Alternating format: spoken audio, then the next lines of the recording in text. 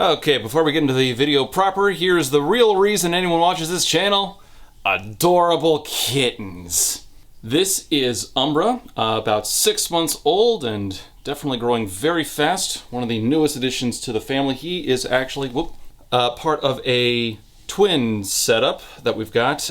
He and his sister Orielle. He is one of 2 kittens that we have now adopted from a rescue shelter.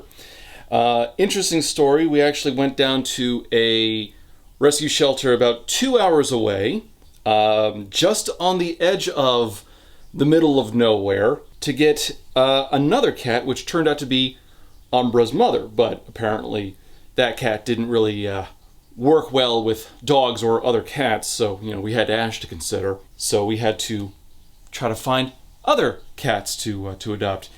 And these 2 were about 4 months old and ready to go home with anybody. And just in time, because if you can see, one of his ears is actually clipped. And that's something that they do with cats that they release to be barn cats. That way anyone who comes by them knows that they've been spayed or neutered. So I think we got these guys just in time. And the 2 of them are already developing rather ridiculous personalities. Umbra enjoys running around at all hours of the day. He loves fishing rod toys and napping alongside anyone who will allow him. Orielle is very skittish and is kind of the classic scaredy cat, which is why she's not on film right now. If we can get her, excellent, but you've got to be very particular, very protective when you're dealing with her, so we try to give her space where possible. And here is Orielle. She is a tortoiseshell. Hey, it's okay. Like I said, classic scaredy cat, so you've got to be very protective when you hold her. And I try not to raise my voice too much, because the shelter they were in was very noisy. The cats were right next to the dogs, and the dogs never stopped barking while we were there. So I imagine that was a constant that she had to contend with. But they are both very small, very cute, and very playful. If I can get an opportunity, I'm going to try to film something that... I'm going to try to film something that Ori likes to do. We call her Ori for short. She likes to herd tuck. Like, she will actually intercept him and, bar him from moving. It's adorable. I've never seen a cat do that, especially not to a dog.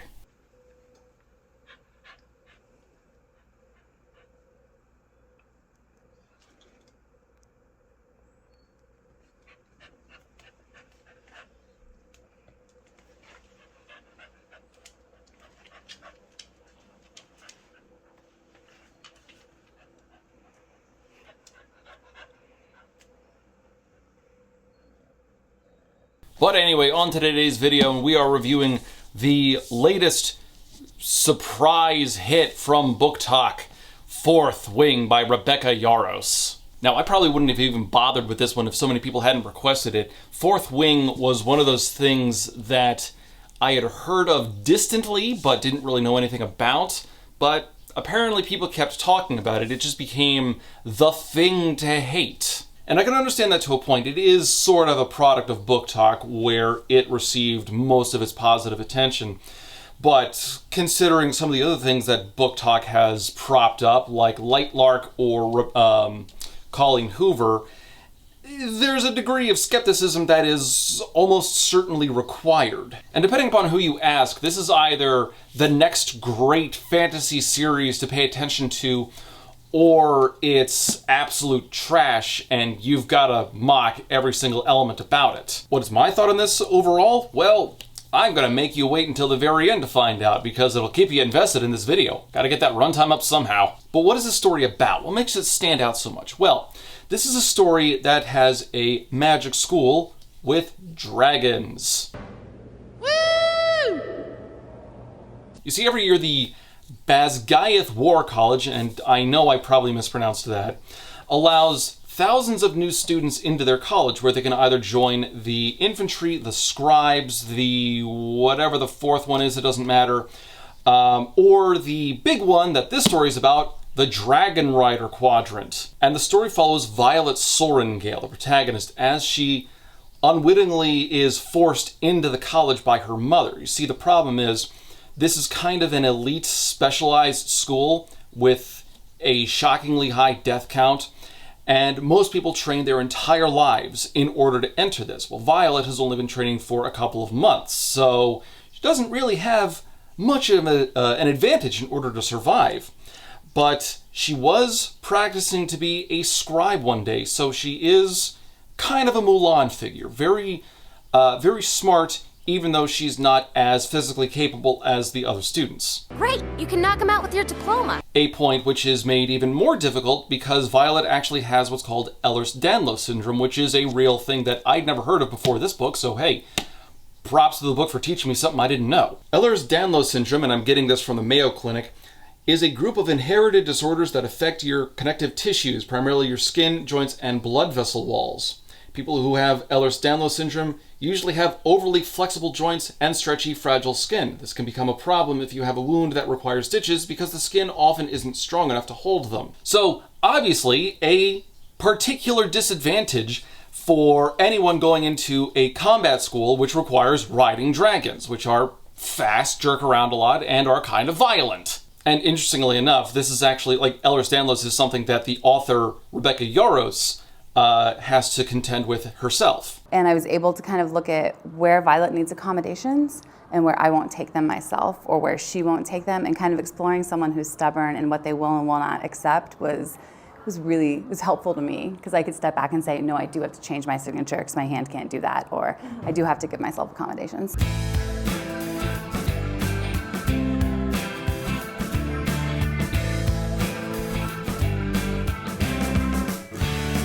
Well, because that isn't enough for Violet to contend with while going through this harrowing misadventure of a college, she also has to contend with the likes of Xaden Ryerson, who is the son of a rebellion leader from an event 5 years prior, whose father's execution was overseen by Violet's mother. So, of course, there's a lot of animosity at play right there.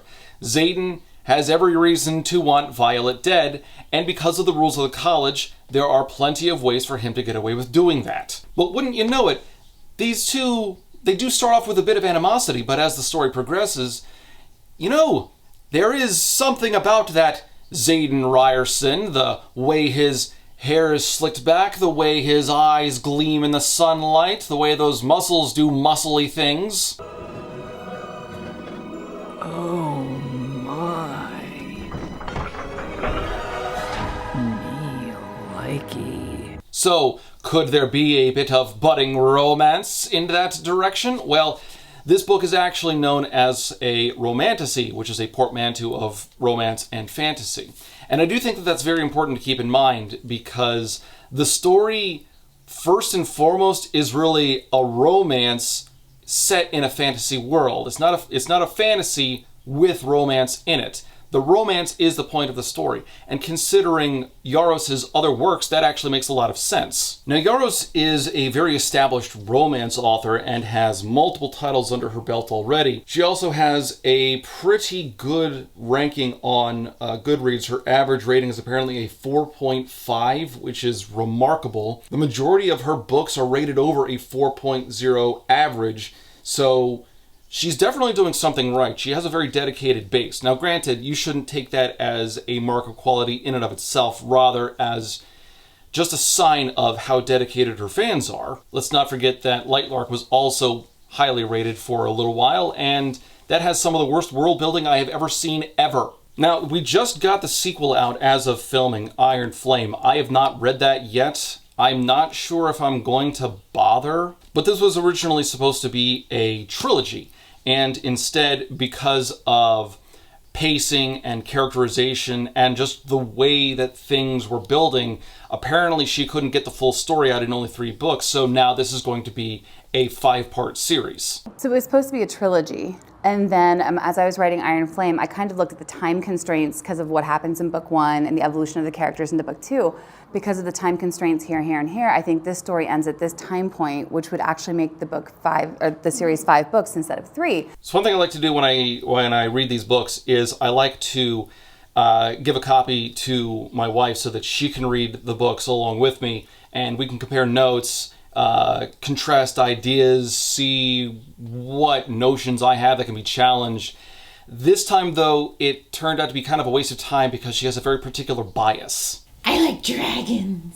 Now, in a joking way, Yaros does say that the dragons are kind of the main characters of the book, but functionally she is in fact very wrong because the dragons don't really do that much. Like, in terms of story focus or change or anything, it's really all about Violet. Now, the dragons might have been something of an impetus for the story while she was crafting it all originally, because apparently one of the dragons, Tern, is based off of her old English bulldog, and another dragon, Andarna, is based off of a yippy puppy that she just bought. But speaking of names, that is one thing that I do want to highlight about this book, the nomenclature. It is both something that I really enjoy and something I will very likely screw up throughout this review. A good number of the names are based off of Scottish Gaelic. You got names like Tyrandor, Draelor, Athebine,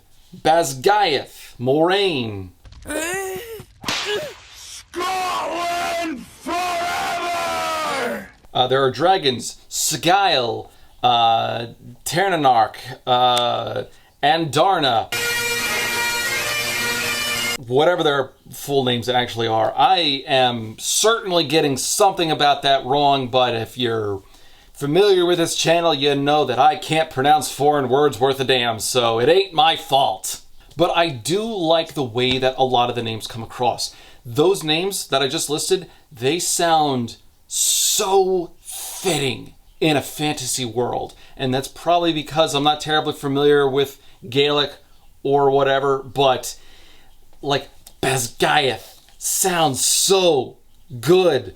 Montserrat, Athebine, Ressin, Drathias, or Drathus, Breivik province. That's just, this sounds good. It sounds so fitting for a fantasy world. Even the protagonist's name, Violet Sorengale. That's fun to say. Sorengale sounds perfect for a world like this, which is slightly contrasted when you've got names that don't fit as well. There's one character early on, Dylan. Nothing wrong with the name, it just kind of really stands out amongst everyone else's. There's Zayden, whose name sounds like something your autocorrect didn't catch. And one of the more prominent antagonists of the book is just a guy named Jack. Well, if it isn't Sussy Jack. So, not bad names, it's just when we're given all of this great Gaelic to work with, and then you got a guy named Jack, it just kind of throws it off a little bit. They call me Jack. One other thing I want to touch on, which might account for a good degree of the book's popularity, is that this falls under what's called New Adult. New Adult is really just young adult, but written with sex scenes. Hubba hubba. Stop that. So that could have something to do with how well it's perceived. It's very easy to get into. The writing style is not really challenging at all, and you've got the promise of some porn at some point in the book, which seems to be a lot of what we review on this channel for some reason. Then again, that could easily be just another cheap, underhanded tactic to try to get people to read it. That seemed to be the driving force for after all. Now, Fourth Wing had the advantage of being blasted everywhere on BookTok, so it got a lot of traffic and attention that way, which is what led to its monumental sales. But a lot of the times we get indie books that are absolutely deserving of praise and attention and aren't given due credit, which is why I am very glad that this video's recommended book to check out is Marissa Beck's Listen. This one was actually sent to my P.O. box, so thank you, Marissa. I very much enjoyed your book. Listen is a story about a woman in her 20s named Blake who suffers from mental health struggles, depression, anxiety, stuff like that. And this might be the single most realistic take on combating mental health problems that I have ever come across. This is a very grounded story, and it's not like a series of tremendous misadventures. This is largely Blake simply trying to get by day to day with a job she doesn't like, with parents who are at best neglectful, struggling to withstand a lot of the crap that she has to endure just as part of life. It's in fact gotten so bad that, that obnoxious voice in the back of your head that tells you you're not good enough, nobody likes you, just give up. That voice has become so prevalent that Blake has actually given it a name, Nellie.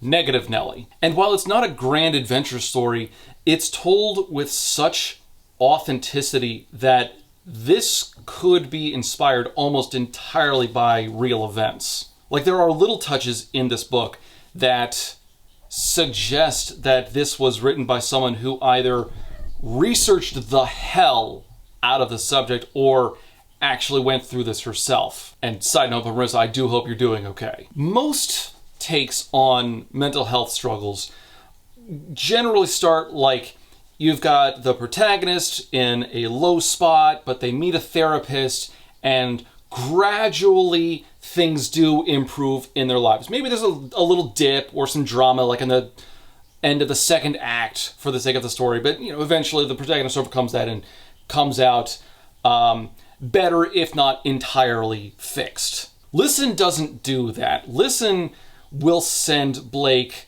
on various highs and lows, oftentimes very unpredictably. It's not a gradual climb to improvement, it's a juddering, staggered line all over the place. An example of one of the small touches that Beck utilizes very effectively is the struggle in finding a good therapist. Now, a lot of people mistakenly believe that, hiring one therapist is as good as hiring any therapist. And when it doesn't work, it's like, oh, therapy didn't work for me. Well, it's possible that that's true, but it's also possible you just had the wrong therapist. Blake, for example, had to go through, I believe it was her 7th therapist, where she actually felt connected. Because getting a therapist isn't like getting a plumber, where you can just have someone come in and say, okay, here's objectively what's wrong with your broken sink. You need to actually be able to mesh with your therapist and work with them one-on-one. I've had therapists that I didn't really mesh with. I had one where I did almost all of the talking to the point where she was barely even responding with me, so I stopped going to see her after a couple of weeks. One of Blake's things is that she tries to distance herself from her problems, ignore them by listening to music. And a nice touch that I like is that instead of like chapter 1, chapter 2, whatever, you get track 1 and then a song by a band. And the song that is selected is reflective of the vibe and the tone of the following chapter. And that's a really nice touch. That is just like the cherry on top of the artistry that is this book. It is very easy to get into. I was addicted by like the 2nd or 3rd chapter. I really had to know what was going to happen to Blake, how she was going to overcome her problems, if she was going to overcome her problems. It was surprisingly gripping, and if you want a very down-to-earth human take on mental health issues, if you want that kind of only lightly dramatized take in someone's struggles like this, this is an excellent book to get into. Honestly, the only criticism I've got is one of the conflicts that Blake has with one of her managers. She works at a fast food joint. It felt a little stilted and set up kind of artificially, like it was written just for the sake of enhancing drama. But really, that is one very, very minor note in an otherwise excellent story. Honestly, 5 out of 5 stars. I'm going to leave a link to the Amazon site, so if you want to check this book out yourself, you can. as well as the Goodreads site. So if you do enjoy it, you can leave a review, because that does a lot to help out authors who are just starting out. I believe this is Marissa Beck's only book thus far. I do hope she continues writing, because this was glorious. I really enjoyed this story. Thank you, Marissa. This was excellent. And thank you again for sending it to me. But is this the next great fantasy series to pay attention to? Or is it just another example of overhyped garbage to be derided and mocked? Let's find out as we get into Fourth Wing. And right off the bat, the book hits me in just the right way, because there is a gorgeous map on the inside cover. I am absolutely a sucker for maps in books. I love almost everything about this particular map. It's detailed enough you can see the topography of everything. You've got the cities, you've got the provinces listed out, even the bordering.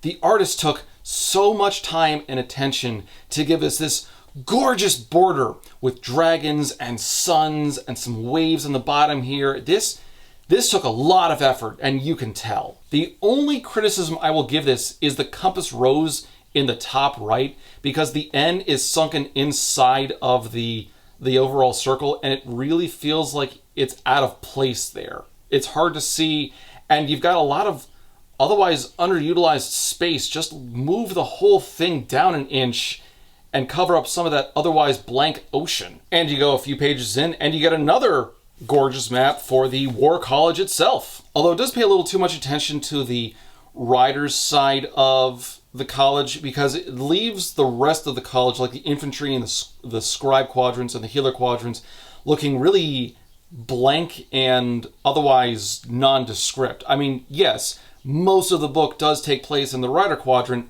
but you want to fill it in a little bit, make the space feel lived in. But that's not terribly important. What is important is when we get to chapter 1.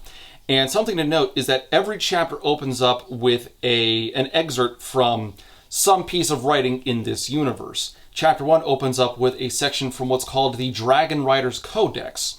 Article 1, Section 1, which reads, "A dragon without its rider is a tragedy. A rider without their dragon is dead." Now, I love it when you can take something in universe and, with minimal context, just give us that sort of a splash opening. You give us just enough to really identify some of the dangers of this place, because it doesn't really take that much initial setup. We already know going in that this is going to be a college where people learn to ride dragons. Right off the bat, that reminds me of the Rifleman's Creed, which states, "Without me, my rifle is useless. Without my rifle, I am useless." All of that with almost no initial setup. That is something that's absolutely praiseworthy of Yaros's ability. Unlike something that we would see in Empress Teresa, for example, where one of the opening quotes was Prime Minister Blair, a character we hadn't met before, talking about how great Teresa was, a character we haven't met by this point. There's missing context in that moment. And there's nothing to really, like, you would have to take all of that information at face value. At best, there's nothing really engaging or interesting about the way that's described, but the artistry that Yaros actually wrote with here, I think is very engaging, because it gives you this sense of initial dread. Good stuff, and we haven't even gotten to anything in the chapter. Now, the first chapter, like so many others, is loaded with exposition, so I'm going to have to rush through this a little bit so that we're not dragging on too much, because there's a lot that gets established early on. Some of it's good, some of it's not good. And I'm going to have to process all of it one bit at a time. So chapter 1 opens up with Violet dreading her upcoming situation. Conscription day is always the deadliest. Maybe that's why the sunrise is especially beautiful this morning, because I know it might be my last. Now, it's not terribly remarkable as an opening line. It does give you a continuing sense of dread that the opening excerpt from the Dragon Rider's Codex gives you. Violet is very concerned about this campus and how bad her situation is, because she is very underprepared for what life in this college is going to be like. I'm so fucked. The thousands of 20-year-olds waiting outside the gate to enter their chosen quadrant for service are the smartest and strongest in Navarre. Hundreds of them have been preparing for the Riders Quadrant, the chance to become one of the elites since birth. I've had exactly 6 months. So again, this reinforces the idea that Violet is a fish out of water in this situation. She is one of the least prepared students for this college, which raises the question, well then why the hell are you doing it? That, of course, comes down to her mother. Violet's mother is General Sorengale, and she's actually the one who's overseeing this particular college. And she has a very rough exterior and a very blunt way of treating her daughters. Violet is actually the youngest of 3. Their oldest sibling, Brennan, had died in the revolution thing that happened 5 years prior, died in combat. Was actually killed by Fen Ryerson, who was one of the principal leaders of the revolution. Keep that in mind, we'll be coming back to it. And then you've got Violet's older sister, Mira, who has already graduated the college and is doing whatever she can in order to not just get Violet excluded from Riders College, maybe move her to the Scribes Quadrant, where, you know, she's actually trained and ready for, but the mother won't hear any of it. It's not explained in the first book why the mother is so obstinate in this particular way, or if this is like a recent development that she's just changed her mind on. For the longest while, I was working under the impression that Violet's mother was actually trying to kill her. Like, if the mom wanted Violet to be a writer that badly, why only start training her for it in the last 6 months? Why not actually put some effort towards it for most of Violet's life? Well, part of that might be because Violet's father was a scribe, and Violet seemed to very much be a daddy's girl, so she was following in his footsteps, which is entirely sensible considering the Ehlers-Danlos syndrome. You know, he'd be much safer in a library than he would in the middle of combat. And this is one way that Yaros shows us just how vindictive the mother is. Violet has pretty much resigned herself to her fate at this point, but her sister Mira is doing what she can to argue against it because this is stupid. Anyone can see this is a stupid decision. Mom blinks and that softer woman is gone, leaving only the general. You're the daughter of a writer. You are 20 years old and today is conscription day. I will let you finish your tutoring, but like I told you last spring, I will not watch one of my children enter the scribe quadrant, Violet. Because scribes are so far beneath writers, I grumble, knowing perfectly well that writers are at the top of the social and military hierarchy. It helps with that their bonded dragons roast people for fun. Yes, her customary composure slips. And if you dare walk into the tunnel toward the scribe quadrant today, I will rip you out by that ridiculous braid and put you on the parapet myself. My stomach turns over. Dad wouldn't want this, Mira argues, color flushing up her neck. I loved your father, but he's dead, Mom says, as if giving the weather report. I doubt he wants much these days. You're a bitch! So absolutely callous, absolutely narrow-minded in what she's doing. She doesn't even really explain the reasoning for any of this. In a meta sense, my assumption is that later on in the series, it turns out that Violet is like some child of prophecy or some horseshit like that, that the mother is desperately trying to work towards. I have no idea or anything to even back that up, but like, that's the only thing that really fits as of now. In this book, we never get a reason for why the mother is so obstinate in this way. But her mention of a braid is something that I think I need to touch on for now because it's something that kind of pokes in later on. Violet's hair is described as being mostly brown, but they slowly fade to a steely metallic silver by the end. And there's no reason, like, she doesn't dye her hair like this. It's just the way that it is. Violet's mother assumes that the fever might have stolen the coloring along with her strength. And this is something that Violet gets referred to on later. One of the dragons calls her Silver One. And that seems to be because of her hair. Now, I don't know if this is something that Yaros is trying to build towards later on, or if it's just some neat character design thing. Maybe we'll just have to see what it leads to later on in the series. You have silver eyes. Because there's one thing that I will give Yaros credit for, and we're going to see this throughout the review. She will set up a lot of things that sound off at first, but she does oftentimes have an explanation for it.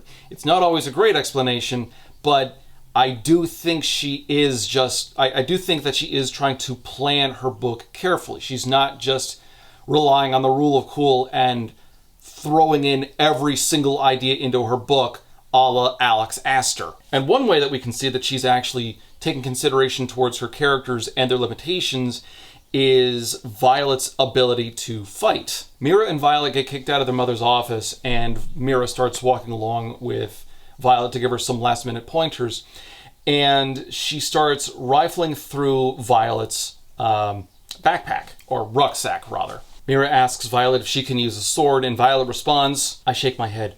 Too heavy. I'm pretty quick with daggers, though. Really damned quick. Lightning quick. What I lack in strength, I make up for in speed." And this seems to be something that fits well with the Ehlers-Danlos syndrome.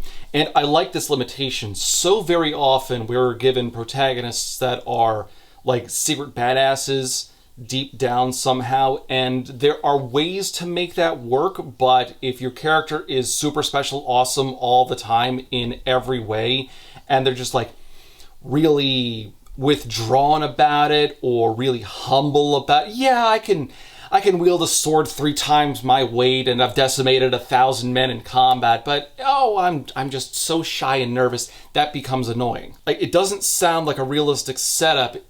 So the fact that Violet actually has limitations with something like a sword is a really good design choice. Now, your standard, let's say, broadsword isn't going to be too terribly heavy, really only a couple of pounds, but the way the weight shifts as you swing it is probably going to do something like pull her shoulder out of its socket, which is something that we see later on. Swinging daggers, though, which are much lighter and don't have that same restriction as far as momentum, is a safer design choice. Plus, if you know what you're doing, a pair of daggers can be almost as effective as a sword. Violet still has a lot of other restrictions as a result of the Ehlers-Danlos syndrome, but I think this was one of the better ways that they could have actually prepared her. One thing that does need to be taken into consideration is that speed means nothing if you can't hit your targets. So there is still room that Violet would have to possibly learn. So there is still, like, she hasn't reached the apex by this point, not necessarily. So, you know, good on Yaros for paying attention to that. Unfortunately, this is another area where my wife couldn't really help me out. She likes knives. I like sharp things. Next, Mira hands over a pair of rubber-bottomed rider boots that she made for Violet, which is going to be crucial because one of the first obstacles Violet has to contend with is known as the parapet. The parapet is a long bridge that she has to cross. Like, most colleges have something like an entrance exam.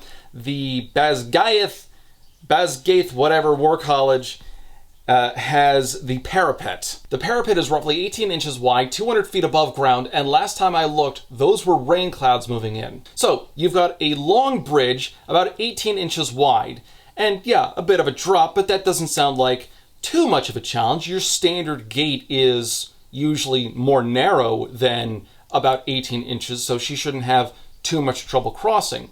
Well, except the parapet is outside, exposed to the elements, and with rain coming in, she's going to have to contend with slick walking conditions and possibly wind. This is just the first in many challenges, and it is a problem with the world building, but we'll save that rant for a little bit. As Mira's going through Violet's pack, she recommends that Violet disregard all of the books that she has because Violet's going to have to carry her rucksack across the parapet, and it's more of a challenge than you might think. Apparently it has, on average, a 15% fatality rate. So of the however many hundreds of people who cross, 15% fall and die. So Mira is insistent on losing any extra weight that isn't necessary. And for a college like this, sad to say, books are going to have to take a secondary place. But Violet insists on one book in particular that she gets to keep that her father gave her. A book of folklore about dark-wielding venin and their wyverns and whatever. It's a really small note that, blink and you'll miss it. But it does come back later, so do keep it in mind. Mira does allow Violet to keep the book, but then gives her a dragon scale cuirass. Apparently this is something that she designed herself.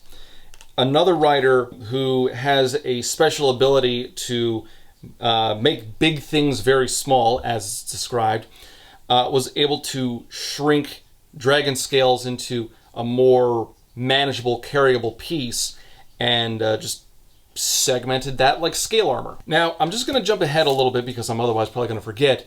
This is something that Mira herself has designed and built, and it's frustrating. Now, we're not giving too much detail regarding armor sets for dragon riders, but this dragon scale mail is a very unique thing that pretty much just Violet and I am assuming Mira have. This should be standard equipment. Dragon scales are understandably difficult to pierce, and there is an abundance of dragons that humans are working with, literally thousands of them. So scales should be easy enough to come by, even if you're just using the ones that fall free because they just flake off like skin cells. Dragon scales! Dragons shed a lot. Are you telling me that in the hundreds and hundreds of years that people have been working with dragons, no one, like Mira of all people, is the first one to think, maybe I should glue this to a breastplate or a shirt or something to protect myself? I'm not necessarily saying that this needs to be like mass produced or something, but how is Mira the first person to ever think of this? It's such an obvious notion, especially with a country that seems routinely besieged by war in some form or another. Like even right now, in the story, there is a war with some bordering provinces regarding griffin riders, and you'd think you'd want your troops to be as well protected as possible. What are they using if not dragon scale? Now you might be thinking that this protective armor might be a better graduation gift than an introductory gift or anything. Isn't this something that Violet would need with actual combat as opposed to standard sparring practice amongst classmates? Well, normally, in a better thought out story, you would be correct. And this is one of the most glaring flaws of this book. Because you see, there are certain things that writers are allowed to get away with. Be observant. Quiet is fine, but make sure you notice everything and everyone around you to your advantage. You've read the Codex? A few times. The rulebook for the Writers' Quadrant is a fraction of the length of the other divisions, probably because the writers have trouble obeying rules. Good. Then you know that the other writers can kill you at any time, and the cutthroat cadets will try. Fewer cadets means better odds at threshing. Stepping aside for a moment, threshing is when dragons choose riders to bond with. There are never enough dragons willing to bond, and anyone reckless enough to get themselves killed isn't worthy of a dragon anyway. Except when sleeping. It's an executable offense to attack any cadet while sleeping. Now, what Yaros is doing with this is she's trying to heighten the stakes to make later drama and later tension as high as possible. And sometimes that is the right thing to do. On the start of an adventure, you warn the adventuring heroes that they're going to have to go through Mount Disaster to fight off a horde of dragons. Something like that can work, but it needs to be logical. You can't just throw in artificial rules that don't make sense when you start to think about them, because this actually doesn't work for a myriad of reasons. And small additional note to add on here, but apparently the writers are given a lot of independence and a lot of individuality as far as what they're allowed to wear. There's a character who gets introduced in a few pages who says that one of the great things about the riders is their uniform code is very, very loose. Better pay, more leniency with their uniform policy. I continue. No one gives a shit what a rider wears as long as it's black.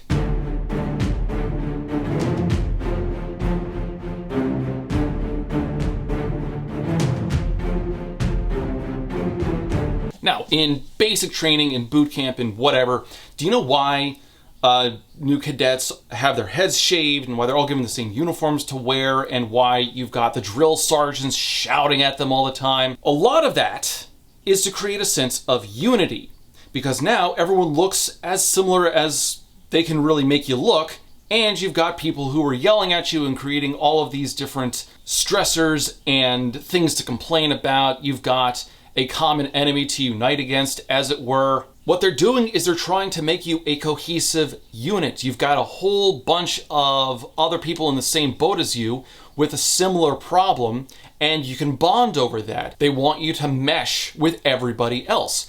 And what Yaros is doing is extremely destructive. It does very much the opposite of creating a cohesive unit, because now if you've got an area, a quadrant where people are allowed to openly murder each other under the right circumstances, who is going to trust anyone ever? That friend you've got who's been chatting with you for the last couple of weeks is probably waiting for an opportunity to sink a knife into your back. And sure, it's reasonable to a point where there would be some competition because of the smaller number of dragons. There are more cadets than dragons, so not everyone is going to get a dragon, and therefore not everyone is going to be able to get access to magic, which is why you want to bond with a dragon. But for there to be such open murder, apparently without consequences, is going to create incredible distrust, will destroy any camaraderie you could feel with anybody, will shake up harmony amongst peers, and rewards a lack of discipline amongst soldiers, at least within the riders' ranks. You're attempting to create a scenario in which team dynamics are crucial while allowing free-for-all murder. These elements work as well as Legos and bare feet. And yes, this does increase the stakes within the moment, but at the cost of the world building and the immersion. Why do we have a situation where a college that is preparing people for war is willing to just sacrifice people, or at least put them in a situation where they can die for no good reason? Because you want to know what the fatality rate of the graduating class is? Like 50%. About half of the cadets are going to die just as a consequence of the dangerous training regimens they've got to go through, or falling off of a dragon in mid-flight, or getting stabbed in the lunch line. About half of the first year will die by the end of the first year.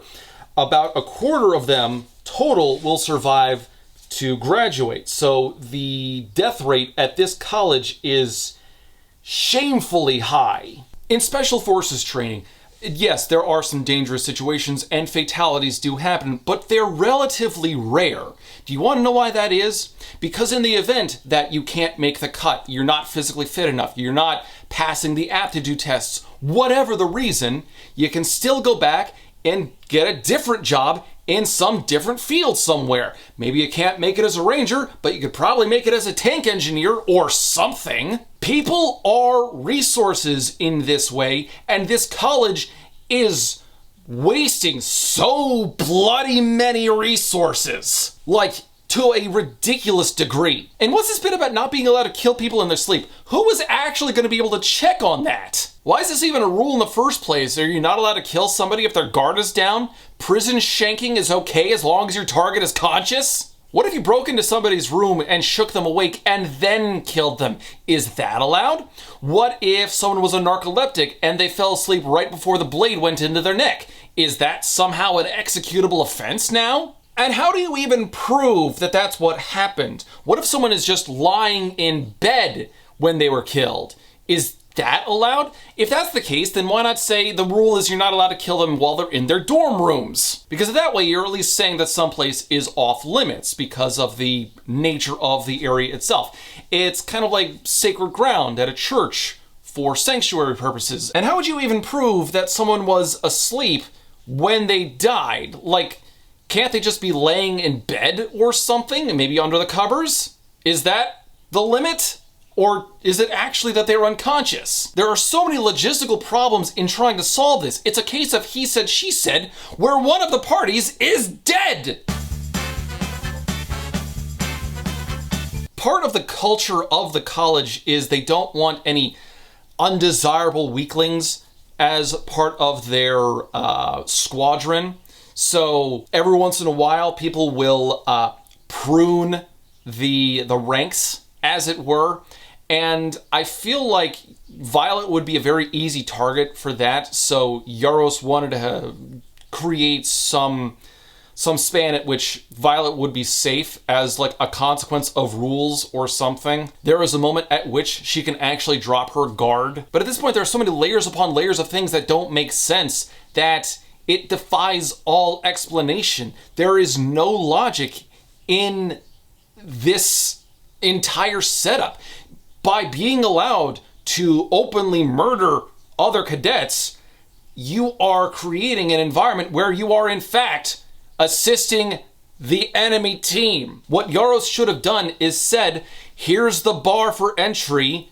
Anyone below this has to go over to the infantry quadrant and just become a grunt. Violet would still have some stakes to contend with. Her mother would still have scorn because ain't no daughter of mine gonna be a knot rider. No son of mine is gonna be drinking a 5-scotch breakfast. Just this entire thing is stupid because so many military norms are broken as just a matter of consequence with this one rule being in place. Free-for-all murder is A-OK as long as it's within certain parameters. There are later parameters that were given, like you're not allowed to kill squad mates, and those rules are still violated. I mean, goddamn, wait until I get to Jack. He's the worst example of this. Like, I'm gonna be honest, Yaros does a lot of things right with this book. There are plenty of positives to be said. But when it comes to the integrating military anything, she really sucked. Training people to be brutal killers, I can understand. Training people to be undisciplined psychos, not so much. Aside from the possibility of unpredictable murder, there is something else that Mira suggests that Violet try to keep an open mind about. You see, an old friend of Violet's, a guy named Dane Atos, I am certainly mispronouncing that, is a second year in this 3-year program. And if Violet can find him, he's probably going to be a pretty good protective wing for her. In fact, it seems that Violet may have been crushing on Dane previously. I've missed our friendship and the moments I thought it might turn into more under the right circumstances. I've missed the way he looks at me like I'm someone worth noticing. I've just missed him. But while Dane would be good to be around and very protective, Mira suggests that Violet not hook up with him for particular reasons. I've only been out of the quadrant for 3 years, but from what I hear, he's doing well, and he'll keep you safe. Don't smile like that, Mira chides. He'll be a second year. She shakes her finger at me. Don't mess around with second years. If you want to get laid, and you should, she lifts her brows, often, considering you never know what the day brings, then screw around in your own year. Nothing is worse than cadets gossiping that you've slept your way to safety. So we're talking about a school where promiscuity is encouraged and free-for-all murder is overlooked. Am I the only one who thinks that this whole thing was devised by Slanesh? Mary Slaneshness! A bell tolls and Violet has to start lining up to cross the parapet. Cadets are allowed to cross the parapet one at a time every couple of minutes. And that's when she notices one of the other cadets has a mark on his wrist. And this is a mark given into all of the separatist kids or the children of the rebellion from the rebellion 5 years ago. They were branded by a dragon, and it's a way to identify them openly in a way that they can't really hide. Kind of like the branded from Final Fantasy 16 when they got that big brand on their face. Now, I might as well get this out of the way. It sounds ridiculous to have the children of people responsible for a massive rebellion involved in what amounts to an elite military college. But apparently this was done to dissuade other parents in other provinces from rebelling, because Mom says General Melgren's dragon did it to all of them when he executed their parents, but she wasn't exactly open to further discussion on the topic. Nothing like punishing the kids to deter more parents from committing treason. And because this college is in a lot of ways a death sentence, a lot of the higher-ups in the military thought that this was a good way to conveniently bump off some rebel kids. It kind of creates an environment where you've got this animosity amongst the students, and now they've got elite level military training and magic under their belt, so you better hope they actually stay loyal. Most noteworthy is that one of the rebel kids standing there at the front of the parapet is Zayden Ryerson. And Mira confirms he's a third year and he will kill you the second he finds out who you are. Mira eventually has to leave, leaving Violet on her own, but that's okay because she gets to meet her first friends of the academy. Rhiannon, Matthias, and Dylan. And Dylan might not get a last name, but that's okay. He's just 2 days away from retirement. Okay, not really, but it is something similar. You see, there is a problem frequently throughout this book that Yaros has to contend with, in that she is terribly predictable in what she writes. "I am not dying," Dylan says with way more confidence than I feel as he tugs a necklace from under his tunic to reveal a ring dangling from the chain. "She said it would be bad luck to propose before I left, so we're waiting until graduation." He kisses the ring and tucks the chain back under his collar. "The next 3 years are going to be long ones, but they'll be worth it." You know, when I was writing my notes for this, as I was reading along, I actually included the line, "If this guy survives the chapter, I'll be surprised." Well, as a massive shock to nobody, at the end of the chapter, a scream rends the air and Rhiannon and I both jerk our attention to the parapet just in time to see Dylan slip. I gasp, my heart jolting into my throat. He catches himself, hooking his arms over the stone bridge as his feet kick beneath him, scrambling for a purchase that isn't there. "Pull yourself up, Dylan," Rhiannon shouts. "My gods!" My hand flies to cover my mouth, but he loses his grip on the water-slick stone and falls, disappearing from view. These scenes are separated by only 4 pages. The fact that Dylan died in one of the most obvious setups that you could make. This isn't foreshadowing, this is advertisement. You knew he was going to die. And that will not be the last time we get a setup like that. Later on, we're going to see when the idea of a very particular dragon is brought up and he's spoken of with such wonder and legend. It's like, oh, I wonder who he's going to be paired with, among many, many other examples. But before Dylan's incredibly predictable death, we do have Violet's reaction when she gets to really get close and see Zayden Ryerson for the first time. He's tall, with wind-blown black hair and dark brows. The line of his jaw is strong and covered by warm, tawny skin and dark stubble, and when he folds his arms across his torso, the muscles in his chest and arms ripple, moving in a way that makes me swallow. And his eyes are the shade of gold-flecked onyx. The contrast is startling, jaw-dropping even. Everything about him is. His features are so harsh that they look carved, and yet they're astonishingly perfect. Like an artist worked a lifetime sculpting him, and at least a year of that was spent on his mouth. He's the most exquisite man I've ever seen. And living in the War College means I've seen a lot of men. Even the diagonal scar that bisects his left eyebrow and marks the top corner of his cheek only makes him hotter. Flaming hot, scorching hot, gets you into trouble and you like it level of hot. Suddenly, I can't remember exactly why Mira told me not to fuck around outside my year group. This boy is fused like fire. So start melting, ladies, because the boy is hotter than hot. He's hot, hot, hot. Anyway, believe it or not, all of that was chapter 1. And if I've got to be really honest about it, it wasn't that bad. It did give a lot of information, and there's something to be said about the dialogue in particular. A lot of the dialogue was used effectively. The conversations flowed organically. You'll have to forgive me, I'm distracted by a cat bouncing around all over the place right now. Ari, what are you chasing? It does work, but at the same time, it's kind of limited.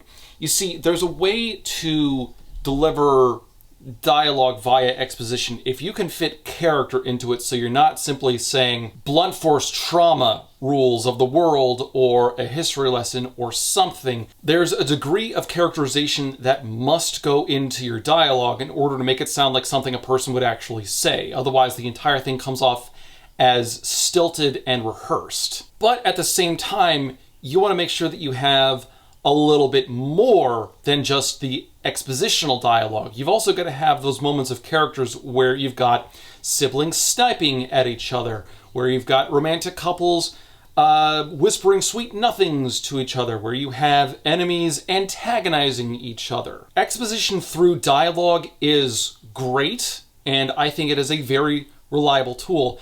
But if that is the majority of the dialogue that you've got, then everything is going to start to get really stale after a while. You want different forms of dialogue. You want that variety in order to breathe more realism and more life into your book, which is a problem I have with some of the dialogue that Violet is about to deliver. You see, what happens is, after Dylan fell, it's Rhiannon's turn.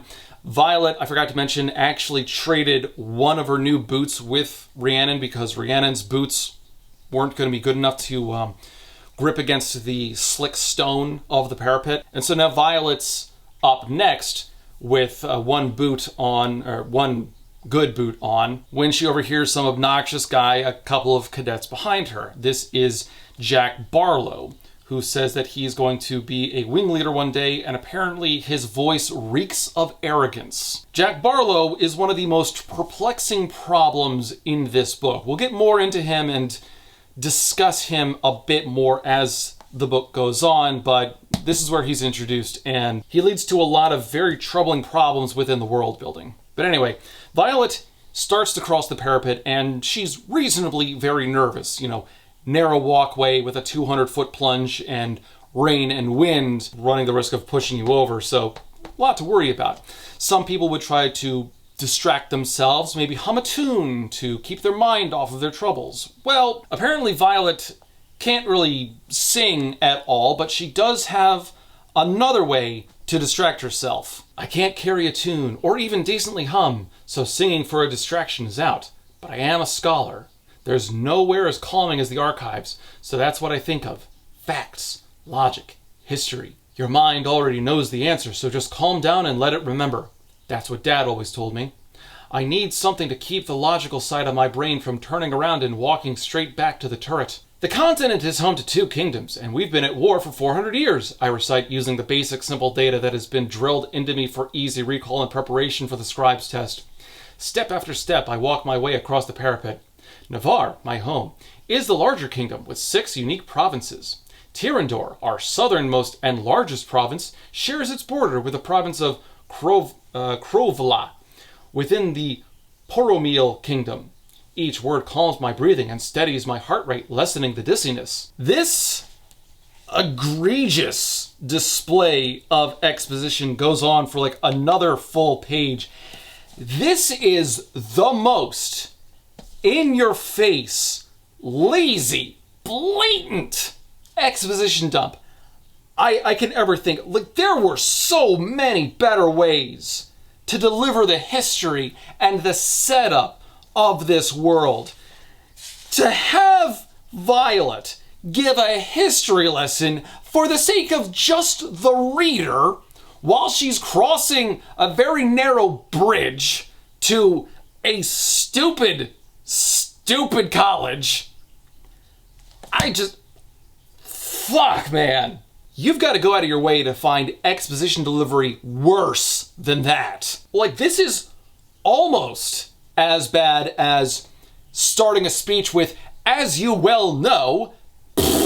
What's worse is that the bulk of what she mentions here, like, because she goes over other neighboring kingdoms, natural borders, mountain ranges, the geography of certain provinces, as well as a trade agreement and the history of the trade agreement between a few neighboring kingdoms or provinces rather, none of this is used later in the book. Maybe later in the series, but for the rest of the book, you don't need to know almost any of this. The only thing you need to know is the neighboring kingdom of Tyrandor was responsible for the rebellion that happened 5 years ago. Again, Yaros does a lot of things right, but right now, the flaws in her writing are so prevalent and so frequent that I could understand why a lot of people would have a bad taste in their mouth for the rest of the book. Anyway, Violet continues her exposition dump.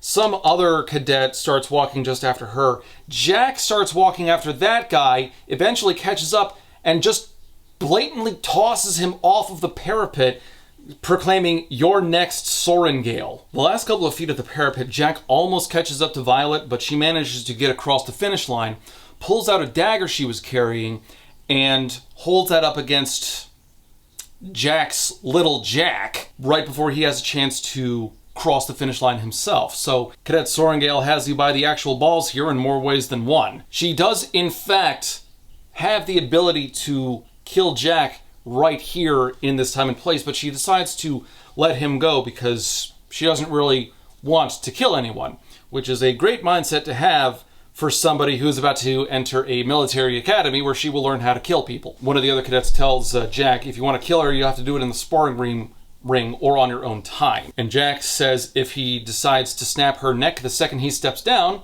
then he gets to meet the dragons early because they don't wait around for trials here. If they've got you dead to rights, they just kill you. We're supposed to believe that this is like some sort of really highly disciplined thing. It's like, you better stay in line or we will punish you severely. Like, we'll give you the worst punishment. And we do see this happen a couple of times later on throughout the book. It doesn't really work though, because now it's not really a matter of discipline structure. It's just straight out vindictive revenge. You kill someone in a way that you're not supposed to, and you just killed on the spot. No chance to really defend yourself, no real due process. It's just, hey, shoot that guy.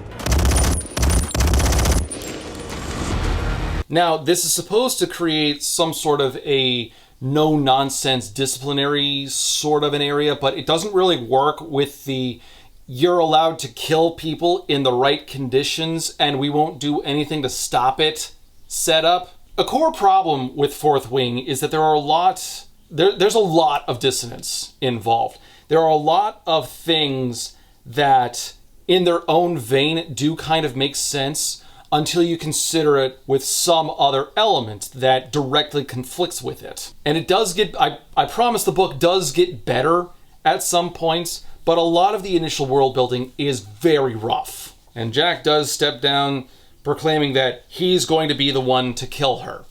And in this way, Jack becomes something of a rival character. And it's excellent that Violet has a rival in this way. It will do a lot to push her to become stronger, to survive under her own talents, and I think that the inclusion is excellent within the larger scheme of the story, with the war happening just beyond the borders. It also doesn't work because, like I said, cognitive dissonance, Jack is an anomaly within the book. As we will see going on, there are going to be plenty of times where Jack openly disregards the rules. He will kill people in front of instructors in ways that he's not supposed to. Like, he'll kill squad mates when he's explicitly told not to. He will use magic in what is supposed to be just a hand-to-hand combat skirmish, and he never really gets punished for it. It's frustrating because we've got all these rules in place, supposedly, but we've got no evidence of them being practiced except for like a handful of other times. Strangely indicative of real life in that way, so I suppose I can give Yaros some leeway. But at the same time, it's frustrating because we've got this guy who is blatantly breaking the rules and nothing is bloody happening to him. And besides, it goes back to the murder thing is stupid because now Jack is by killing other cadets, yeah, he's giving himself a better positioning to get a dragon eventually, but he is, in fact, aiding the enemy team, because now there are fewer soldiers on his side. This is stupid. So there's a crowd forming on the other side of the parapet with all of the cadets who have successfully crossed, standing by for an orientation when Violet hears a voice, and it's Dane. And she describes him as going from attractive and cute to gorgeous. Dane's very surprised to see her because he knows about her condition and the fact that she was training to be a scribe, but he's been in writer school for the last year, and one of the rules is no contact with the outside world, so he hasn't been able to write letters or anything, so he had no idea that she was coming. Violet hurt her knee, and so Dane offers to take her up to his room to get it looked at before she has to gather into any kind of formation. And as they're walking up to his room, she notices Dane use a little bit of magic. He snorts as he drops my pack in front of a wooden door, then makes a twisting motion with his hand in front of the handle. A lock audibly clicks. "You have powers," I say. It's not news, of course. He's a second-year writer, and all writers can perform lesser magics once their dragons choose to channel their power. And the magic is an element that becomes much more prominent later on, but you've got effectively two layers of magic. You've got your base-level magic, and then you have what's called a signet. A signet is much more of a signature move that writers can perform with the aid of their dragons. They get specialized powers that we'll discuss as they come up, but it kind of becomes the core of their arsenal. The lesser magics, this brief display of telekinesis, for example, from Dane, is something that kind of happens and then stops happening. Like, there's almost no indication of lesser magics throughout most of the rest of the book. And it does feel a little empty. We've got this largely unexplored facet of the universe, and I honestly couldn't tell you that much about it. Within the first book, we get almost nothing. Like, we've got the telekinesis, and I'm struggling to think of any other examples where it occurs, or like any sort of lesser magic occurs. The signets are prominent enough. There are moments where they happen and it's whatever, but at the same time, there's almost no logic regarding what differentiates a signet from lesser magic aside from some degree of power. Like, the signets are supposed to be bigger and badder, and that's really the only qualifier I could give. Again, the world building is probably the weakest element that Yaros has in this entire book. So Rhiannon and Violet meet up on the other side of the parapet, and Rhiannon says that she just saw a second year with pink streaks in her hair, and Violet just comments that conformity is for the infantry, which of course is absurd because look back at my prior rant about that. It doesn't work. This entire college, at least the Writers Quadrant, sounds like a Call of Duty multiplayer game.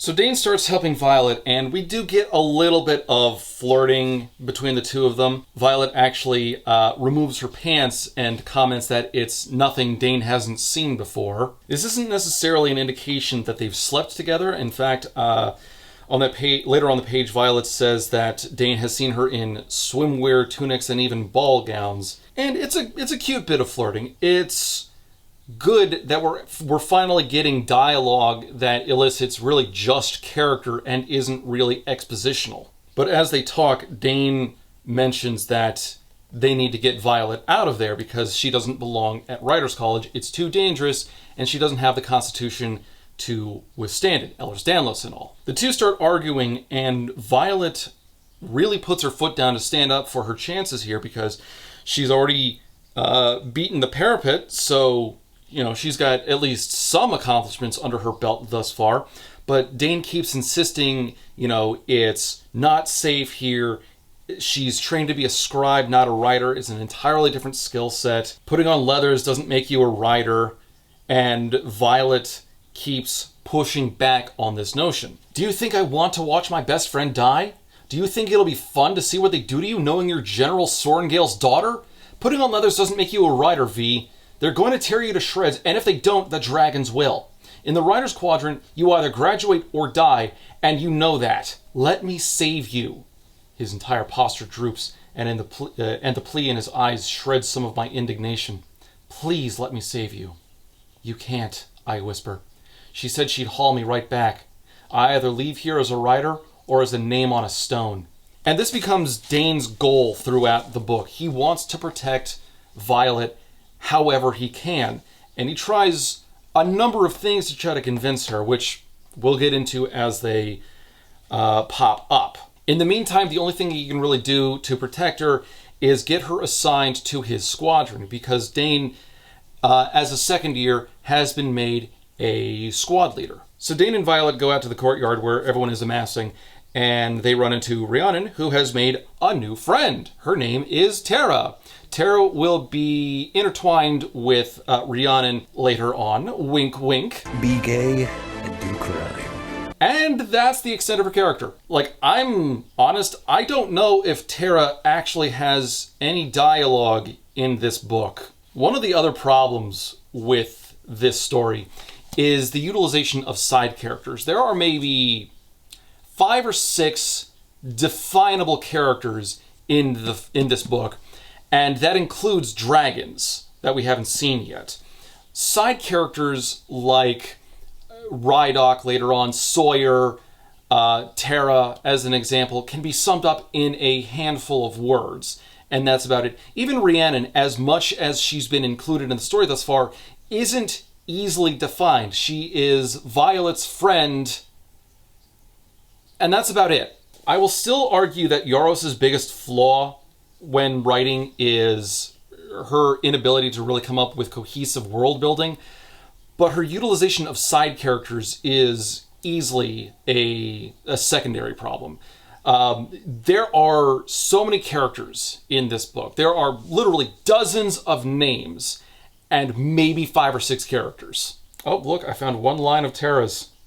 That's probably one of the only times she ever speaks. But the fact that I can't even remember if she talks or not should indicate how little she's utilized. When everyone is called to attention, someone named Commandant Panchek starts talking, and he announces that 301 cadets survived the parapet, which means that 67 did not. And we get some more expositional dialogue as Rhiannon and Violet mention that General Melgren's dragon gives him the Signet ability to see a battle's outcome before it happens. And this is just such a broad WTF moment that I could spend so much time explaining how little sense that actually makes. Like, just the scale of and the variety of the Signet powers has no real rhyme or reason to it, and yet somehow they're categorized. Like, once you get an ability, it's like, oh, you're a fire user, you're a water user, you're a whatever. We get a little bit more exposition, and eventually squads are assigned. Rhiannon and Violet are both put into Dane's squad,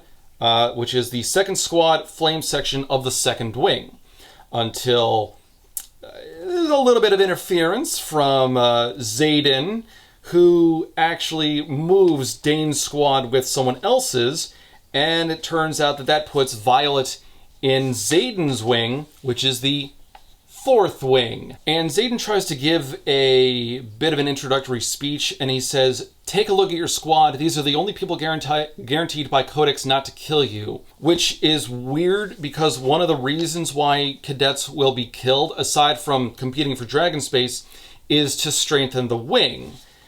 And you would assume that your squad mates would know you best and would want to prune the squad accordingly. It's just the rules of this murder school make no sense. And then the dragons show up and they start perching around building tops, overseeing the courtyard where they can see all the students. And we learn that if they didn't need us puny humans to develop Signet abilities from bonding and weave the protective wards they power around Nevers, I'm pretty sure they'd eat us all and be done. So there is something of an uncomfortable alliance between humanity and dragons, and this is perfectly fine within the larger context of the story. Kind of an uneasy ally thing can add a little bit more strife and can add a bit more danger into the universe. If we have a scenario where the dragons will occasionally toast a cadet that they see as weak or unworthy for whatever reason, then within the confines of a strained alliance, you can sort of make that work. It's still not great, but there's at least something workable there. And that's actually what happens on the next page, because some cadets see the dragons and panic. 3 of them try running away from the dragons, and they just get cooked on the spot, bringing the death toll of the first year up to 70 cadets. And it's also good to confirm that the reason for the alliance is that dragons need humans in order for the magic to really manifest properly. It's, again, not terribly clear how that all works, but that's world building that can be explained in greater detail throughout the series, so it's at least something to explore. There are plenty of moments where Yaros will introduce an idea that could use some exploring, but not necessarily, like, it's not necessarily crucial that it happened during this book. You could save it for book 2 or 3, for example. It doesn't happen too terribly often, but it does happen often enough to notice. So every morning there's a particular ritual that this college goes through.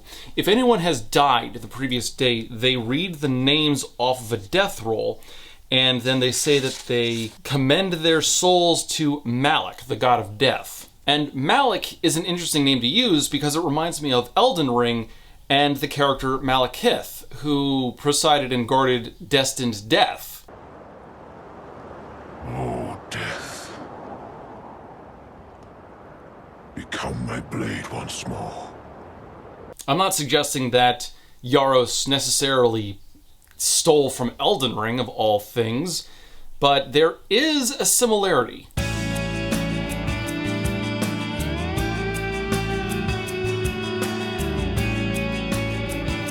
Violet has a conversation with Dane, who confirms one of Violet's biggest concerns about possible adversaries in the college. Xaden Ryerson wants you dead. He moved the squad so he has a direct line to me, so he can do whatever he wants and no one will question a thing.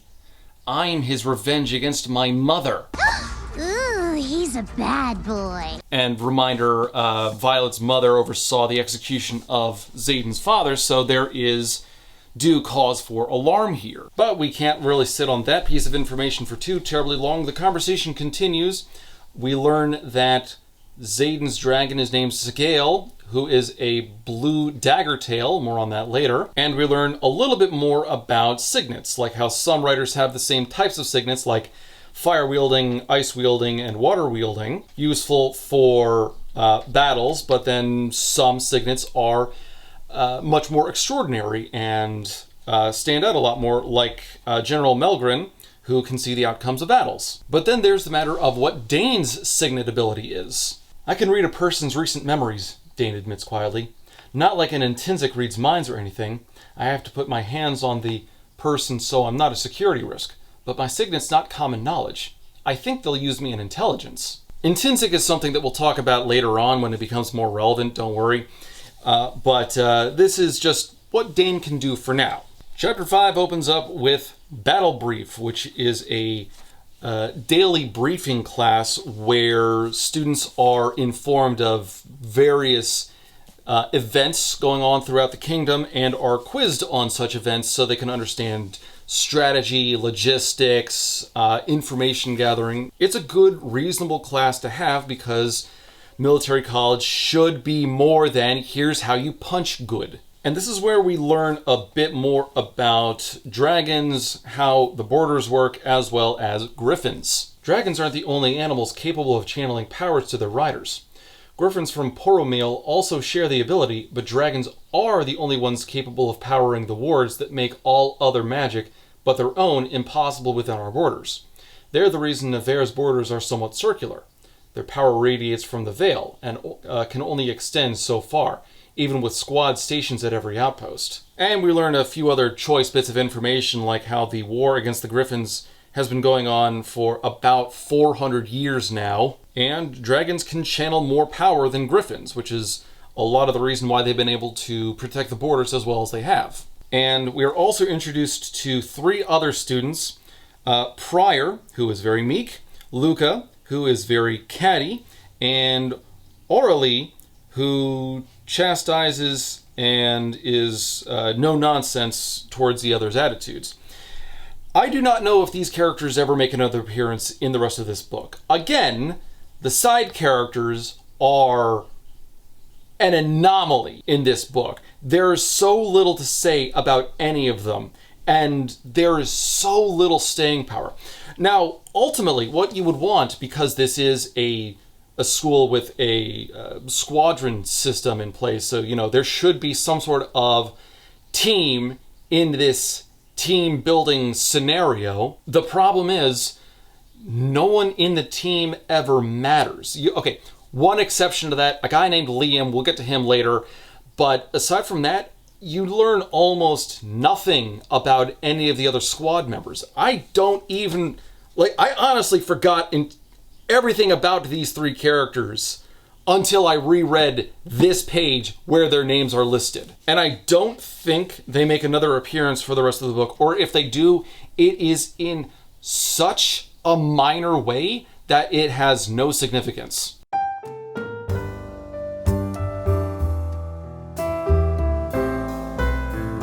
One of the following classes is combat training, and they're just doing basic hand-to-hand wrestling and the like. And I've got a bit of a problem with the way that this is described, because we've got everyone in Violet's squad, mostly sparring people in Violet's squad, and you've got Jack a couple of mats over sparring somebody, and then he breaks his neck in front of an instructor. Now, I cannot find anything to confirm that this kid that Jack just, let's be honest, murdered is actually part of his squad, which would be a violation of the rules. You're not allowed to kill your squad mates, but this seems to be the case, given the example we get with Violet's squad. But then again, to be fair to the book, she does have to square off against a second year who's in part of the same wing, named Imogen. Imogen is the pink-haired girl that Rhiannon had pointed out earlier. And Imogen doesn't hold back and ends up snapping one of Violet's arms. And this is actually good because it shows that Violet has weaknesses and limitations.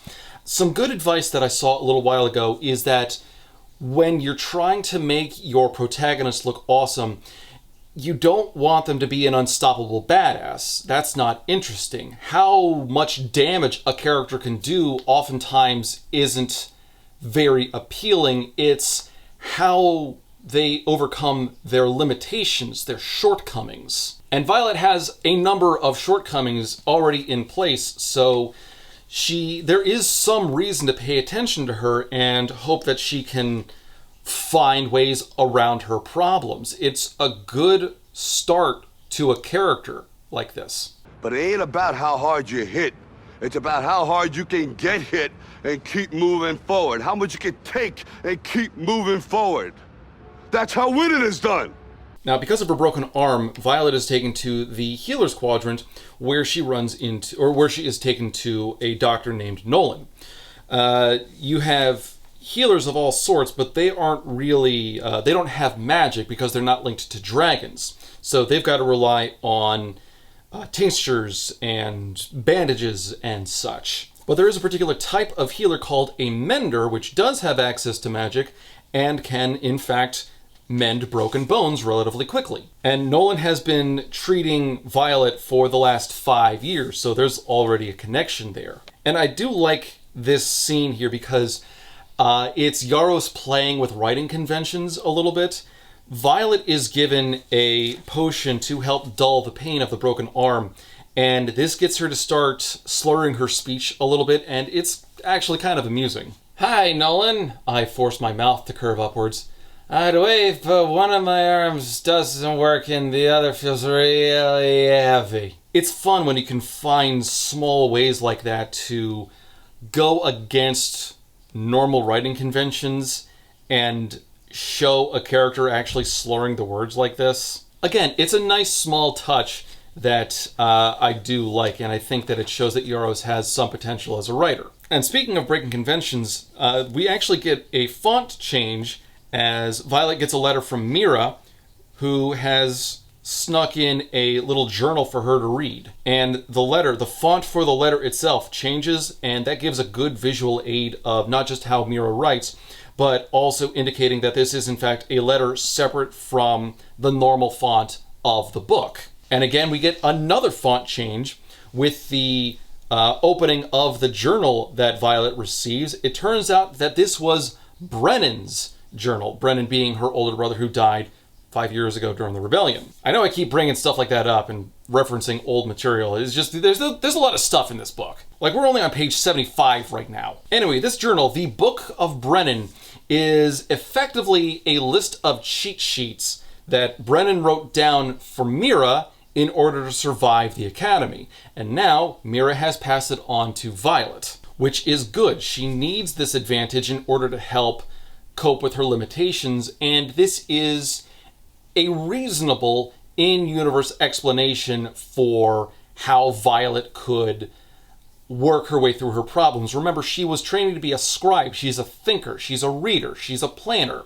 She's not really a fighter or an acrobat or an athlete, so this is the sort of advantage that would work in her favor and doesn't sound like any kind of bullshit ass pull of a save. Like, if she got a magic headband that allowed her to absorb the talents of previous people who had worn the headband, then that would sound like it just came out of nowhere and has no prior connection to the character. So at least there is some sort of an explanation here that I can accept. Now, one thing that Violet has to contend with is that she's not going to be able to avoid the training mat for too terribly long. Once her arm is done healing, mending doesn't fix it 100%, she's still a little tender, she's going to have to get back in and start fighting people again.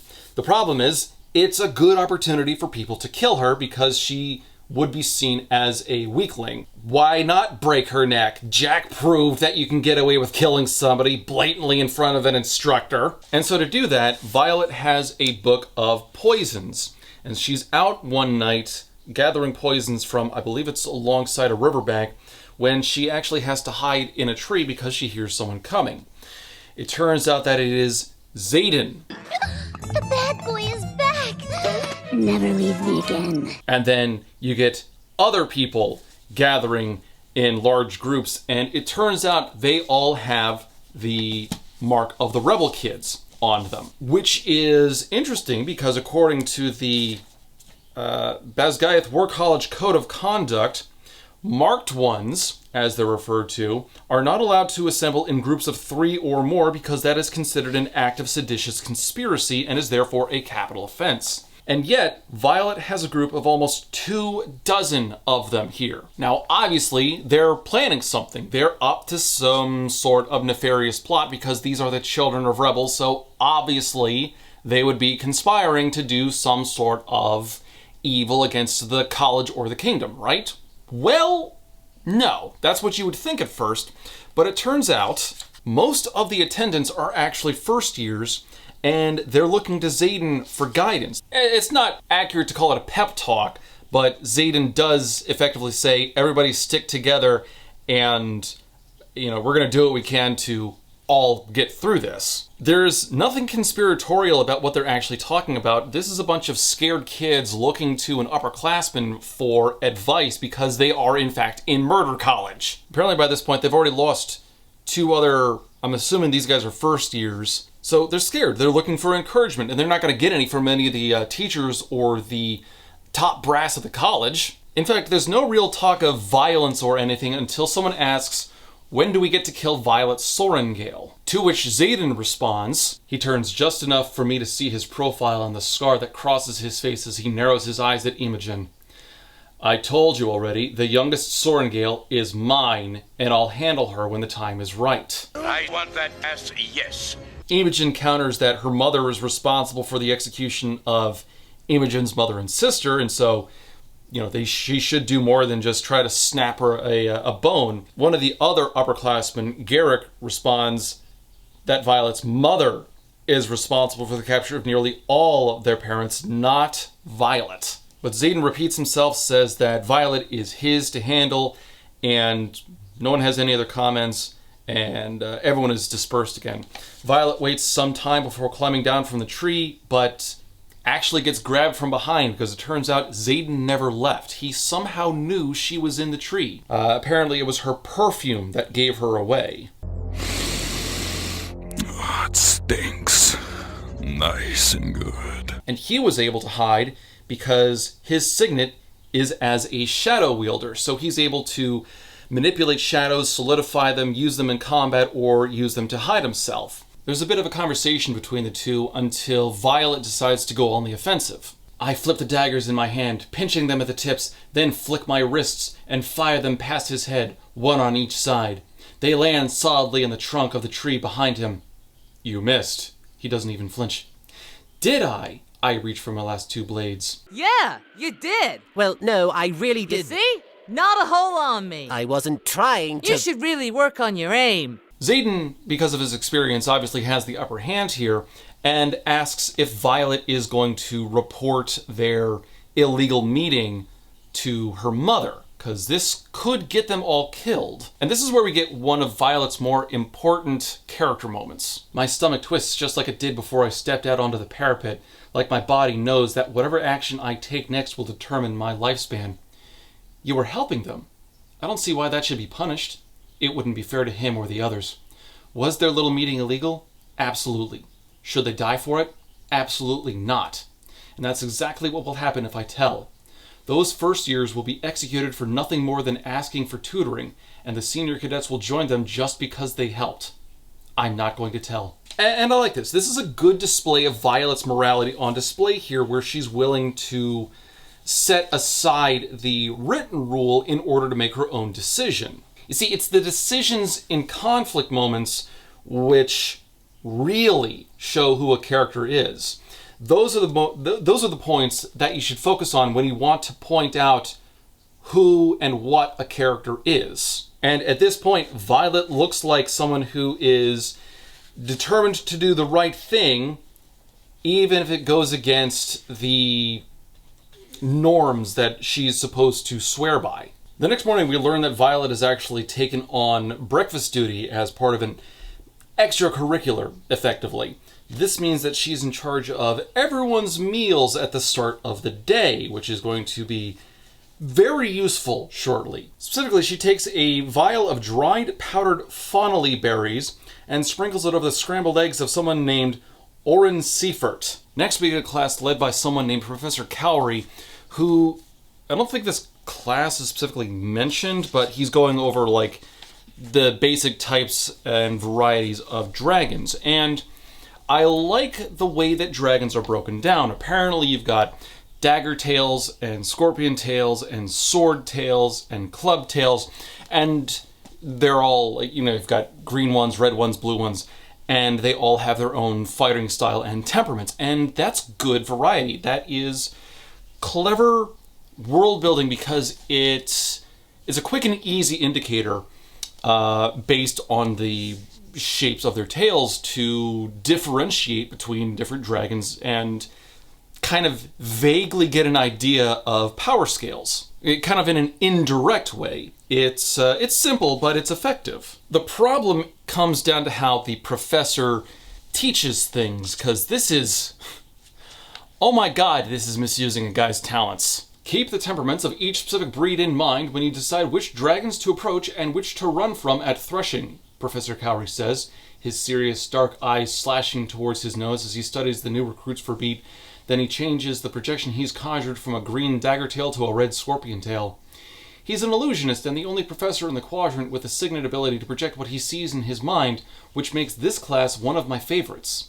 He's also the reason I knew exactly what Oren Seifert looked like. Now, the ability to project something like this as an illusionist has all sorts of possibilities. There's a lot that you would do with something like that depending upon the range and scale at which one could conjure projections. And we don't actually get an idea of what Professor Cowrey's limits are here. Maybe it's that he can only project small-scale images like a small model in the middle of a table or something. That seems to be what he's describing here. The scene's actually described in kind of a rush, so you don't get a solid image of what's being labeled. However, later in that same chapter, Professor Cowrey says, "A signet like mine is too useful here in the classroom to let me deploy with a wing for long." And again, maybe the problem is that he's not that powerful and it can only work in small scales, but if that's not the case, this is such an egregious waste of this man's talents. Look, unless this guy is extremely haphazard in combat, and considering everything else we've seen at this college, I would struggle to believe, this guy is a one-man ambush machine. Think about it. If you're dealing with infantry, at least, like, I'll give Griffins a pass, sense of smell or ability to see through magic or something. Maybe there's a workaround there. But if we're talking just standard troop movement, walking through a mountain pass, for example, you've got Professor Cowrey in the front there casting an image of a copse of trees or a whole bunch of bushes or the side of a mountain or an empty field or whatever, and behind that image is a whole bunch of dragons or a larger attack force or artillery cannons and catapults and stuff. There is so much you can do with a guy who could mask presumably any image. We're not given a real limit of size or scope. He's projecting things presumably into the middle of a table right now, so it's not like he's got to project something onto a wall that's already in place. You've got a guy who's probably a master illusionist, and he's relegated to the same job you would give a half-functioning projector. This is like telling Wolverine that his combat skills and regeneration ability isn't really that useful on the front lines, but hey, they could use some help peeling potatoes in the kitchen. Go fuck yourself. Professor Cowrey also says that there are only 100 dragons available for Threshing this year, and considering that there are 301 students at the very start of things, there are going to be a number of cadets who get left behind for selection. Even if you consider however many kids have been killed by this point, I don't know what the actual number is as of this moment, but a lot of people are not going to get a dragon by the end of the year. And that doesn't include the second years who were not selected for Threshing the previous year. Now, the students start talking about the various dragons out there, asking Professor Cowrey all sorts of questions, when out of the blue, someone asks about a black dragon that supposedly is out there somewhere. What about the black dragon? The first year next to Jack asks. There's one here, right? Jack's face lights up. I want that one. Not that it's going to matter. Professor Cowrey flicks his wrist and scale disappears, and a massive black dragon takes her place. Even the illusion is bigger, making me crane my neck slightly to see its head. But just to appease your curiosity, since this is the only time you'll ever see him, here is the only other black besides General Melgren's. He's huge, Rhiannon says. And is that a club tail? No, a Morningstar tail. He has the same bludgeoning power of a club tail, but those spikes will eviscerate a person just as well as a dagger tail. He's the best of both worlds, Jack calls out. He looks like a killing machine. He is, Professor Cowrey answers. And honestly, I haven't seen him in the last 5 years, so this image is more than a little outdated. But since we have him up here, what can you tell me about black dragons? They're the smartest and most discerning, Aurelie calls out. They're the rarest, I add. There hasn't been one born in the last century. A whole lot of talk about this very particular, very specific dragon. I wonder who this dragon is going to bond with at Threshing. Later that day, it's sparring on the mats again, and Violet is up against a very particular name, Oren Seifert. I don't know how to pronounce that, honestly. And before they start, Oren's looking a little green under the gills for some reason.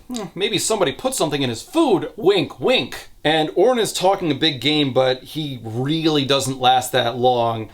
He ends up throwing up, and Violet is able to pull a knife on his throat, and Oren doesn't officially yield, but he's clearly incapable of fighting, so the instructor overlooking everything claims that he yields. So Violet has, in fact, won a fight by cheating, and I like this. Violet has multiple uphill battles that she has to climb just to be present in this school. So, of course, she's going to have to use her mind and outthink all of her enemies, and there are only so many ways that you can realistically do that in a one-on-one match, you know, like going for the joints or trying to play with people psychologically.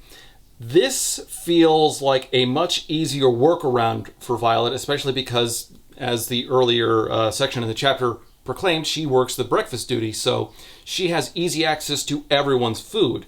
At this point, it's really just a matter of putting the right amount of poison into their food and getting the timing right so that they are sick at just this moment, right before the actual combat starts. It's a clever move. It's Violet using her head in order to win in combat. It's dirty.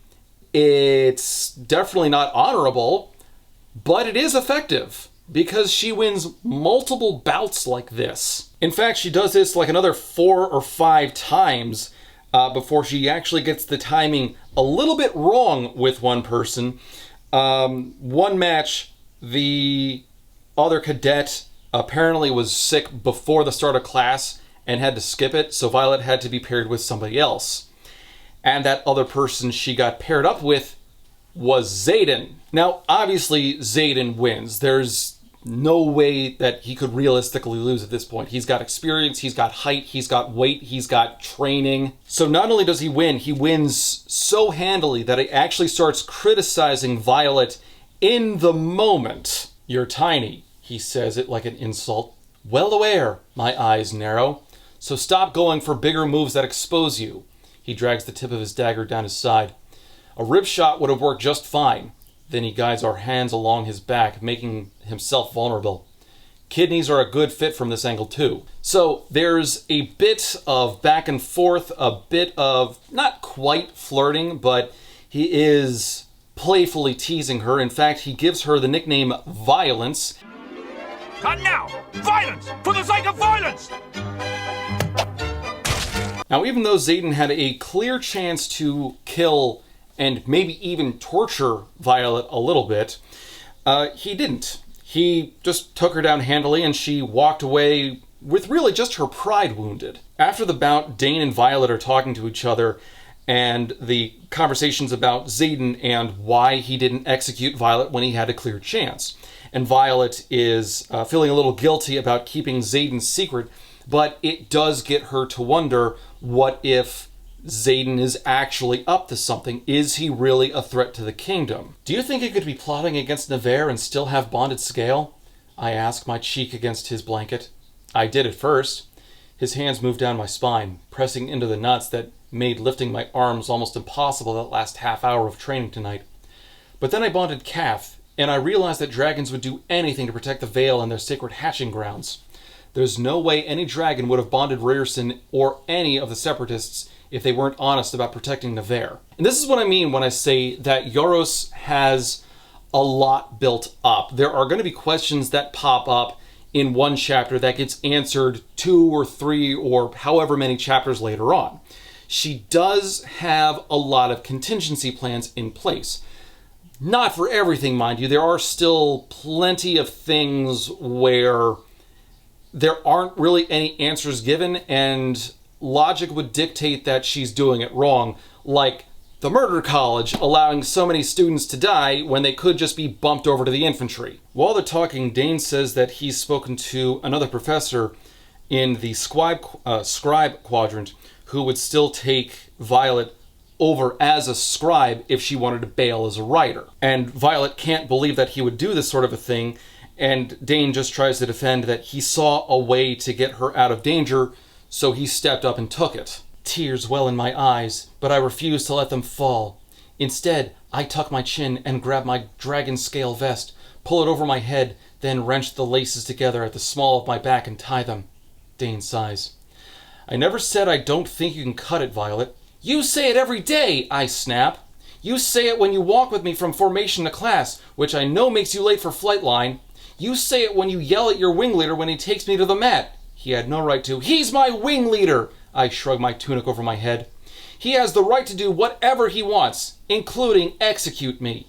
And they start arguing back and forth about Violet's chances of surviving as a rider, when she argues that she's survived about 2 months in this place, which is more than she can save for about a fourth of the year. So we get a quick reminder of how many people have died, although that seems like a lot of people to kill just through, I guess, sparring. There's kind of a problem with the sense of scale in this book, because you get a lot of people who die off screen. We've seen a handful of ways in which they can die, but after a while it feels kind of ridiculous.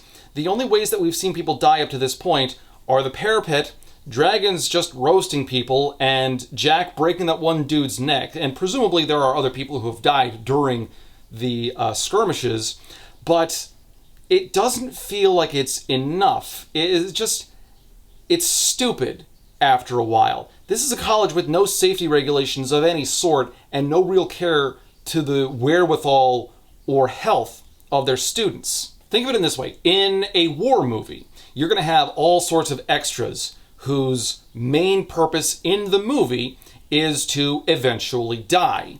They die in combat, they die from starvation, they die from accidents, falling off of cliffs, all sorts of ways depending upon what the movie actually is. In the movie Fury, for example, a great example, you've got all sorts of different tank battalions. Like, you see tanks getting taken out entirely, whittled down one by one. You see all the infantry getting torn apart. So the longer the movie progresses, the fewer and fewer soldiers are actually in place. It occurs at a natural rate that doesn't seem like it's coming out of nowhere. In this book, when we get a reminder that another 24 people have died since last month, it seems like it's out of nowhere. It's like, what do you mean they're dead? We didn't see anything like that, and this is supposed to be a college. Why are you losing so many students? It doesn't make sense. But in Fury, when you have one less tank show up, it's like, oh yeah, that tank exploded. And when you have 100 soldiers go down to several dozen, it's like, oh yeah, there was that combat scene where a whole lot of people got blown up and shot. It makes sense because you're witnessing the deaths. Even if you don't see every individual death, we get a sense of scale because we see people dying, and when other people don't show up, it's like, oh, they must have died in that fight scene. There's a logical connection to make at that moment, and we don't get that readily in this book. It's kind of a disappointment because every once in a while, the reminders of the death, it feels like an afterthought more than anything else. There's no sense of immediate danger because all the death is happening somewhere else. It's a shortcoming of Yaros's, really. If it deals with the military, it's probably not going to work out very well.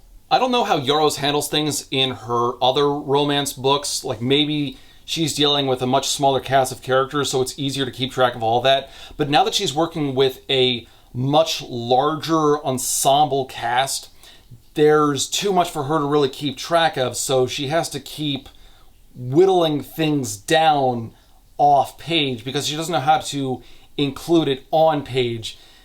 That initial murder college rule really shot her in the foot. Now, Yaros does challenge that notion a little bit in the next chapter because we're introduced to the Gauntlet.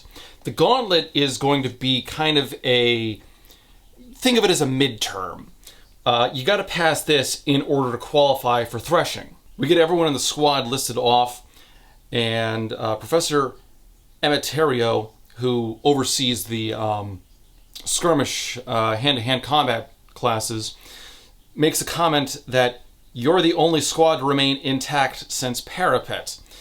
So those of you paying attention are now thinking, okay, one of them's going to die. At least one of them's going to die. Who is it going to be? Now, my guesses were going to be Rydok or Tynan, but apparently Rydok is one of Yaros' favorite characters. Couldn't really tell you why. I guess she's amused by the whole jackassery thing that he puts on. And that's really the extent of his character. Oh, we also get a line where Violet is starting to get a little tired of Dane.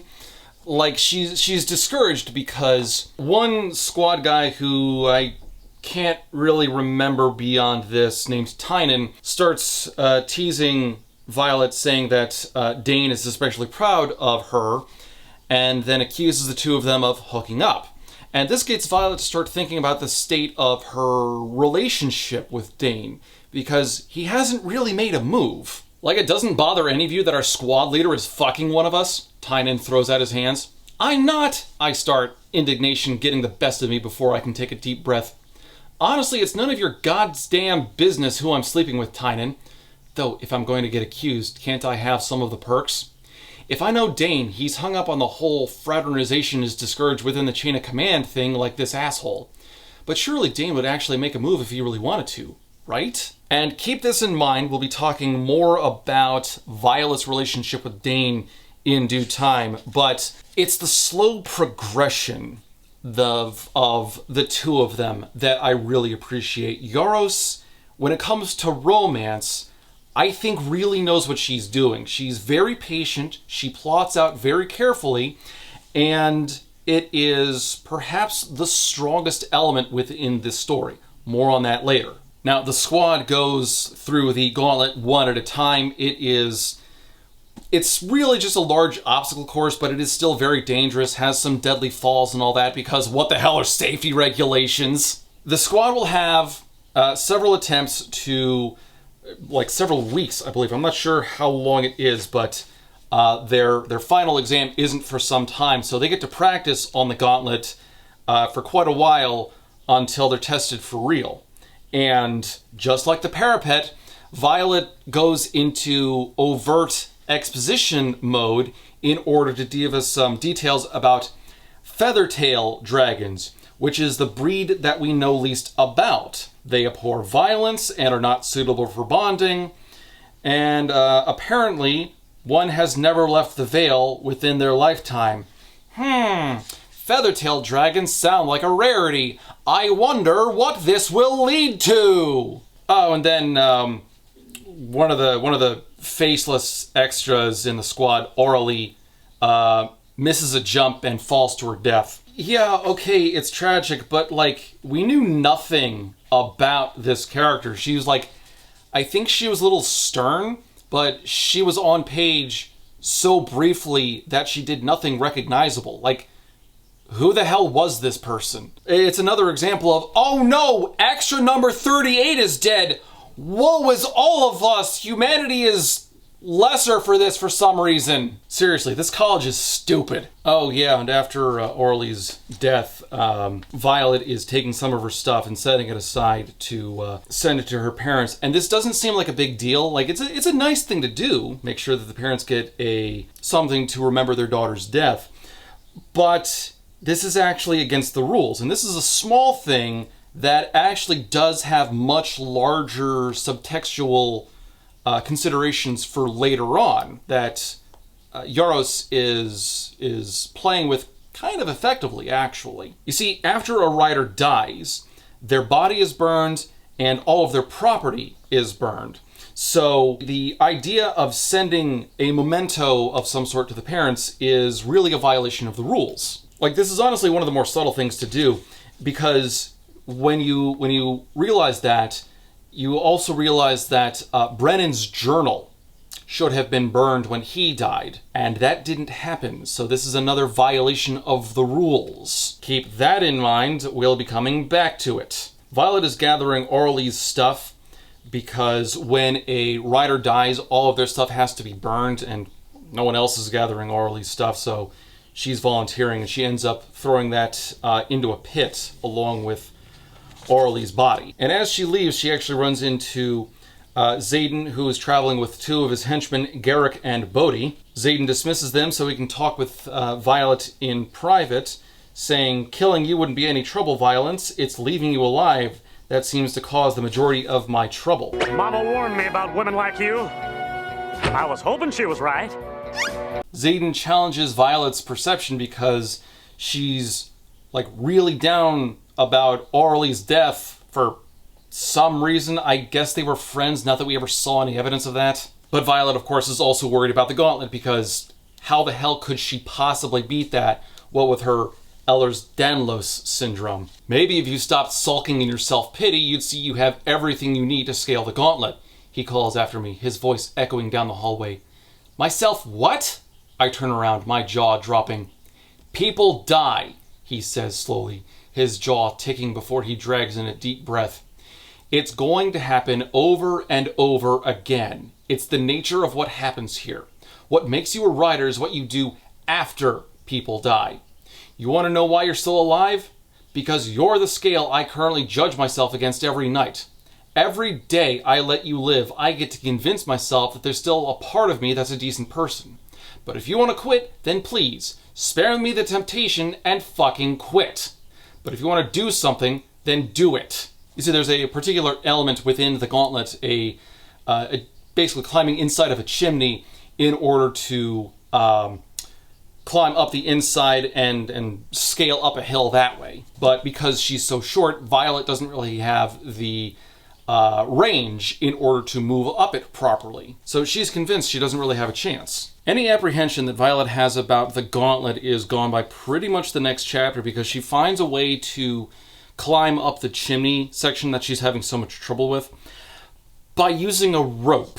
And that might not sound like it's a big deal, but apparently it's some sort of a violation because she's supposed to, like, she loses points because of it, but she's still like declared as having passed the Gauntlet by the end of it, rendering the entire thing kind of moot. My question at that point is, if you've got an obstacle that has an obvious physical limitation in place, apparently this is all designed for the various things that riders will have to do, like, you know, climb up dragons in order to mount them and then hold on tight while flying and stuff like that. So if you have an obstacle with a very specific physical limitation in place, like, because Violet's kind of short, I think she's like 5'2" or something. You're a short motherfucker and nobody likes you.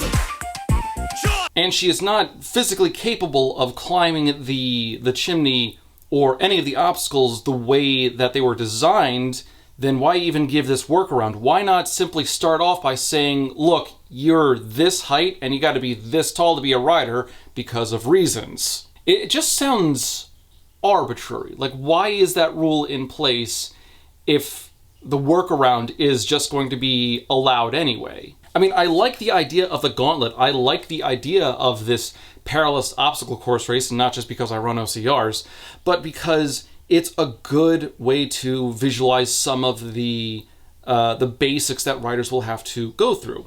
I just wish that we got a little bit more detail of the Gauntlet, because I think we get like one run through when she's practicing and another when she's actually competing. And then they're done, and the Gauntlet never really comes up again. But that's not to take away from the fact that Violet overcame this by thinking about it, and I like that angle, that kind of Mulan-esque take on the situation. She didn't have the physical capability to overcome the problem, so she thought her problem through and overcame it that way. And it's good that Yaros is actually taking that approach and not really pulling back. She doesn't, like, to her credit, I don't recall any time in this book where she has to just start taking it easy on Violet because she's not physically capable of a certain thing.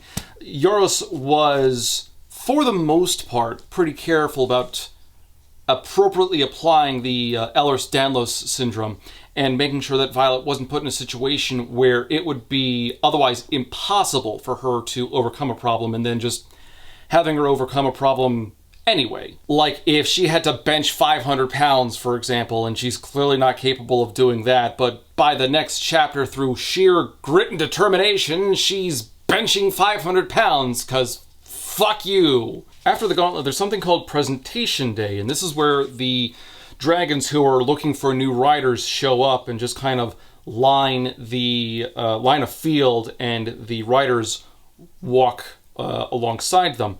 And it's kind of a thing where the riders get to see the dragons get to check out the riders and see if any of them catch their eye, and occasionally set riders on fire, and you're supposed to just ignore this as if this isn't arbitrarily dangerous. Like, again, the world building is really shaky. I can accept the uneasy alliance between humanity and dragonkind, but they're just openly incinerating riders at this point. It's a good day to die. And there were scheduled to be 100 different dragons on display for the upcoming Threshing Bonding Day. That's at the start of October. Except there is an unexpected addition to the roster, a Feathertail. Now, Feathertails generally don't bond with riders. They're generally seen as very passive, and they don't really go into combat at all, so they don't bond with riders.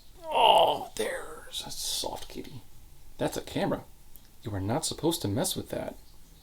Or the tripod. I can't get the camera to angle, but she's laying in my lap right now. I think someone's tired. Probably because we've got a laser toy set up downstairs. And she loves chasing it. Okay, well, the next little bit of filming is not going to be as evocative as I like, but... So they go down this line of dragons to check them all out. And at the tail end of the line of dragons, standing at the end of the line is a small golden dragon. Sunlight reflects off its scales and horns as it stands to its full height, flicking a feathered tail around the side of its body. The Feathertail. My jaw drops as I take in the sharp teeth and quick, darting movements of its head as it studies us. At its full height, it's probably only a few feet taller than I am, like a perfect miniature of the brown next to it. Now, there's a lot of attention that's given to this particular Feathertail. It's unusual, it's different, it's golden. I wonder who this dragon will wind up with. Oh, but wait! We already had a dragon so very obviously foreshadowed a couple of chapters ago. You know, that ancient black dragon that had the very unique tail that hasn't bonded with anyone in like 50 years. Which one is Violet gonna wind up with? Because it's gotta be one of the two of them, right? Oh yeah, and then one of Violet's, I think he's a squad mate, his name is Pryor. He just gets cooked in front of Violet. Oh, and someone named Luca also gets killed. Don't ask me to describe these characters in any way. They're, like, Luca in this moment is described as insufferable. Okay, I'll take your word for it. Like, these are names that you forget by the time you get to the last few chapters of the book. Like, screw that. These are names that you forget within a couple of chapters. These side characters have no staying power. The problem is, if you want to make these sudden surprise deaths look tragic and actually mean something to the audience, you can't simply have the protagonist say, "Oh no, poor Bob, I didn't want him to die." And there are a number of ways to make characters with very little presence still have some kind of impact. Steve Alden, in his Meg series, will occasionally introduce side characters at the start of a chapter. It's like, John Smith was just vacationing after a nasty divorce with his ex-wife and now wanted nothing more than to relax on a boat to try to improve his failing life. The way that he introduces characters in short, brief ways, giving them a quick, sympathetic background, and then putting them in a perilous situation because these books are about giant killer sharks going around and eating people in the water. He then puts those characters in danger, and the chapter is about, will this character survive? And it's gripping enough, at least for me, that you do care about them, at least briefly. But that is something that you can overuse very quickly, and unfortunately it's a mistake that Yaros makes throughout this book.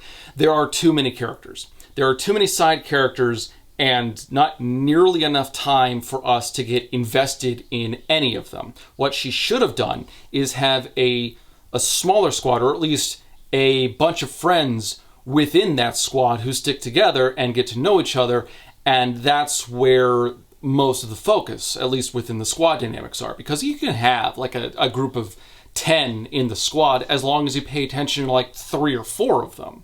Trying to give variety and characterization to all 10 of them is going to stretch you too thin, because the only way that you can really make that effective, or the only way that you can really try to make that effective, is if you give everyone really diverse personalities.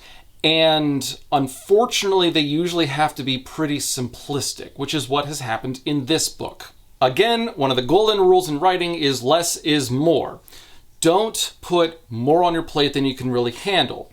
Try to focus on quality instead of quantity. Now, a possible solution that Yaros could have gone for if she wanted to have the large 10-person squad and still have these side characters die off in tragic ways is have chapters that are focused more on them as individuals. Have Violet working side by side with Luca or Pryor and really start to bond with them, start to connect a little bit. And then they're tragically cut short, one way or another. Another really good example of that is Brandon Sanderson's Skyward series, where you're introduced to a small squad. I want to say 8 people, but don't quote me on that. And while you mostly focus on the protagonist, you do get to learn who all of the characters in the squad are, and when they are put in danger, the way they're put in danger at the time they're put in danger. You are already used to these characters by that point, and you don't want anything to really happen to them. You don't want them to die tragically in combat, and sometimes it happens. Good book series. Definitely check it out if you can. Okay, this video is starting to stretch on a little bit, so I'm going to try to narrow down some of the points here in this book, because by this point we're on chapter 13, and this is the start of Threshing. They are down to 147 first-year cadets by this point, as well as people who are retaking the year, I believe, because not everyone got a dragon last year.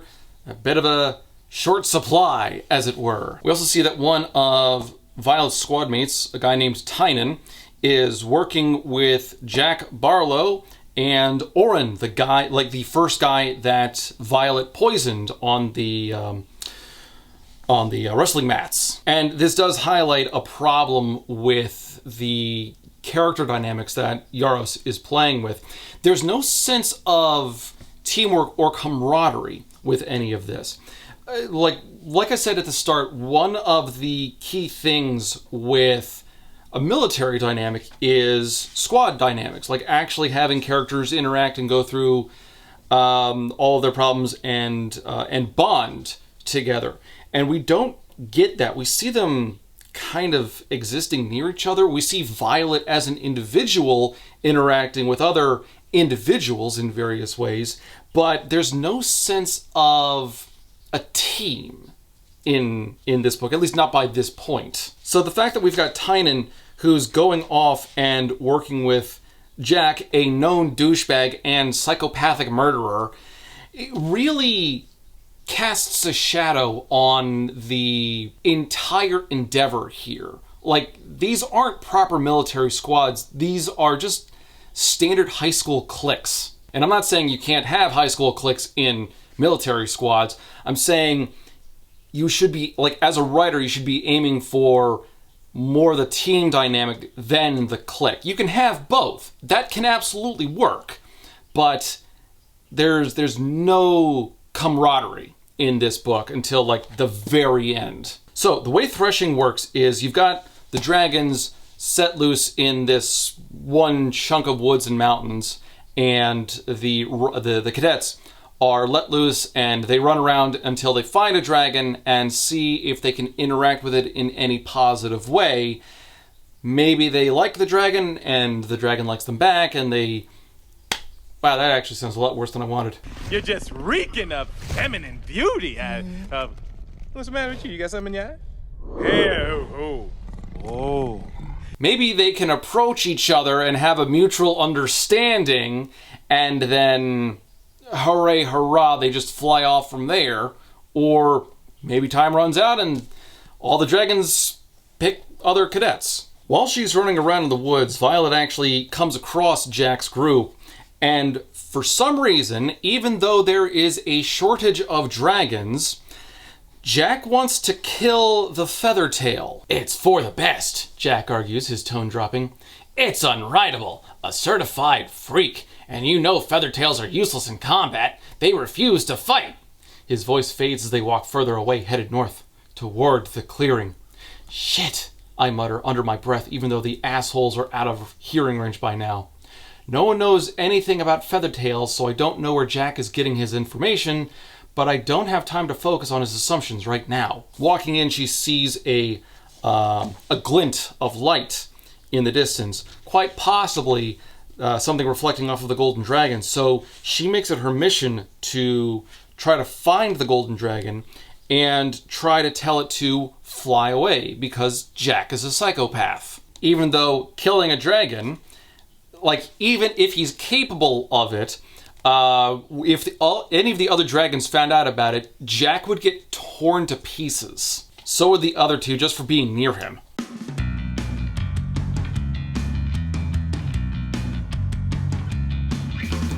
But Violet's attempts to get the Feathertail to fly away are in vain. It just kind of stands there looking cute until Jack and his group show up and confirm that, yes, letting something so weak, so incapable of fighting live is against our beliefs. And of course, he's not just talking about the dragon. So Violet's in real trouble. Until a voice booms just above them, and it's Xaden riding his dragon, Sgale. I probably mispronounced that. Unfortunately, because of the rules of Threshing, he's not allowed to interfere with anything. So if Jack does kill Violet here, oh well. Well, you know what they say. Can't bake a pie without losing a dozen men. And then we get a fight scene between Tynan, Jack, Oren, all against Violet as she tries to defend the Feathertail. And I'm going to be honest, it's actually not a bad fight, because Violet is shown with these severe physical limitations, and it is through, like, accuracy of her throwing knives and them underestimating her that she's even able to remotely stand a chance. That, and she is wearing dragon scale armor, so she does have that physical protection. She ends up throwing a knife into Jack's shoulder on his sword arm, and Jack, naturally being a coward, runs away, leaving Oren and Tynan to fight her. She also stabs Tynan in the side and uppercuts Oren pretty effectively, but she takes some hits herself. Apparently, Tynan's sword cuts into her upper right arm, and I gotta tell you, honestly, this sort of a fight scene is very refreshing. For so many of these videos, I'm so used to reading about some unstoppable Mary Sue who, like, actually has some secret badass whatever about her. Violet gets the shit kicked out of her. She barely survives. Like, by the end of this, she's actually pretty sure she's about to get killed by Tynan. She only gets saved at the last minute when the mysterious black dragon shows up.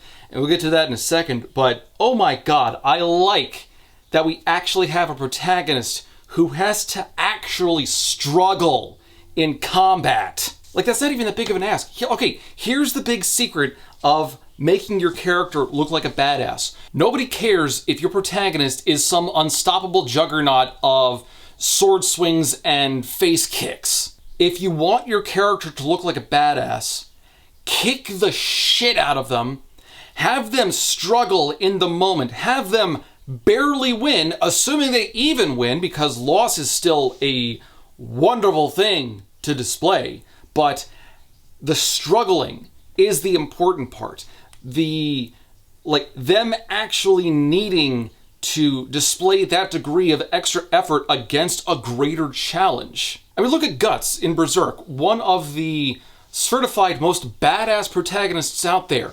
Does he get through every battle unscathed? Hell no. He gets cut and beat and thrown around all over the place all the goddamn time. He struggles and overcomes. That is how you make your protagonist look like a badass. Or any character for that matter. So anyway, Violet is saved at the last second from certain death as the mysterious black dragon shows up and actually roasts Tynan as Tynan tries to flee. The black dragon instructs her to kill Orin, who is still unconscious at her feet at this point. She knocked him out earlier by slamming the hilt of her dagger into the back of his head. And the dragon actually speaks to her telepathically, calling her Silver One. And the dragon tells Violet to get on his back, and this is him selecting her as part of Threshing. And the dragon introduces himself using some very heavy Gaelic, so if you're from Scotland, you should have known this was coming. My name is Terninach, son of Mert Kudim and Fia Clan Fuel, descended from the cunning Dub Madin line. I smell Celtic shenanigans. But he goes by Tern for short for the rest of the book. Thank God, because, oh man, I'm sure I screwed all that up. There's a brief scare as Violet has trouble staying on Tern's back, and she actually falls while they're flying. He eventually swoops in and catches her again. This will be a routine thing that happens between the two of them. More on that in a bit. And there's a bit of talking between Tern and Violet, and I'm gonna be honest, I like Tern. Why did you choose me? I have to know, because as soon as we land, there are going to be questions. Because you saved her. Tern's head inclines towards the golden as we approach, and she follows after us. Our speed slows. But, I shake my head, dragons value strength and cunning and ferocity in their riders, none of which defined me. Please, do tell me about what I should value. Sarcasm drips from his tone as we pass over the gauntlet and crest the narrow entrance to the training fields. Tern's sarcastic. Wonderful! How ironic. Tern is the most celebrated dragon in the Vale, and I am the most unlikely rider in the quadrant. You are the smartest of your year, the most cunning. I gulp at the compliment, brushing it off. I was trained as a scribe, not a rider. You defended the smallest with ferocity, and strength of courage is more important than physical strength, since you apparently need to know before we land. My throat tightens from his words, emotion forming a knot I have to swallow past. Oh, shit. I hadn't spoken those words. I'd thought them. He can read my thoughts. See? Smartest of your year. So much for privacy. You'll never be alone again. Washing my pits, this is the song when up. Aye! Could a bloke not get any bleeding privacy around here? Bunch of perverts, the lot of you. Tern is like that routinely throughout the book. He's this combination of blunt and sarcastic, and it's a simple mix, but I do really like it. I do wish that we had gotten more Tern in the book than we did. It feels like there's such a great opportunity for just momentary comedy from him. Like the sternness and how direct he is with Violet is really amusing to me. So Violet and Tern land in the training field with the Golden Feathertail following them along, and they register Tern to Violet, or Violet to Tern, depending upon how you want to read that. Violet Sorringale, she says as she writes in the Book of Writers. Nice to see that you made it. She offers me a quick, shaky smile. For the record, please tell me the name of the dragon who chose you. I lift my chin. Ternanach. Pronunciation could use some work. Tern's voice rumbles through my head. Hey, at least I remembered.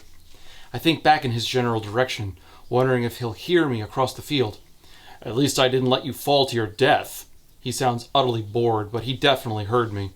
The woman grins, shaking her head as she writes down his name. I can't believe he bonded. Violet, he's a legend. I open my mouth to agree. Andarnarum. A sweet high voice of the golden fills my mind. Andarna for short. I feel the blood rush from my face, and the edges of my vision sway as I pivot on my good ankle, staring back across the field where the golden dragon, Andarna, now stands between Taryn's front legs. So yes, both the legendary Black Dragon and the adorable, super special Golden Dragon have selected Violet. She has 2 dragons. Now this is, of course, very unusual. You're only supposed to have 1 dragon. So Violet is taking some time recovering after everything, standing in the field, trying to stand and appear as strong as possible. It's at this point really all a display of fortitude for the moment, when she sees Jack complain because apparently the dagger she threw severed several ligaments in his shoulder, and it looks like it needs surgery. And I'd have to question, why don't they just use the mender that they have in the healer's quadrant on Jack? I'm not saying he deserves it. I'm not saying it's a good idea. I'm just asking, why isn't it an option? But it does give Violet a moment to reflect, considering that not only did she effectively defeat Jack with like 1 throw of a dagger, he ran from her. So she's done being scared of him. And this is good growth. This is good natural development. And it's another strength of the book. Violet actually does have some very solid progression throughout the story. And I do hope that continues through the rest of the series, but we'll have to see. And it will get even stronger throughout the course of the book. And there is one small thing that I want to point out here. I didn't even realize this the first time I went through it, but Jack also gets a dragon, and there's a mistake that happens later in the book. See if you can catch this. Your orange is a good choice, Barlow. Bade, right? He's had 4 other riders before you. You probably can't tell what the mistake is now. You will in a little bit. Several others of Violet's squad make it back.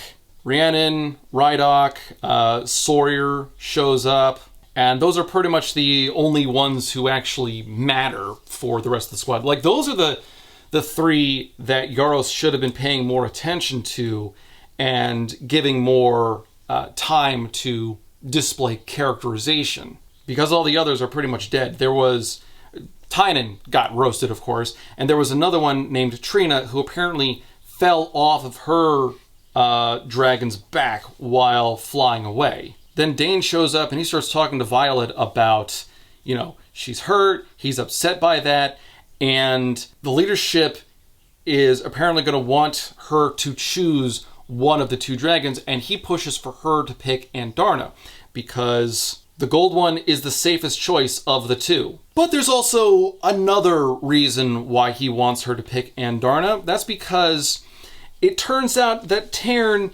is a part of a mated pair with Sagail. Yes, Xaden's dragon. So the 2 of them are now linked in a way that they can't escape. And apparently they're the strongest bonded pair in centuries. Dane and Xaden actually start arguing over all of this, Xaden insisting that he had nothing to do with anything that Violet accomplished in the field. She fought Jack and his gang off by herself. He just kind of narrated very loudly. There's actually an interesting argument that Dane and Xaden have. Xaden asks if Dane would have stepped in to save Violet in any way while she was outnumbered in the field, and Dane insists that there are rules. And when pressed to answer, Dane admits that he would not have interfered, unlike what Xaden did. Now, you might think that because Violet is bonded with Taryn, there's going to be some degree of ease towards the way that the rest of training goes, or her status amongst the first years would lessen up or something. Well, apparently no. The way that this works in this stupid murder college is the unbonded are going to try to kill you in hopes they'll get Taryn to bond them. Xaden shakes his head at Garrick as he approaches, and the section leader glances between us, his mouth set in a firm line before retreating across the field. Taryn is one of the strongest dragons on the continent, and the vast power he channels is about to be yours. The next few months, the unbonded will try to kill a newly paired rider while the bond is weak, while they still have a chance of that dragon changing its mind and picking them, so they're not set back a full year. And for Taryn, they'll do just about anything. He sighs again like it's his new full-time job. There are 41 unbonded riders for which you are now target number 1. And there's a bit of a mistake here because Xaden says that she's freakishly calm for someone who just heard she's about to be hunted. And Violet brushes this off by saying, it's a typical Wednesday for me. Except, no it's not. Look, we've seen Violet struggle by this point. We've seen her deal with a few difficulties, the biggest one up to this point being Threshing and the Gauntlet, but we've never really seen her receive death threats. Like, not direct death threats, just kind of like the general vibe of she's in the middle of a murder college. So this is Yaros unfortunately telling and not showing. If there had been scenes where Violet had to take a new route to class because there was an ambush waiting, or had to skip a meal because someone had poisoned her food or something, then okay, that statement, the typical Wednesday whatever, would still work. Except we haven't seen those scenes. See, I think this is a general problem that Yaros has with the pacing of the story that she's got here. She has a lot of information in these chapters. Like, at this point, we're only on page 189 on chapter 16 out of a little more than 500 pages. So there is a lot going on here. But at the same time, it feels like she had to strip details and information away from a number of other things. A lot of events that supposedly happened, a lot of side characters, so there's a lot of missing information and we're not able to really sink our teeth into what should be a very meaty book. Now, when she does give herself time to actually focus on a particular element, I think she's a talented writer. I think she knows what she's doing. But there are so many elements at play here that she's trying to juggle 30 balls at once and she's maintaining maybe 10 of them. And then we get a tender moment between Dane and Violet. Now, at the end of this night, when it looks like everything is actually starting to go Violet's way for a little while, Dane confesses that he doesn't want Violet hurt. You know, despite him saying that he would not have interfered during Threshing and would not have stepped in to save her, he wants her to know how he really feels. You have to know that I would do anything to save you, Violet, to keep you safe, he blurts, panic in his eyes. What Ryerson said, he shakes his head. I know, I say reassuringly, nodding even as something cracks in my heart. You always want me safe. He would do anything, except break the rules. You have to know how I feel about you. His thumb strokes over my cheek, his eyes searching for something, and then his mouth is on mine. His lips are soft, but the kiss is firm, and delight races up my spine. After years, Dane is finally kissing me. The thrill is gone in less than a heartbeat. There's no heat, no energy, no sharp slice of lust. Disappointment sours the moment, but not for Dane. He's all smiles as he pulls away. It was over in an instant. It was everything I'd ever wanted, except... shit. I don't want it anymore. Why are you so lame? Not a bad boy. And I do have plenty to say about the dynamic between Violet, Dane, and Xaden, but we'll save that for later. Just keep this scene in mind for now. As a newly vetted rider, properly bonded with a dragon, Violet is now allowed to move out of the barracks and is given a private dorm. Now, logistically, I'm not sure how well this actually works because there are 71 new bonded pairs, and that's a lot of space. The reason barracks are used is because they're very efficient regarding space. You can fit a lot more people in them. But she's going to need her own room later on for other reasons. Wink, wink.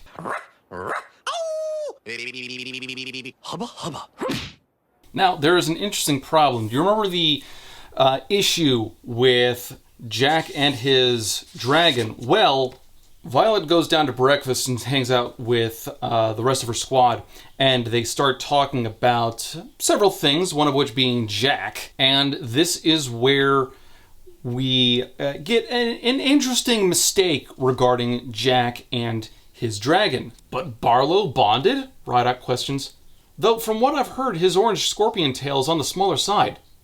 She is, Quinn confirms. Now, this is a small moment. It's not some sort of a world-breaking foundational issue, but it is very sloppy. Jack's dragon has somehow changed from male to female, and it's not presented as any sort of a gender fluid or a trans moment or anything. It's just Yaros seemed to forget what the dragon's gender was, and then just kind of made up whatever it was on the spot, and then just pressed forwards, like, without even going back to check. And I believe for the rest of the book, Jack's dragon, Bade, is female. So there is no swapping back and forth or anything. Like, was Bade supposed to be female back when she was introduced originally? Like, on this version, the introduction's on 181, and this mistake or correction or whatever is on 197. Not even a full 20 pages apart. And from what research I've been able to do, a lot of other people seem to think that this is just a typo. It's not like any kind of a planned anything, really. So now that there is a new class of riders, they have to start learning how to interact with their dragons, and one of the first lessons they learn is how to fly with a dragon. Now, unfortunately, because of her syndrome, Violet has a particularly difficult time staying on dragonback as she's flying. I'm yanked upward as Terran's claws catch me, harnessing me just like he did during Threshing. He climbs high, then tosses me again, but at least I'm prepared for impact this time as his back rises to meet my falling bottom. There's the disgusted roar of something I don't understand in my head.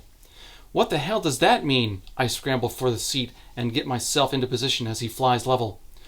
The closest translation for humans is probably "for fuck's sake." Now, are you going to stay in your seat this time? So they don't use like saddles or anything normally. So a rider has to like use their thighs to clench onto a dragon's neck. It's kind of like riding bareback on a horse. Just, you know, hundreds or thousands of feet in the air. And I read this section because I like the interaction. Terran gets some really good lines. But this is another element with the Ehlers-Danlos syndrome, and I'm a little mixed as far as how Yaros has presented it. Granted, there are a lot of good things about how Yaros has played with Ehlers-Danlos syndrome. Violet's sensitivity to combat, how easily she's injured through really just minor contact, and one of the most prevalent issues she contends with is flying. She always falls off of Terran's back. It's a regular problem after a while. He actually, at one point, has to start using magic to keep her in place. But she doesn't like that because it makes her feel weak and incapable, and she doesn't want that helping hand. This is something she needs to learn to do on her own. And it's good, but at the same time, it's indirect. You see, Yaros had a real problem with how she played with Ehlers-Danlos. She didn't, like, from the text, I am assuming she didn't want to be really overt about the description or how it was presented. Because of my Ehlers-Danlos syndrome, I wasn't able to do all of this stuff. In fact, the words Ehlers-Danlos never make an appearance anywhere in the book, or any kind of a name for Violet's condition. So Yaros had to contend with not really naming or describing the syndrome, just giving the occasional vague hint and the occasional reminder of it. And I think as far as how it's presented, I think she did a decent job. The problem is, it's very easy to forget about. You see, Yaros has so much information crammed into this book that it is very easy to miss things. So you're constantly focused on whatever minute detail is presented. It doesn't flow too terribly well. It's got a very fast pace. So the Ehlers-Danlos syndrome is something that every couple of chapters you'll be reminded, oh yeah, she's got that condition. In fact, there are often times where a lot of the issues that she contends with, it doesn't feel like a result of Ehlers-Danlos or anything. It feels like just a natural result of her being shorter and smaller than the other cadets. The fight in the field against Jack and his gang, for example, that could easily be explained by her being like 60 pounds underweight from the rest of the fighters. So I won't say that Yaros failed with how she presented Eller Stanlos, but she definitely struggled. Dane shows up and he wants to talk about the kiss from the other night, but not before some more amusing lines with Taryn that I really want to read this. She's bandaged up after falling on a number of times during flying lessons, and I definitely fell enough today. I checked the bandage on my arm. At least I didn't tear open my stitches. His jaw works. I honestly thought you'd be all right once Taryn chose you. And I will be, I assure him, my voice rising. I just need to strengthen my muscles to stay seated through maneuvers. And Taryn insists on making everything harder than what Cowrie is doing. It's for your own good. Are you always around? I snap back mentally. Yes, get used to it. I fight the urge to growl at the intrusive, overbearing, still here. Violet? Dane asks. Sorry, I'm not used to Taryn butting into my thoughts. It's a good sign. Means your bond is strengthening. And honestly, I'm not sure why he's giving you a hard time with maneuvers. It's not like there's any aerial threat out there besides griffins, and we all know one breath of fire means those birds are goners. Tell him to ease up on you. Tell him to mind his own business. I'll, do that. I bite back a laugh. Take it easy on him. He's my best friend. Terrence snorts. Taryn's the best character in this book. I will fight anyone on that. But Dane does eventually bring up the conversation of the kiss and how it probably shouldn't have happened. And at first, Violet is relieved to hear that he thinks the same way that she does, because, I mean, they're friends, but they're not friends like that, so maybe they should just, stay good buddies. And Dane actually says that it was inappropriate for them to have physical relationships since he is above her in the chain of command. Oh, this is all about politics for him. Right, I nod slowly. I get it. It shouldn't matter that the only reason he isn't pursuing me is rank, and it honestly doesn't. But it definitely makes me lose a little respect for him, which is something I never expected. There is a bit of separation. The strongest element in this book is the romantic chemistry. And in that way, Yaros absolutely knows what she is doing. Because we've had a little bit of flirting between Violet and Dane beforehand. She wanted to move things a little further, but because of Dane's attitude and the effect the college has had on him, he's not exactly the man that she's attracted to anymore. So there's a little bit of a drift going on there. Keep that in mind for later. During the next chapter, Violet has some downtime, so she goes to the archives over in the Scribe Quadrant to visit the archives and see if there is a copy of The Fables of the Baron, which is a collection of various myths and old fables. Apparently her dad used to share it with her. The tales of Wyvern and Venning and battles of good and evil, all the good stuff. But apparently the clerk, an old friend of Violet's named Jacina,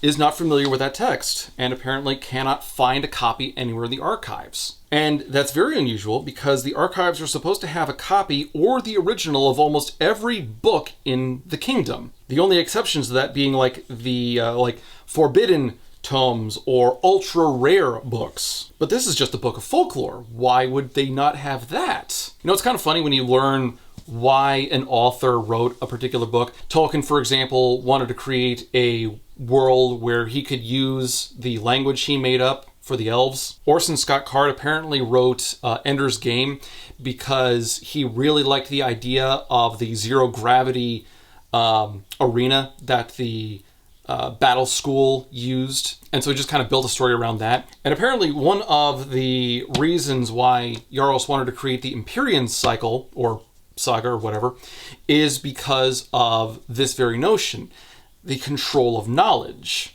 To me, history is history. You can't change it. And I just realized all the things that might not be getting taught and how that affects a society and what happens when you start controlling access to history and you start controlling access to books. Because really, at its heart, Fourth Wing is really about weaponizing ignorance and what happens when you ban books and you alter history to suit your own purposes. It's something we don't get a lot of in this book, but it is definitely the seed of something for later in the series.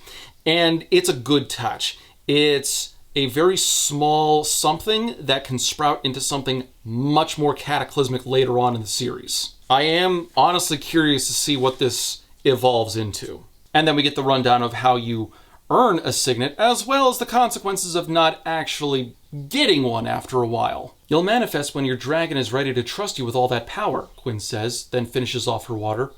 Just hope your dragons trust you before about 6 months, and she makes a sound like an explosion and mimics it with her hands. Stop scaring the children, Imogen says. That hasn't happened in, she pauses to think, decades. When we all stare at her, she rolls her eyes. Look, the relics your dragon transferred to you at Threshing is the conduit to let all of that magic into your body. If you don't manifest a signet and let it out, then after a bunch of months, bad things happen. We all gawk. The magic consumes you, Quinn adds, making the explosion sound again. But later on, there is another side character named Jeremiah, who I'm not sure has actually been introduced up until this point. His signet manifests, and he's what's known as an intrinsic. He can read minds, and apparently his power is a death sentence, and this is stupid. So for a little bit, he's like this comes on him very suddenly, and he's like Mao from Code Geass, and he can't control all the voices coming into his head, and it's kind of driving him mad. And one of the professors, Professor Carr, who is the professor who teaches students how to use their signets, he just walks up and breaks this guy's neck. Hey, baby, fall over, break your neck. It'll be funny. But right before that happened, Jeremiah looks at Garrick. Apparently there was some sort of a secret that Garrick has that Jeremiah was about to reveal. He just starts shouting things out. And this, for a long while, we're not told why intrinsics are so dangerous. You would think a mind reader would actually have a multitude of uses. All of a sudden, your interrogation, like if you capture an enemy soldier, you would be able to just sit in the same room as him and just start playing mind games in order to get them to reveal secrets. Think of how easy spy work would be. All you have to do is blend into the local populace and start listening into people's thoughts and, eventually narrow down, like get ideas of how good the harvest is doing, or if there are any issues with like local patrols or the like. There are so many possibilities that an intrinsic would be able to walk around and be tremendously useful, but later on we're told they're killed on sight because they don't want intrinsics just automatically getting access to various secret information. Now, I'm skipping way ahead at this point, like 170 pages down, because that's how long you've got to wait to figure out why this stupid rule is in place. And that's because knowledge is power. As a general's daughter, you should know that. We can't have someone walking around with unfettered access to classified material. They're a security risk to the entire kingdom. And I can respect that to a point. You don't want someone who can read minds hanging out with generals and high commands in order to, like, just inadvertently giving them access to whatever your thoughts are and whatever classified secrets they've got. Except someone still has access to that information. There is a level of trust that is given to people with classified information. Why not just section the intrinsic away somewhere until they can be properly vetted and eventually utilized in more constructive ways? Keep them away from high command if you've gotta, but maybe track them so that they don't go to certain locations or so that they're not around people they shouldn't be. But killing them on sight is losing a tremendous asset. You've got a shortcut, like a logistical, strategic shortcut with a literal mind reader. The things you'd be able to do with them, hell, they're an early alarm detection system. Put them out into the field with a flare gun or whatever the magic version of that in this world would be. As soon as they hear an enemy team approaching, they shoot the flare gun or whatever, and an attack is coming. So many ways around this. Because really, if you're going to worry about these guys getting access to classified information, Why aren't you worried about the people with access to classified information? Can't they just as easily leak that? Sure, they've been vetted, but classified leaks happen a lot. Like, how many times have we had classified details released on, like, War Thunder forums or Discord or whatever? This, of course, also raises the question, why is this even an element in the story if you're just gonna kill off the one character with this ability almost immediately and then almost never discuss it again for the rest of the book? I'm assuming that there is something that she does with it later on in the series. I don't know. I really hope she does. And maybe there are actual answers to all of the concerns that I've brought up just now. But right now, in this moment, it feels really sloppy. This might have been something that would have been better to save for later on. Introduce it when it was more relevant. Because right now, we've got an idea that's in place, and she's not doing anything with it. It's effectively dead weight within the prose. And considering how much else is in the book, we're not halfway done with the book. Think about everything I've talked about so far, and I'm skipping things. With the way that she's paced this book, Yaros does not have the space to waste time. That night, Violet is having a dream about her parents. This seems to be reliving an old memory through her dreams, but she keeps hearing something like screaming, "Wake up!" in her head, and she rolls out of bed, but not in time because someone bursts through the door, a gaggle of dark silhouettes. Taryn and Andarna are screaming at Violet, trying to help her, letting her know that they're on their way, but there's no way that they can get to the college in time. They spend time in the Vale, which is some distance away. They can sense that something's wrong, but that's it. And they don't have nearly enough time to get there, as Violet is pinned to her bed by multiple people. Oren, of all people, raises a dagger or a blade of some sort up with the intention of killing Violet and taking Taryn away from her. Or earning Taryn, rather, but whatever. But then all of a sudden, mine! Andarna screams. Skin prickling energy zings down my spine, then rushes to my fingertips and toes, and the next breath I take is in total, complete silence. Go! Andarna demands. I blink and realize the first year in front of me doesn't. She isn't breathing, isn't moving. No one is. Everyone in this room is frozen in place, except me. Put your hands up. But you told me to freeze. All right, on freeze. So this is a particular spell that Andarna was able to channel through Violet, and she froze time around everyone for a very brief moment. But as helpful as that is, Andarna and Taryn are still too far away to really come in and intervene. But you know who is close? Xaden. So of course he comes to the rescue. Xaden was notified of Violet's situation by the dragons, and there's some concern the way that they're bonded, that if Violet dies, Xaden will die.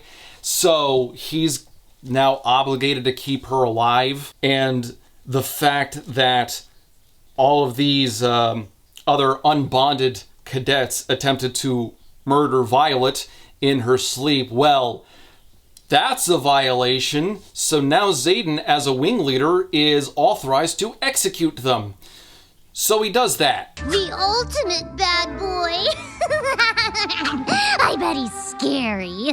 He actually uses his shadow powers to strangle everyone in the room, all of the assailants in the room, except for Oren, and Oren gets his throat cut. And then Xaden's right-hand men, Garrick and Bodhi, show up, and they're on cleanup duty. Xaden inspects Violet to make sure that she's not too badly injured, and they start walking down the hallways. They're heading out to the courtyard so that they can meet with the dragons and deliver some more exposition. Violet thinks that they need to hide because Xaden's got shadow powers. He can certainly just mask them in the shadows and move down the hallways that way, but that won't really work. Can't you just hide us in the shadows or something?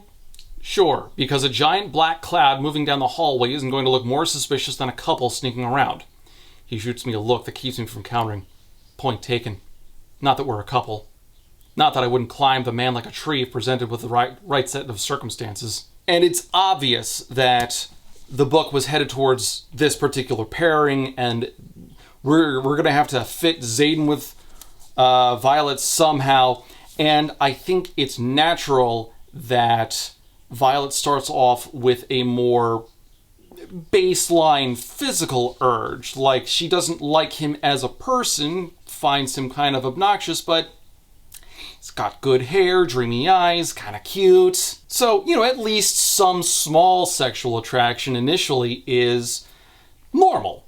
Perfectly workable, I think. And the attraction continues in incremental bits throughout the rest of the book, and we will deal with that in due time when we get to it. So Xaden and Violet reach the courtyard outside where Taryn and Andarna are waiting, as is Sigale. And they start revealing a lot of information, some of which is actually kind of secret. And I've complained about some of the exposition beforehand, but this one actually makes sense because Violet isn't really in on the know of some of this stuff, so it makes sense to deliver the information the way that Yaros is here. And there's a particular theory that Xaden is working with that would explain why he feels the need to protect Violet's life, even though he has every reason to want her dead, as we've been told.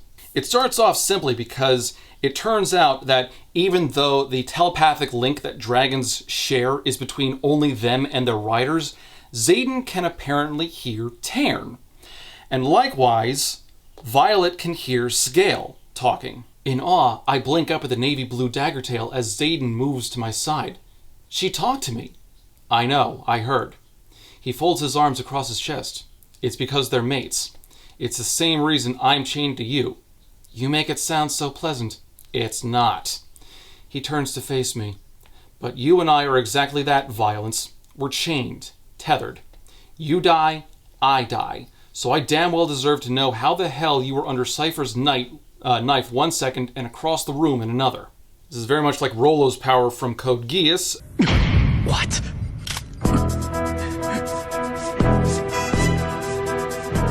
Chaos? You stopped time? And they start listing a lot of information. The dragons are already fully versed in all of this. So a lot of this is a surprise to Violet, but it turns out there's a reason why Feathertails aren't bonded with riders. And it's not because they're so peaceful and innocent, it's because they're hatchlings. So apparently there's some sort of a familial bond that dragons have, and Darna's parents passed before she hatched, so she didn't have anyone to really stop her from going to Threshing. And Darna announces that she's actually 2, technically not a hatchling, ooh. And Sigale explains that she'll be fully grown in a year or 2. See, the way that I think this works is all dragons start off as Feathertails, and eventually they turn into something else. Swordtail, Daggertail, Scorpion Tail, whatever. And they don't bond because the power is too unpredictable and unstable. Bonding too young allows them to give their gift directly to a rider and could easily drain them and burn them out. Now, this should be common knowledge amongst dragonologists or whatever, but it's not because dragons keep this secret for a very particular reason. Bonding too young allows them to give their gifts directly, and a rider could easily drain them and burn out. I would never, I shake my head. That's why I chose you. And Darna's head flops against Taryn's leg. How could I not see it before? Her rounded eyes, her paws. Of course you wouldn't know. Feathertails aren't supposed to be seen, Taryn says, glancing sideways at his mate. She doesn't even roll her eyes. If leadership knew riders could take her gifts for themselves rather than depending on their own signets, Xaden says, staring at Andarna as she blinks slower and slower, she'd be hunted, I finished quietly. Which is why you can't tell anyone what she is, Sigale says. Hopefully she'll mature once you're out of the quadrant and the elders are already placing more stringent protections on the Feathertails.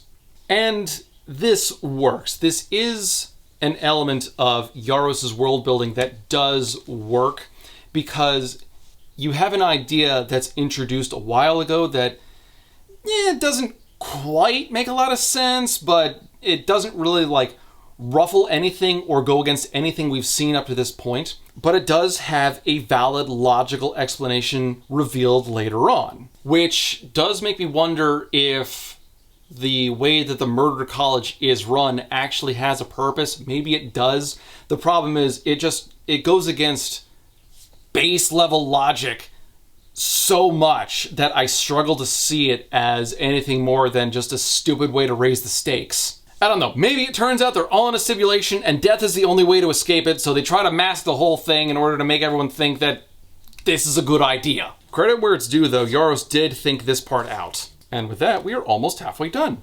Because so many people in the squad have died, there is some changes that are made. Umbra, can I help you? Someone named Liam is put under Dane's command, and Liam is one of the more recognizable characters in the story. As we go throughout, we'll see that he actually does have a bit more attention put into him than almost any other side character. For now, though, he's initially set up as Violet's bodyguard in order to prevent the incident from the previous night happening again. He will basically follow Violet around between classes and will be there at the ready when she wakes up in the morning, and then makes sure that she gets to her dorm safely at night, where the door is warded in such a way that people cannot simply break in like before. But while all this is going on, Violet is a bit conflicted with her thoughts because she realizes that maybe it's just some stupid hormone-driven thing that she's experiencing, but she wants Xaden. Combined with the fact that apparently it's been a while since Violet has gotten laid, she starts thinking aloud, especially when other members of the squad start talking about who they're hooking up with. I sigh, facing forward. I miss sex. I really do, and it's not just the physical gratification either. There's a sense of connection in those moments that I crave, a momentary banishment of loneliness. The first is something I'm sure Xaden would be more than capable of providing if he ever thought of me that way, but the second, he's the last person I should be craving, but lust and logic never seem to go hand in hand. If you're looking for a little fun, I'm happy to oblige, Rydok starts, shoving his floppy brown hair off his forehead with a wink. I miss good sex. Gonna need a sensu for that one. But everyone is gathered to attention because there's something that needs to be discussed. Apparently, Xaden has uncovered who was the instigator for the attack against Auriel. She tried stealing my peanut butter cup. She was walking off with this in her mouth.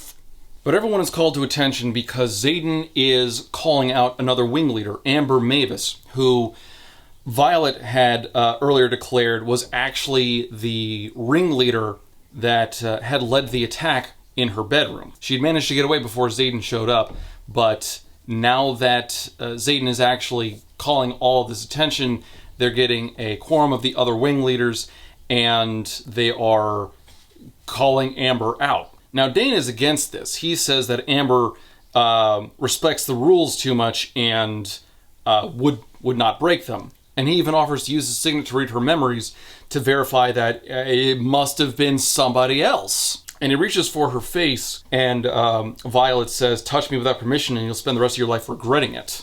Now, it turns out that because there is a telepathic link, dragons are able to also read memories from riders and can conveniently share those memories with other dragons. The dragons then share the memories with their corresponding riders. And through this, they're able to conclusively determine that Amber did, in fact, attempt to have Violet killed. But a consensus is reached. The wing leaders agree that Amber done screwed up, and she is roasted on the spot. What are you two doing? That is plastic. That's not food.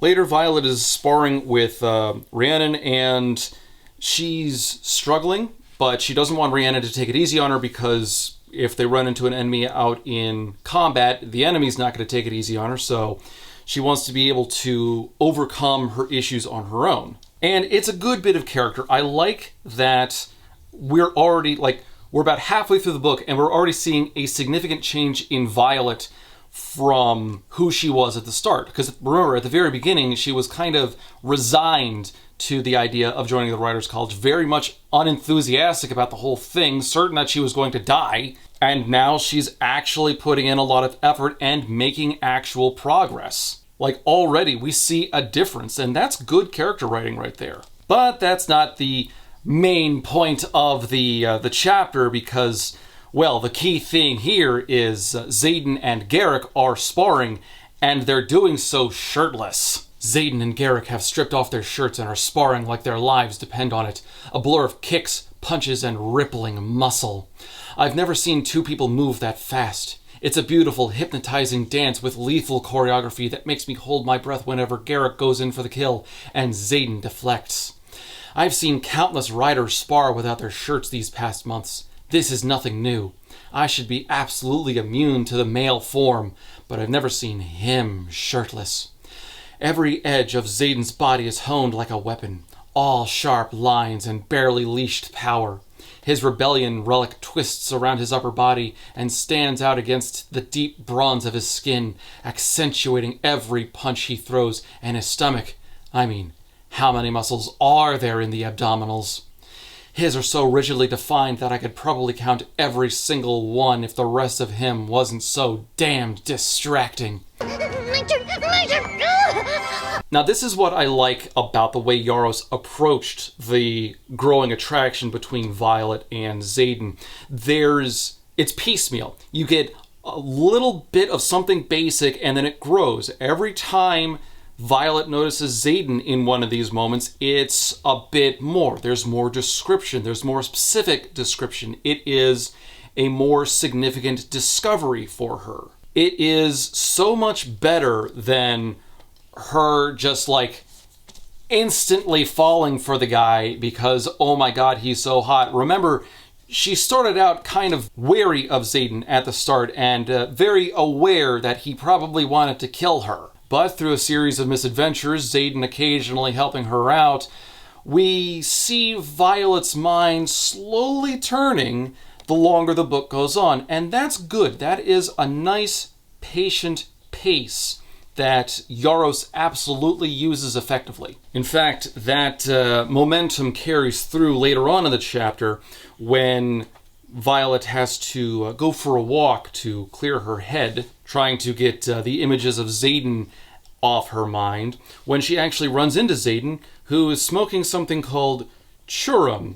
Apparently they're not allowed to smoke that, so Now, something about the way that the connection between Rider and Dragon is explained here is that it's not just telepathy that the Riders and Dragons share, it's also a sense of emotion. So when Tairn and Sagail go at it somewhere off in the Vale, having a bit of couple time, it kind of spreads some of that enthusiasm towards Violet. So she needs to definitely keep her distance from Xaden, because with the previous attraction she's had towards him, she might not be able to fully control herself. Xaden explains as much and says that she's going to have to learn how to shield herself against Tairn, or else his escapades will drive her mad or into someone's bed. And when Xaden asks where Liam is and why he isn't, helping protect Violet while she's out on this midnight walk, he asks if Liam might have been in Violet's bed with her, and Violet detects a hint of jealousy out of him. I pry my eyes open to meet his gaze. The snow makes everything so much brighter, highlighting the furrowed lines of his brow, the firm set of his mouth. No, not that it should matter to you. Is he jealous? That's oddly comforting. He looses a breath, his shoulders dipping.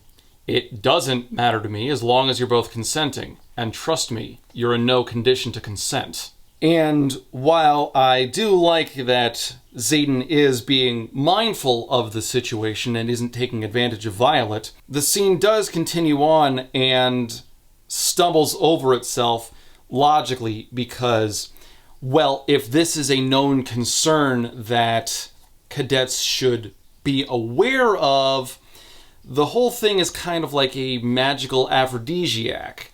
So if they don't know how to shield themselves from the dragon's thoughts and dragon's emotions, then things could happen. They can learn how to shield, but first they have to be able to display the power of a signet so they can attend to the right class. Which means that the school is knowingly allowing the possibility of this magical aphrodisiac to permeate the hallways of the school, and they could do something to possibly teach students how to shield themselves, but they don't. Zayden's arm wraps around my waist, steadying me. Why the hell aren't you shielding? Not all of us have been given lessons. He just started channeling before all this, and in case you forgot, you're only allowed to attend Professor Carr's class if you can wield. I think the reason why Yaros put that rule in place was so that she wouldn't overload the reader with too much information, because let's be honest, there's a lot in here. But this is definitely short-sighted in her world building, because now we've got some troubling implications here. I really think that she should have reordered a lot of things in her book, or definitely reapplied things. Like, it would have worked a lot better if Violet had started taking lessons with Professor Carr to know how to shield, how to ground herself from Tarn and his stronger emotions. But maybe it could be that she's just starting out, or maybe she's not too used to it, or maybe it's just a skill that she's not great at, and all of a sudden Tarn and Skyle go at it, and it's a bit much for Violet to contend with. See, that way you've got the scene that Yaros is building, but without the troubling implications. Because eventually both she and Zayden kind of give up a little bit. Like, he starts to teach her how to ground herself and how to shield herself from Tarn and his emotions. She basically creates a mind palace. Out of my head, I am busy. She chooses the archives since she's so familiar with it, and basically creates a projection of sorts to shield herself, but it's her first lesson from a guy who's not an instructor, and she's not very good at it, so eventually the both of them kind of give in to their emotions, and they start a furious makeout session as well. His thumbs stroke over the soft skin under my ears, and his gaze drops to my mouth and heats. Hands flexing, he draws me forward a few inches before he suddenly lets go and retreats a full step. Damn it, touching you was a bad idea. The worst, I agree, but my tongue skims my lower lip. He groans, and my core melts at the sound. Kissing you would be a cataclysmic mistake. Calamitous. What would it take to hear that groan again? The inches between us feel like kindling, ready to burn at the first suggestion of heat. And I'm a living, breathing flame. This is everything I should run from, and yet denying the primal attraction I feel is completely, utterly impossible. We'll both regret it. He shakes his head, and there's more than hunger in his eyes as he stares at my lips. Naturally, I whisper, but knowing I'll regret it doesn't stop me from wanting it, wanting him. Regretting is a problem for future Violet. Fuck it. 1 second he's out of reach, and the next his mouth is on mine, hot and insistent. God, yes, this is exactly what I need. Yeah, baby! Yeah. And we get about a page-long description of their makeout session, and it's not bad, honestly. There's a lot of build-up. The book has been very careful in the last couple of chapters to work these two together, so this is a good step in the escalation of their chemistry. It's a natural progression, and it's something that I wish we would see more commonly in a lot of these more romantic books that the lot of you keep making me read. God, somebody just published a garbage sci-fi adventure book without any romance so I could read that instead. But eventually the scene does have to come to a conclusion, because if these two had been allowed to continue, they would have slept together. but Xaden is able to recognize that and stops the two of them. "You have to go." His words are clipped and at odds with the heat in his eyes, his ragged breaths. "Why?" "The cold is a shock to my system without his body heat." "Because I can't." He rakes both hands through his hair and leaves them on the top of his head. "And I refuse to act on desire that isn't yours. So you have to walk back up those steps. Now." I shake my head. "But I want everything." "This isn't your want." He tilts his head back up at the sky. "That's the fucking problem. And I can't leave you out here on your own, so you just have a little mercy on me and go." Silence ices over between us as I get a hold of myself.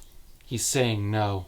Okay, then you know what? I'm going to give you a hard no. The next day, Violet is sitting with Rhiannon talking about her adventure with Xaden, kind of unpacking everything with her best friend, and eventually this leads Rhiannon to display that she now has a signet power.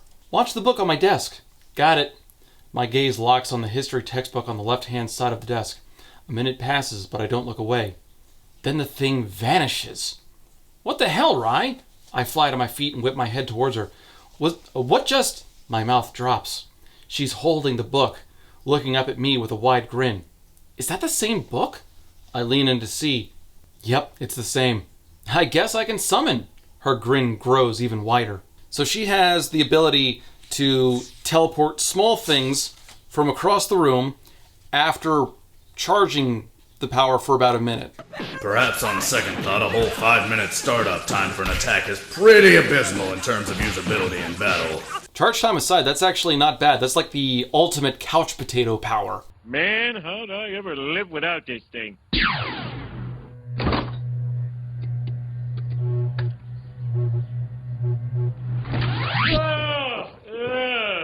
Because the plot demands it, Violet is eventually allowed to join Professor Carr's class so that she can learn how to manifest basic magics. And then we get a line from Rhiannon that is perplexing. "Don't stress," Rhiannon says as we take our seats on the padded floor.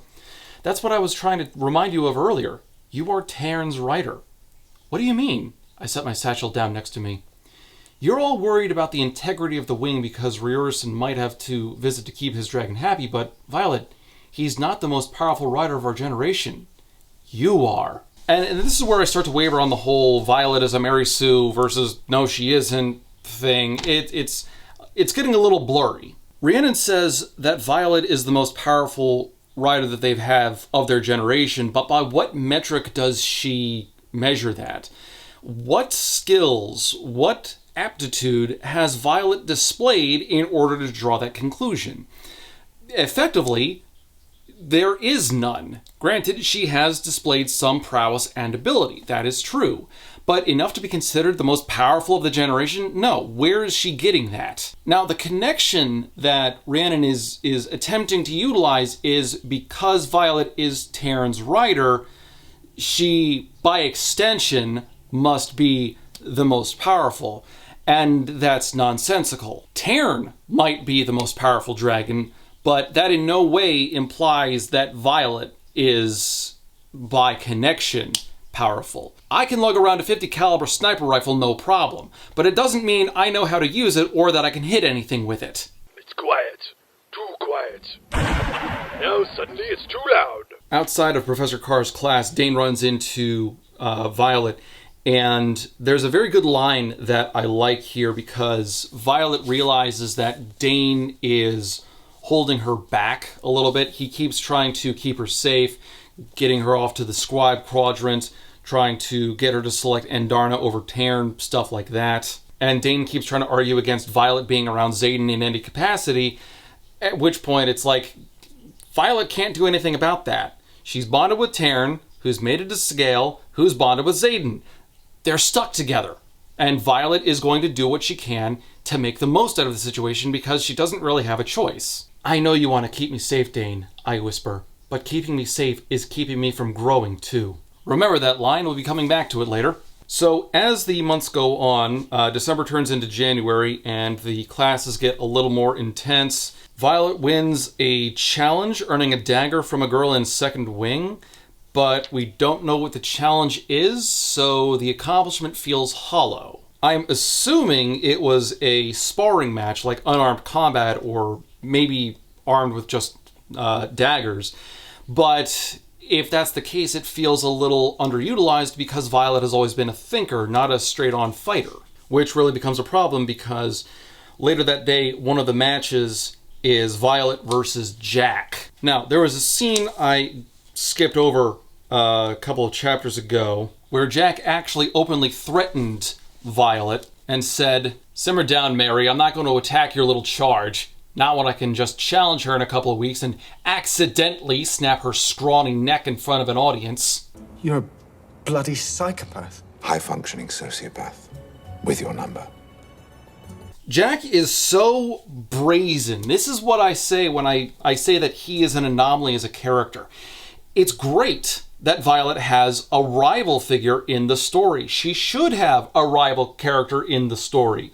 But she should have a rival character that actually makes sense. At this point, I don't even know how many people Jack has killed. At least 2 that I can think of right now, likely more than that. And that's on top of attempting to murder Violet before in the field during Threshing, attempting to kill Andarna. This guy is actively assisting the enemy at this point. He is openly murdering other cadets, and at this point, for no real reason. Like, Threshing's done. He has a dragon. His main reason for trying to bump off other cadets is, like, the initial reason, rather. Now he's doing it because he's just a bloody psychopath. And the instructors just allow him to keep getting away with it. What he is doing is so counterproductive to what the purpose of the college should be. So they are using daggers in this fight, but they're supposed to use like glancing blows. They're not allowed to go for killing shots, which Jack does, and the instructor sees it and doesn't do anything about. He's also not supposed to use magic in order to throw her off, but he does, and the instructor sees it, and nothing happens. Violet is in every way disadvantaged here, and she is in fact about to lose until she manages to pull out a trump card that she just happened to have prepared. She pops off the stopper on a vial filled with something, and then jams it against Jack's smile so hard she feels one of his teeth break. She's about to pass out when all of a sudden Jack pulls back and starts clutching his neck. "What the hell is wrong with him?" someone asks as Jack writhes. "Oranges," I whisper to Rydok as my body finally gives out. "He's allergic to oranges."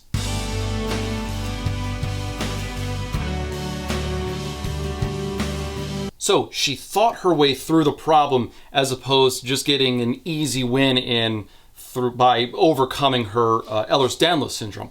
I like that. I like that Violet had to think her way through this issue. The question, of course, arises, how the hell did she know that Jack was allergic to oranges? And that was my question the first time I read through this, but it turns out that there was a small scene in the previous chapter where Jack was offered an orange by a squad mate and demanded they get it away from him. "What do you want, me to wake up in the infirmary or something?" It is a very quick blink and you miss it sort of a note, and it is kind of an issue with the way that Yaros loads up all of her prose, because pertinent information like that is sometimes just left in the middle of a paragraph when it should get a little bit more focus. It's a question of format and function as opposed to a real stylistic choice. It's perfectly fine that something like that works. She did in fact set it up when initially my question is, where the hell did this come from? So, you know, Yaros is in the clear, sort of. It's very easy to lose information in this book. There is so much stuff that gets mentioned. Like, even within my notes, I recorded less than half of the pertinent information. As it turns out, there is so much stuff in this book, and it gets a little tiring. You want to make sure that your key information is buffered effectively. You get lots of little character moments and world building moments surrounding your key plot points and character points. You know, the more essential information that you've got to include for the story to make sense. If you keep bombarding the reader with key information after key information after key information, and you hide some of it, like trying to be subtle is good, trying to be too subtle to the point where information is lost is bad. Like, I can absolutely tell that Yaros had way more story than what she could fit in just 3 books. I totally understand that she would need 5 books to tell all of this stuff, because if this first book is any indication of how the rest of the series is going to go, maybe she should have done 7 books or something. Space this out a little bit more. Give the reader more room to breathe. After the fight, Xaden approaches Violet pissed off because Jack nearly killed her. He was definitely trying for it. And remember, Xaden believes that if Violet dies, he'll die. So now his outburst towards her is partially directed out of concern, because he doesn't hate Violet. He doesn't want her to die. More importantly, he wants her to stay alive so that he'll stay alive. I didn't want to kill him. I roll my shoulder, testing it. Sore but not dislocated. My face is tender too. I just wanted him to stop killing me. You should have told me. The accusation rips from his lips in a snarl. And you could have done nothing about it besides make me look weak. And this is an interesting development, because this shows us again how much Violet has changed from who she was at the start of the book. Beforehand, she didn't really have any indication of pride or worrying about how she appeared to others. She really just wanted to survive. She only really went with the Writers' College because if she didn't, her mother would have dragged her back by her braid and thrown her back into the Writers' Quadrant. But now that she's actually not just surviving, but thriving, what with her bond with Taryn and Andarna, and being able to overcome multiple threats by this point, she is starting to see herself in a new light with new confidence. And again, this is just another thing that Yaros does really well. We get this sporadic dotting of character growth over the course of the book in a slow, natural way. This is something that Yaros does exceptionally well, and I wish we got to see more commonly in other books. Frankly, I wish we could see it more in additional characters in this book, but you can't have everything. So after avoiding each other for some time, because Xaden was maybe perhaps a bit embarrassed by losing control of himself and kissing Violet, he actually takes her to the training mat and starts training her one-on-one. See, in this way, gives her a bit more direct education in order to keep her alive. And to do this, he also gives her a special Tyrish dagger, which is covered in old mythical runes of intricate swirls and ties. Also, it's very sharp. It will kill. And the key thing is, it's lighter than Violet's other daggers, so it feels even better on her joints, considering Alros Danlos. And we get some more flirting between the two of them. There is some combat education that's given, but really the point of the scene is to drive these two closer together. The next month we get an update. Apparently there are some more deaths from mishandled Signets. Apparently one student burst into flames when his Signet manifested, and it was too much power all at once.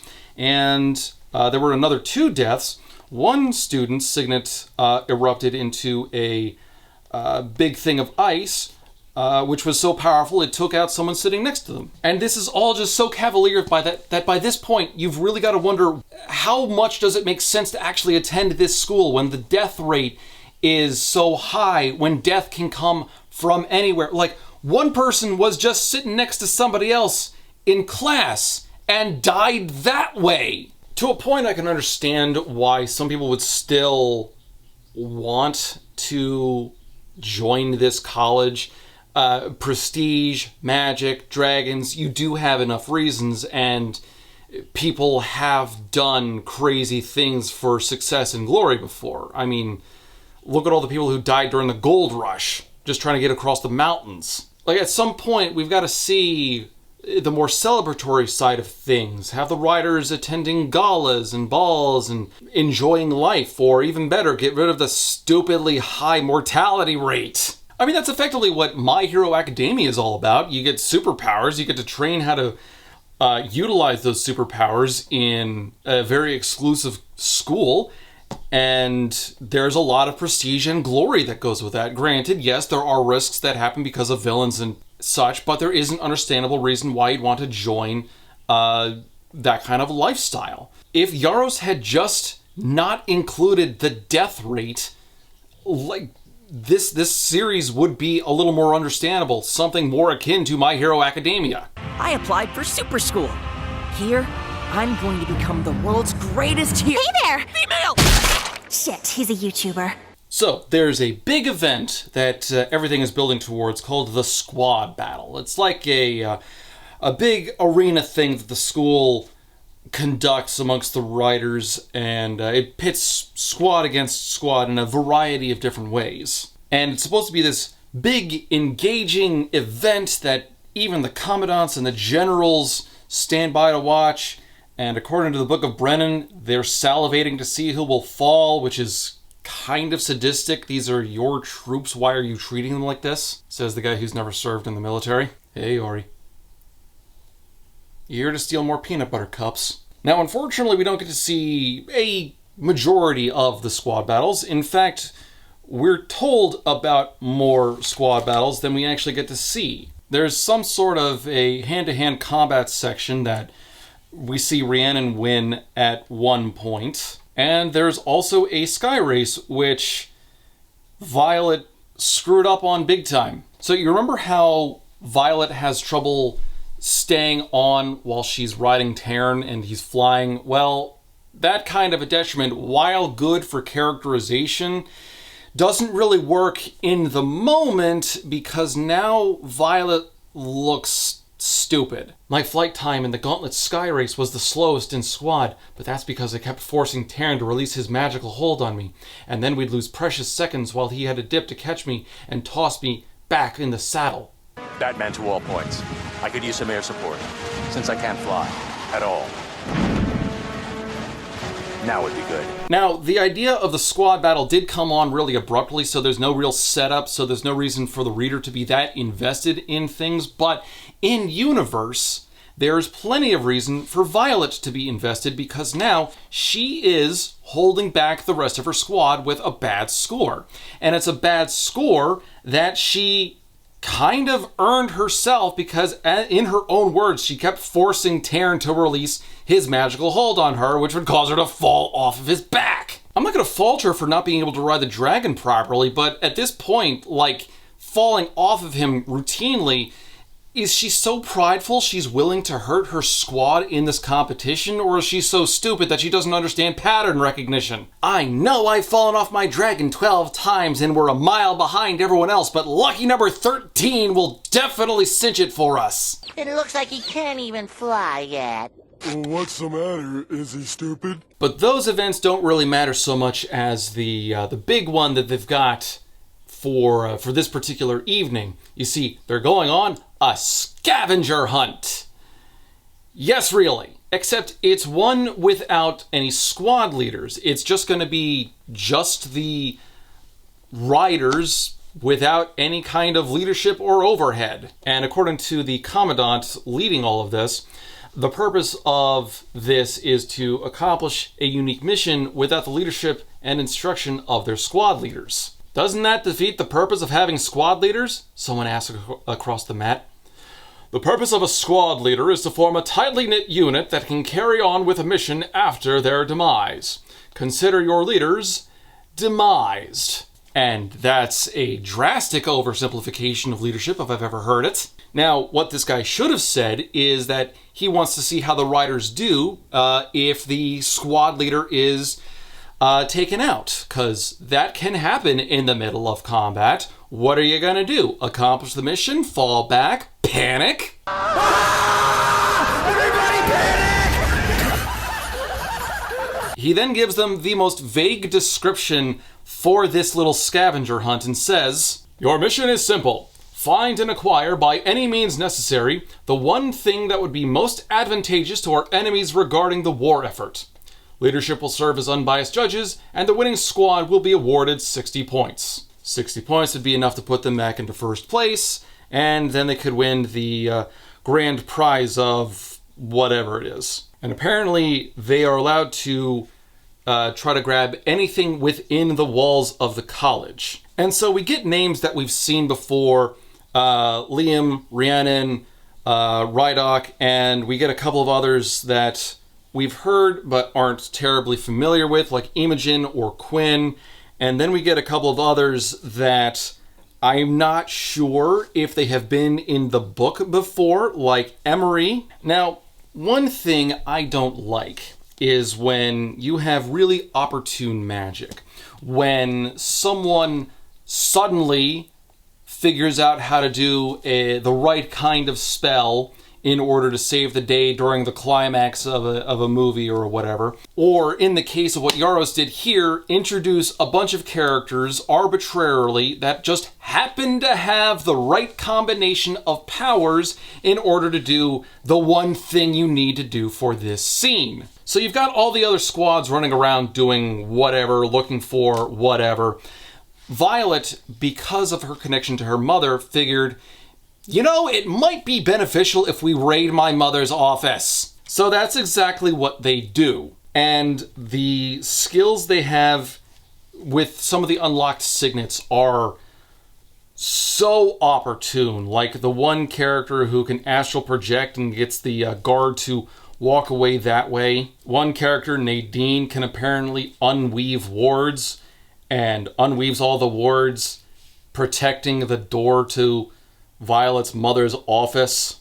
Like, these are characters who, like, did not exist before this chapter, and now they're exactly who they need to have in the squad in order to accomplish this stupid mission. But they get into the room, they bar the door behind them so that they've got a little bit of time to search around for a little bit. But they end up deciding to steal a map, and the map is a list of current outposts from around the kingdom. And considering what the other squads did, one squad stole a manual from Professor Cowrie. Another squad stole a uniform complete with a name tag, which would grant an enemy access to an outpost, which makes you wonder, what is security really like if they would allow someone like that into an outpost without any secondary form of identification, or like a passcode or something, and yet they'll kill an Intrinsic on sight. And another squad from Third Wing apparently kidnapped a scribe. But Second Squad is determined to be the winners, so they are given the grand prize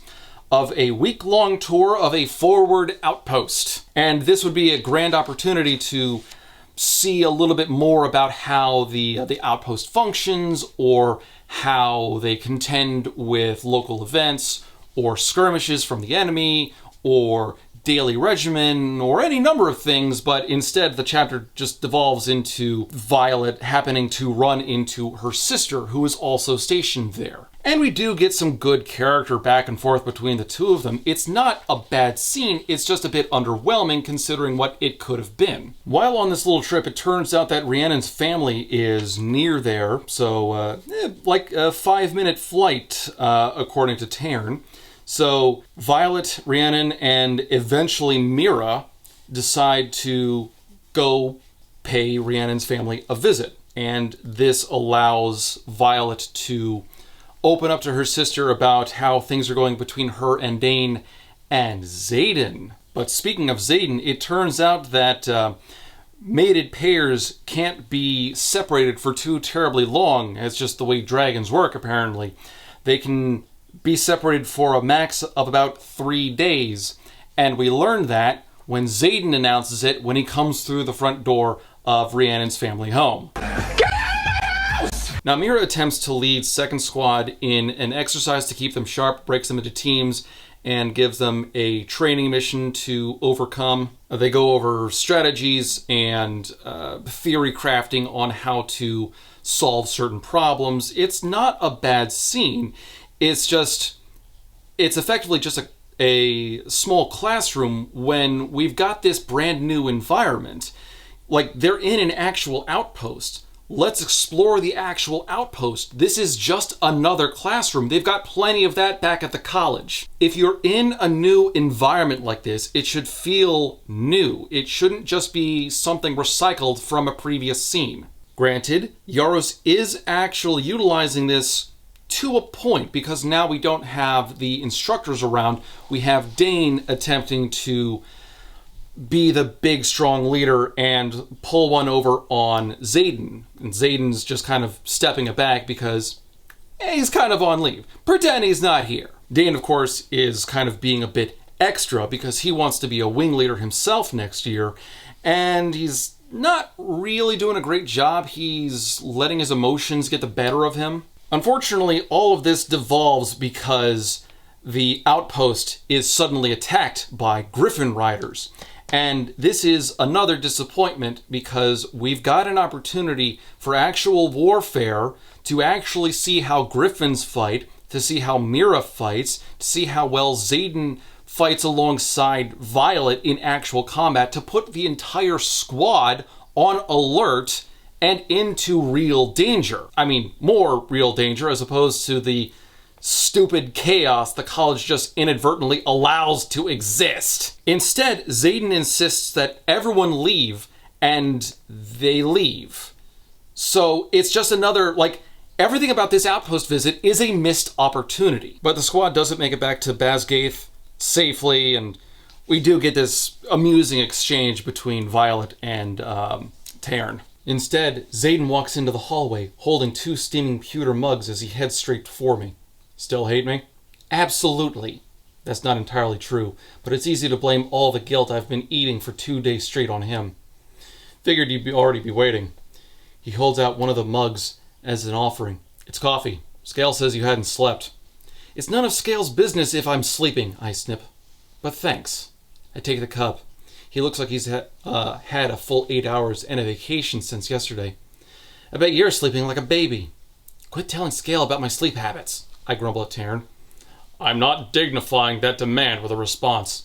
And Darna is my favorite, Taryn snorts. It's lines like that that really make me wish that we had more dialogue between Violet and Taryn. Their personalities conflict just right, and a lot of the dialogue is almost always hilarious. While all the talk with the squad is going on, Xaden actually uses telepathy on Violet, which normally you're not able to do, but because apparently of the mated bond between Taryn and Skyle, the two of them are able to connect telepathically as well. And Xaden has figured out how to do this and just uses this to tease Violet. He will continue to use this to tease Violet for the next several chapters. So Xaden's still in the room and is teasing Violet in a number of ways, one of which being with the telepathy, and encourages her to give it a try. So she tries using the same grounding method that he taught her previously,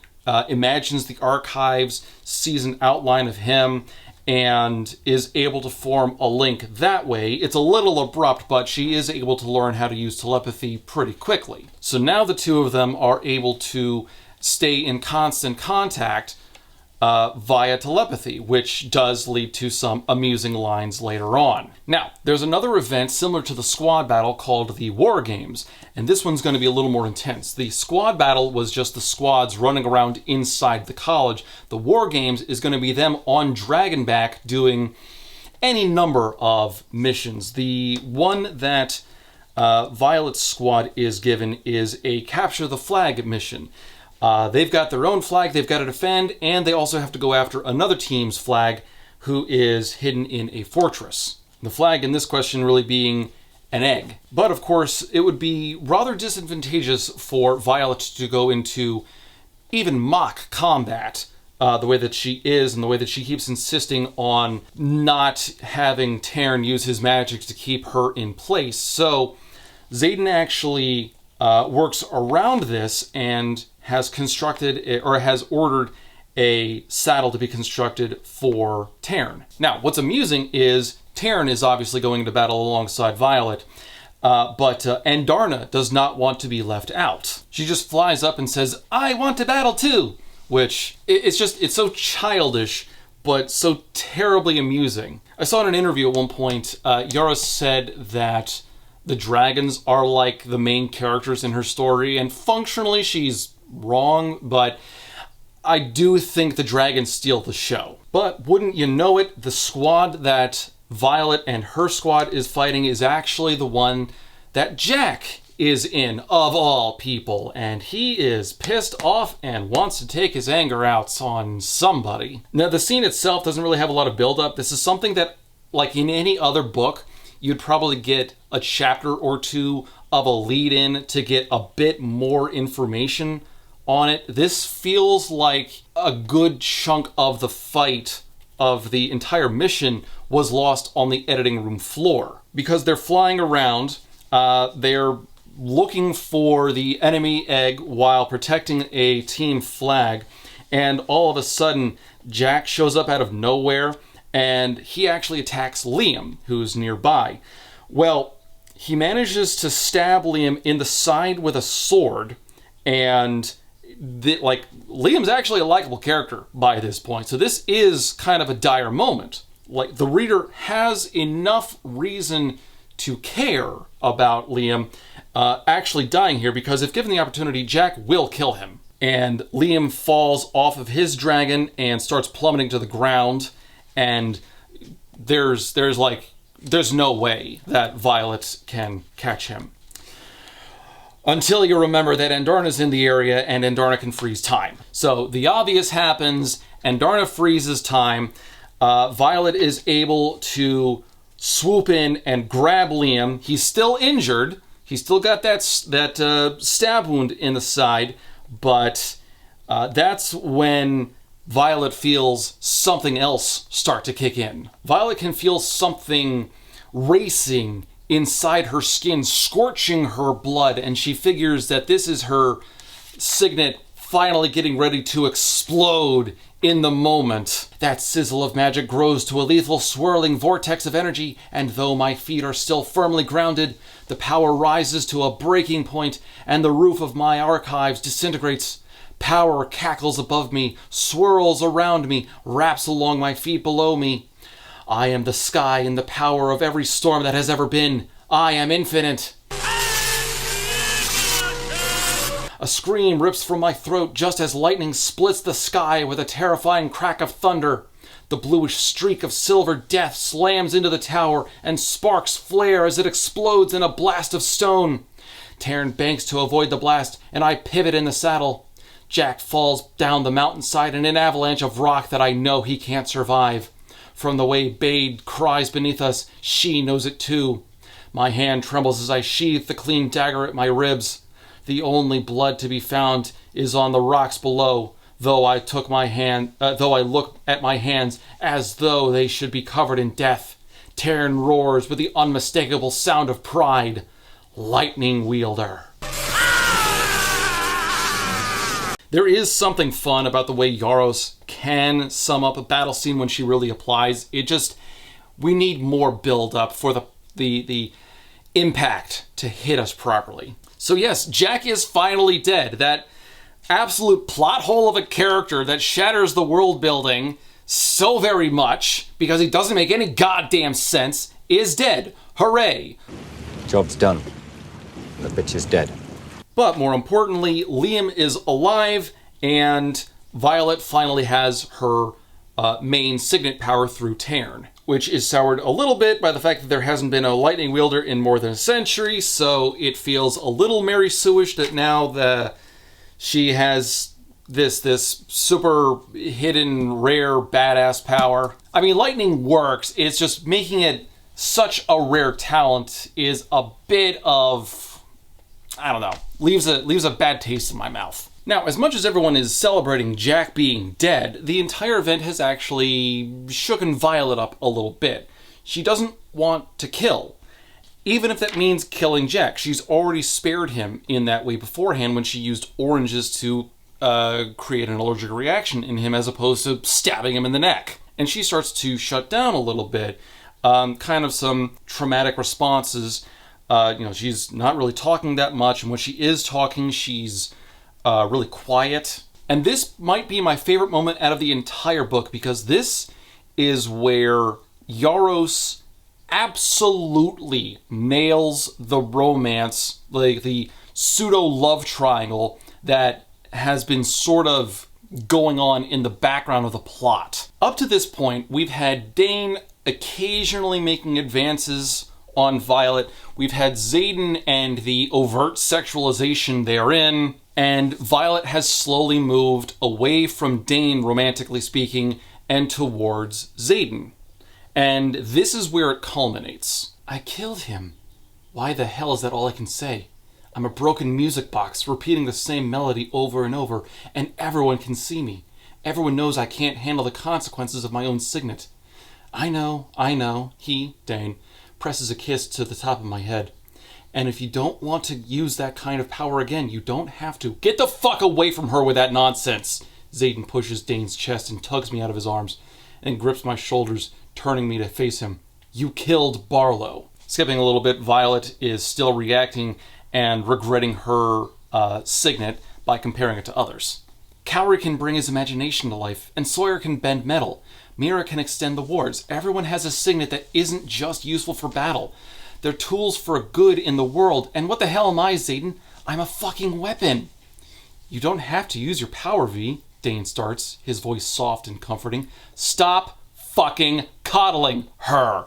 Xaden bites out every word at Dane. She is not a child. She's a full-grown woman, a rider. Start treating her like one, and at least have the decency to give her the truth. You think Melgren or any other general, to include her own mother, is going to let her sit on a power like this?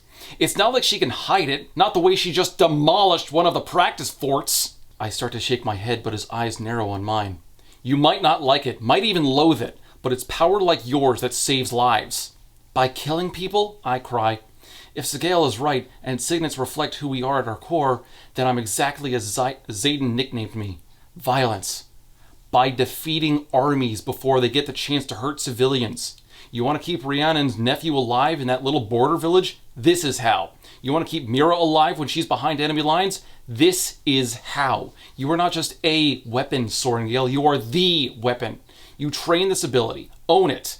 You'll have the power to defend an entire kingdom. Now, up to this point, there's been what I will loosely define as a false love triangle.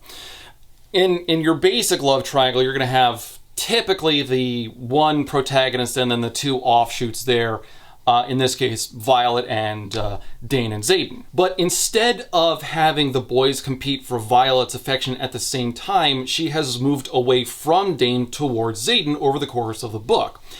And through that, not only are we seeing a degree of growth through her attraction, we're seeing Violet grow because of her surroundings and who she moves towards. You see, to properly cement why this scene is so good and why the romance of this book works on a deeper level, you gotta understand what both men represent here. Violet has to choose Xaden in the end. Dane is her past and represents a lack of change. He always pushed Violet to join the scribes, to not take action, and telling her that she doesn't need to use her signet if she doesn't want to, sticking with who she was and denying the need to change.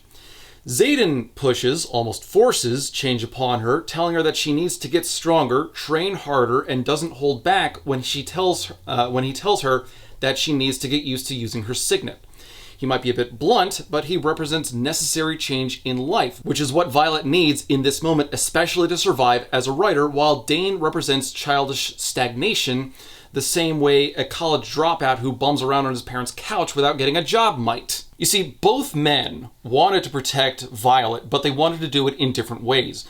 Dane wanted to do the fighting for Violet. He wanted to be the one to protect her, to get her out of harm's way. Xaden, on the other hand, wanted Violet to get stronger on her own, which is why he pushes for her to use her signet now, which is why he helped train her on the training mats, why he pushed her to educate herself in how to be a better rider in previous scenes. Xaden wanted to protect Violet by teaching her how to protect herself. You could also see it as Dane wanting to keep Violet as the cute girl he had a crush on when they were younger, and Xaden is getting more attracted to Violet, and specifically the woman she is currently growing into. Dane represents stagnation and Xaden represents growth.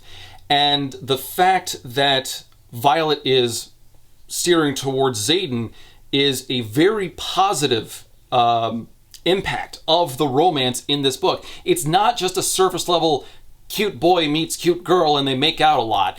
It's actually a lot deeper than that. And hats off to Yaros, this is masterfully handled. Like, honestly, the romance in this book is far and away the strongest element of the book. And it's actually good enough that I almost want to check out her other books. Like, not even to review, just to read for fun to see what she does. But, of course, there's that hint that I gave earlier on.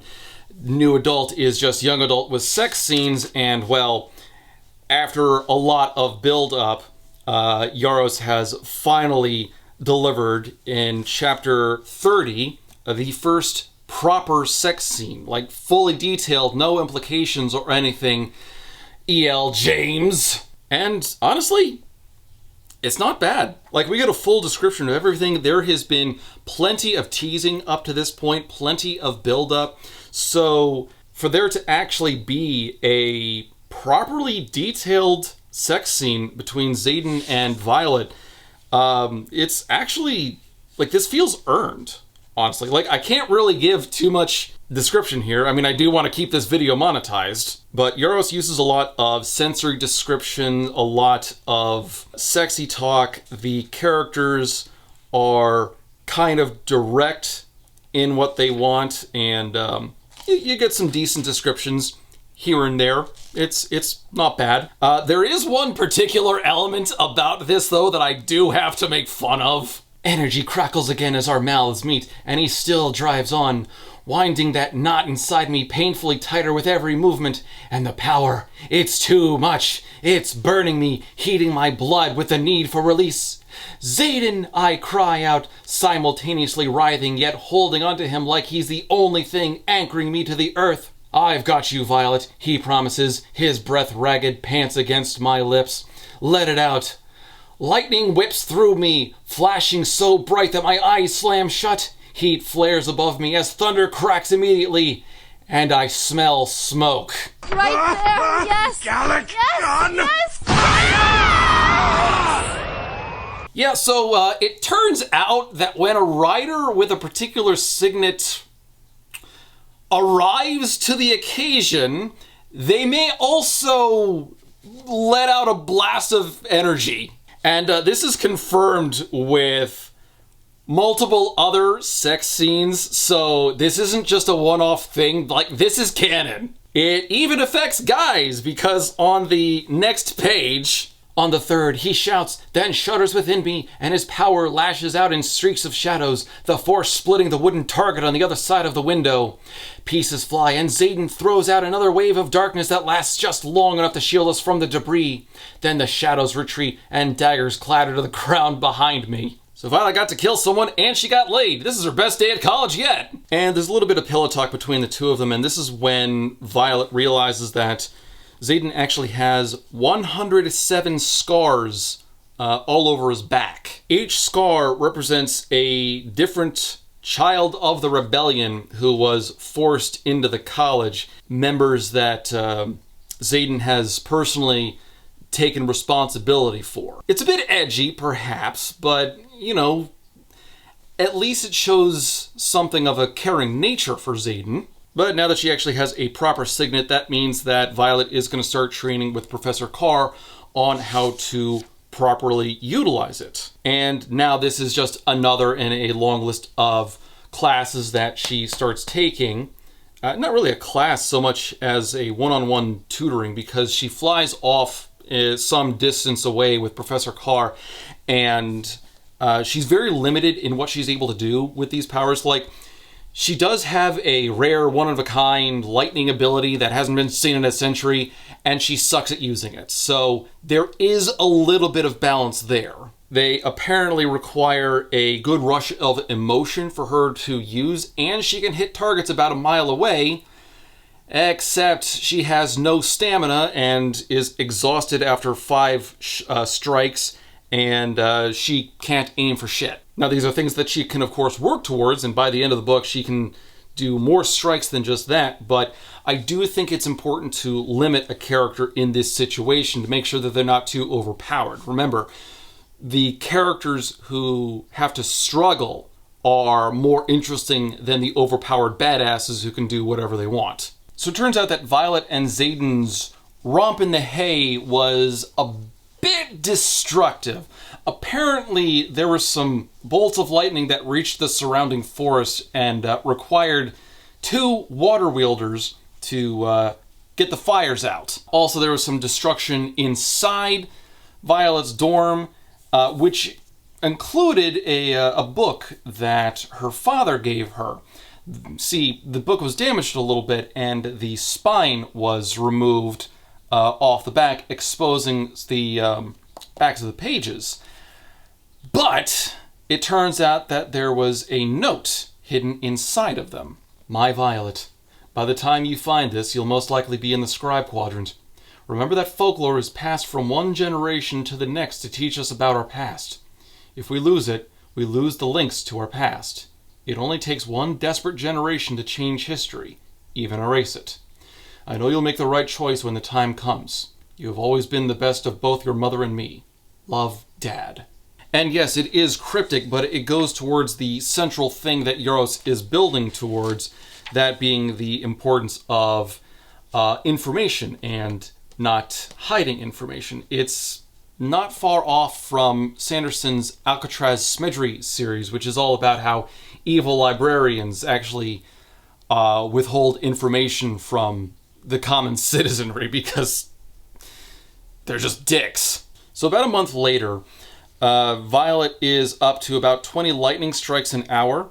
She still can't aim very well, though, so still some limits. And we do get some amusing flirting between Violet and Xaden via telepathy. They're eating together with other members of the squad, and Xaden has this thing about not really falling for Violet. Like, sure, there's some definite sexual attraction, but he's going to be transferring out soon, him being a 3rd year and almost at graduation, and Violet's still stuck in the college for another 2 years after this, so maybe they shouldn't get too close, or at least that's what he argues. Violet, of course, takes this opportunity to tease him as much as she can. I told you to stop staring. There's laughter in his voice, but his face is as expressionless as ever. I tap my fork on my plate in pure frustration. You know what? Fuck this. 2 can play at this game. If you just man up and admit there's something between us, I would strip down to my skin so you could see every single inch of me. And once I had you begging, I'd drop down to my knees, undo those flight leathers you're wearing, and wrap my lips around... Xaden chokes. Every head in the dining hall turns his way, and Garrick pounds on his back until Xaden waves him off, taking a drink of his water. I grin, which earns me about 6 looks of confusion from our table and 1 set of rolled eyes from Liam. You're going to be the death of me. Again, cute moments. This does work. The romantic chemistry is absolutely there. Yaros knows what she's doing, to the point where, oh my god, E.L. James needs to take lessons from her. Like, it's not even on the same scale. James is so bad at her job. Yaros just makes this look effortless. Anyway, there's an event coming up called Reunification Day, which is where the kingdom reunified after the Tirish Rebellion. So the king is going to be coming by the college to celebrate it there, which is just another slap in the face for Xaden. And Yaros effectively shows us that the king is a pompous ass. King Tori walks at my mother's side, and from the direction of his wide, toothy smile, he's headed this way. A purple sash crosses his doublet. pinned to his chest by 12 medals he's never won from 100 battlefields he's never stepped foot on. So very quickly you get a solid image of who the king is, just some sort of a self-absorbed douchebag who doesn't actually do any work himself. And he's not terribly relevant for the rest of the book, but he certainly will be for the rest of the series. In fact, this entire celebration is a tremendous insult to all of the children of the rebellion, and a number of them try to make themselves sparse as much as they can. Xaden has actually gone so far as he has walked to the parapet, and he is actually sitting out there where not a lot of people would be able to really bother him. Well, realizing that Xaden is alone, Violet goes out to see him, and she has the realization, as she's crossing the parapet to be with him, that she's in love with him. She's even crossing in a dress. And this is nice. This is, like, throughout this book, we have had actual chemistry between these two, which is shockingly rare for all of the romances I have read for these videos. And Violet joins them on the parapet, and the two of them talk, with Violet realizing and expressing her feelings and pushing the same thing onto Xaden, like getting him to open up and realize and admit his feelings for her. And eventually he does admit that he has admired Violet for quite a while. Apparently he has wanted her from the first second he saw her, like the first day on conscription day. In fact, when he saw Dane kissing her after the threshing, he nearly lost his shit. Now, it's funny that that particular moment get mentioned here because we've got the special edition version.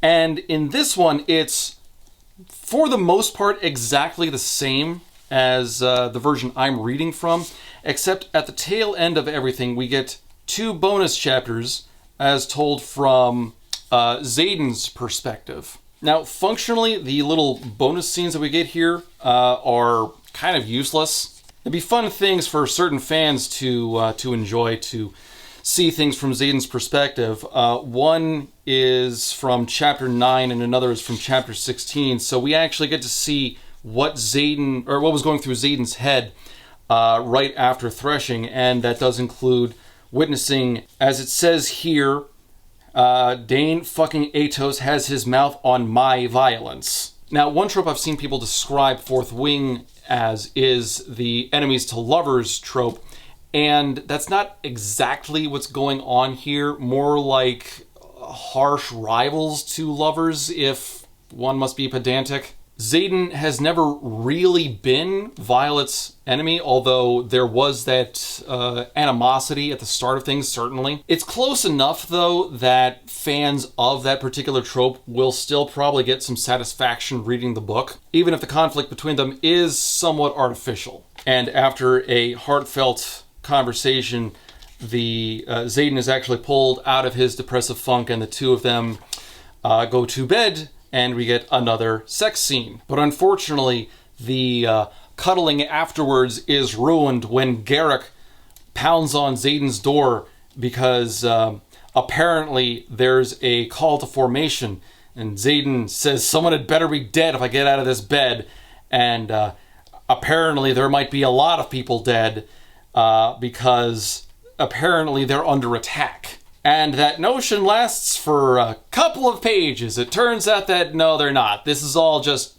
stupid prep work for the war games. Another problem I've got with this scene is that it's just kind of jarring because we're told, oh my god, there's an attack, and you know, that's at the very end of the chapter. We've got a legit cliffhanger, a decent one, after an otherwise very good chapter.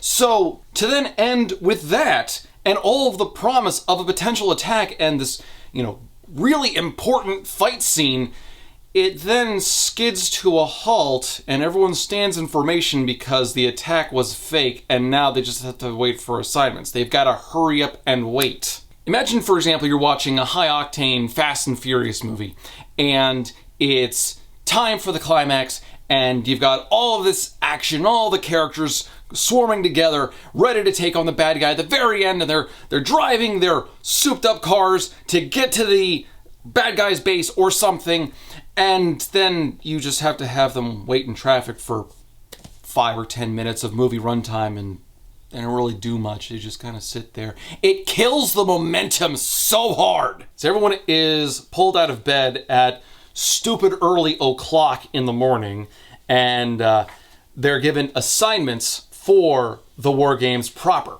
Yes, in addition to the previous war games. Whatever, just smile and nod. Now, the way this is broken down, very quick version, is a lot of the wing leaders and squad leaders are given assignments, and Xaden chooses a number of his friends, Garrick, Bodhi, Imogen, and Liam, to join him.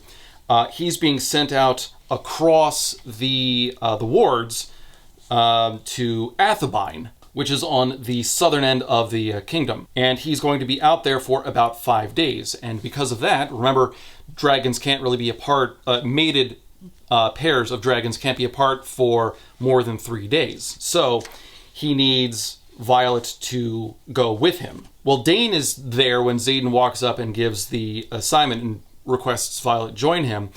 And in a way, this is Violet finally making a decision between Dane and Xaden. Like, subtextually, she is declaring which guy she is choosing romantically. Dane is worrying about this and, like, says, don't go with him, he's gonna get you killed. And then Dane says, I'll miss you, and bids her goodbye, and Violet leaves, and Xaden's squad heads to the south. Now, people who have read plenty of fantasies with romantic subplots by this point have probably got some sensors going off in their heads. A couple of red flags, blaring alarms, and all that stuff. Something bad is going to go wrong here. There's going to be some sort of an inevitable betrayal here. So there are 10 people in Xaden's squad when they arrive at the base in Athabine, and they're waiting for something, but they've got a little bit of time,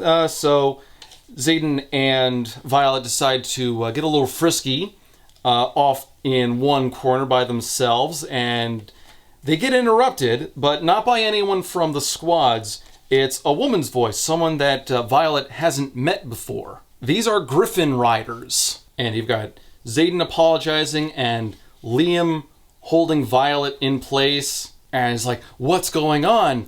And everything's really confusing until Xaden tells the riders that they're early, and Violet's heart stops. Now, we are met with the idea that Xaden is, in fact, a traitor to the kingdom, which throws so many questions up into the air right now. And the problem comes down to the heading text right above the chapter title. Now, the reader, by this point, will want some sort of an explanation from Xaden in order to justify whatever he's doing, dealing with Griffin Riders for ends that we don't know yet. But before we can get that explanation, the excerpt at the top of the chapter ruins that for us with this. In the last days of interrogation, Fen Ryerson lost touch with reality, railing against the kingdom of Navarre. He accused King Tori and all who came before him of a conspiracy so vast, so unspeakable, that it does not bear repeating by this historian. Obviously, the royalty is up to something, and Xaden is right to stand against them in whatever capacity. Now, this does bring into question the whole, if he were trying to stand up against the kingdom, the dragons would know and would stop him.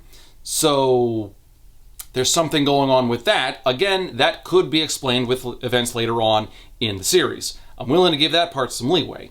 But the tension of the moment is almost immediately fizzled out as we get this bootleg explanation about Xaden's father before Xaden can explain what he's doing dealing with Griffin Riders. So Xaden takes charge in talking with the Griffin Riders, and they announce that they were patrolling from a town called Drathus, near which apparently they lost a village to what they describe as a horde of venin. And this is something that we haven't actually seen mentioned for quite some time. Do you remember way the hell back in chapter 1 when Violet fought to keep that book of fables from her father, which spoke of venin and their wyvern? Well, that was declared an old myth and hasn't really been touched on ever since then. But now it's coming back into fruition. And thanks to the excerpt from the start of the chapter, we can probably assume that this is a cornerstone of the reason why Fen Ryerson led the rebellion 5 years ago. Which, unless Yaros is really careful in her approach, this sounds like a setup of the kingdom is just trying to sweep everything under the rug and hope that the problem goes away or something. Like, the idea of venin is largely unknown, at least within the context of the college and everything we've seen up to this point. Like, venin aren't really supposed to exist. But if they are in fact real, and the kingdom is covering them up, then this sounds like an empire in a dystopian world that's actually too stupid to exist. Again, I'm going to withhold judgment on that for the moment, because maybe Yaros has an explanation.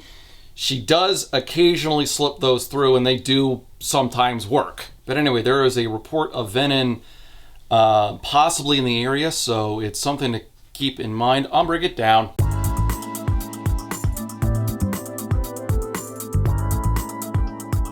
The Griffin Riders briefly consider taking Violet hostage because she would probably be worth a lot of ransom, being the daughter of an illustrious general and all, but the rest of the of Xaden's squad step in the way and basically tell her off. Like, the Griffin Riders are not walking away with Violet. And that's when Violet starts to look around and only, for some reason, just now notices that everyone is wearing a rebellion relic. She is the only one who is not, quote-unquote, a traitor.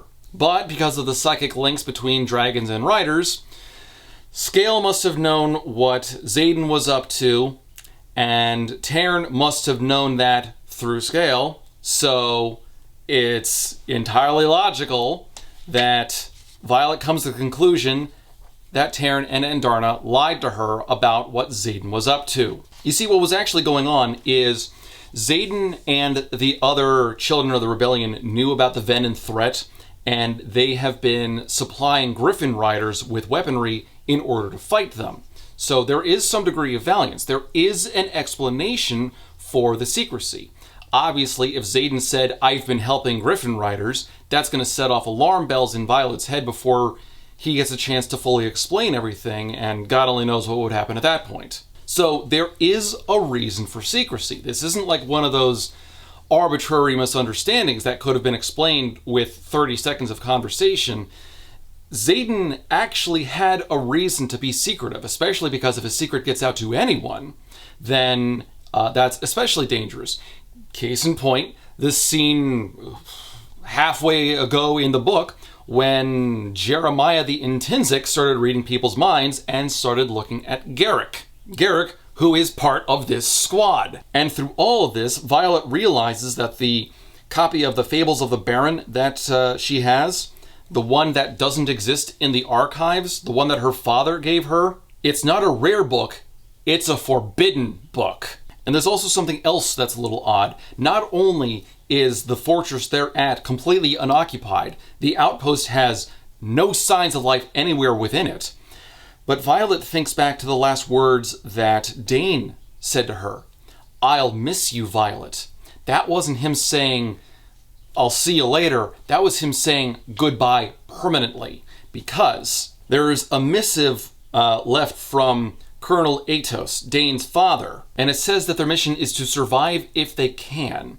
This isn't a war game. They were sent here to die. The missive goes on, and apparently this is a test of command. Xaden either has the choice of abandoning command of his wing and fleeing the area with them, or abandoning a nearby village, which is apparently in the pathway of a group of wandering venin. Now, the village itself is actually outside the protection of Navarre, so there's no reason for any dragon riders to be aware of this, at least not below a certain command rank. But this is in fact a difficult choice for Xaden, because at this point he can either stand for what he's been supporting for however long he's been supplying weapons, or he can leave to keep his squad alive while the civilians of the nearby village all die. Now, fortunately, because Violet has read the forbidden book from her father, she also knows about Wyvern and explains that where griffins and dragons will channel powers into their riders,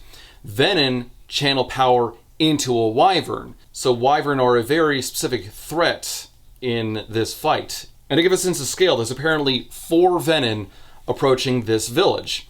And that doesn't sound like a big deal. You know, you got 10 you got 10 dragon riders and another 7 griffin riders who show up to assist in saving the village.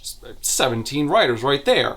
Should be no problem at all. Except apparently the griffin riders lost 2 squads trying to stop just 2 venom that attacked a city last month. Right there, we get a very interesting power scale.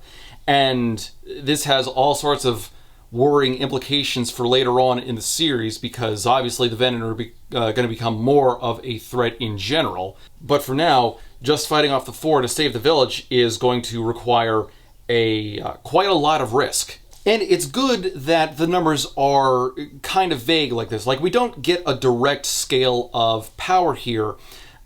You generally want to avoid very specific things like that. It's kind of a fault with DBZ as an example, because after a while, power levels really became meaningless. Back on your planet, the Namek couldn't even stand up to Nappa. Yet here he is now, taking on Frieza, in his second form. What do you think happened? Well, either Frieza hit me so hard I'm in a delusional coma, Or? Power levels are bullshit!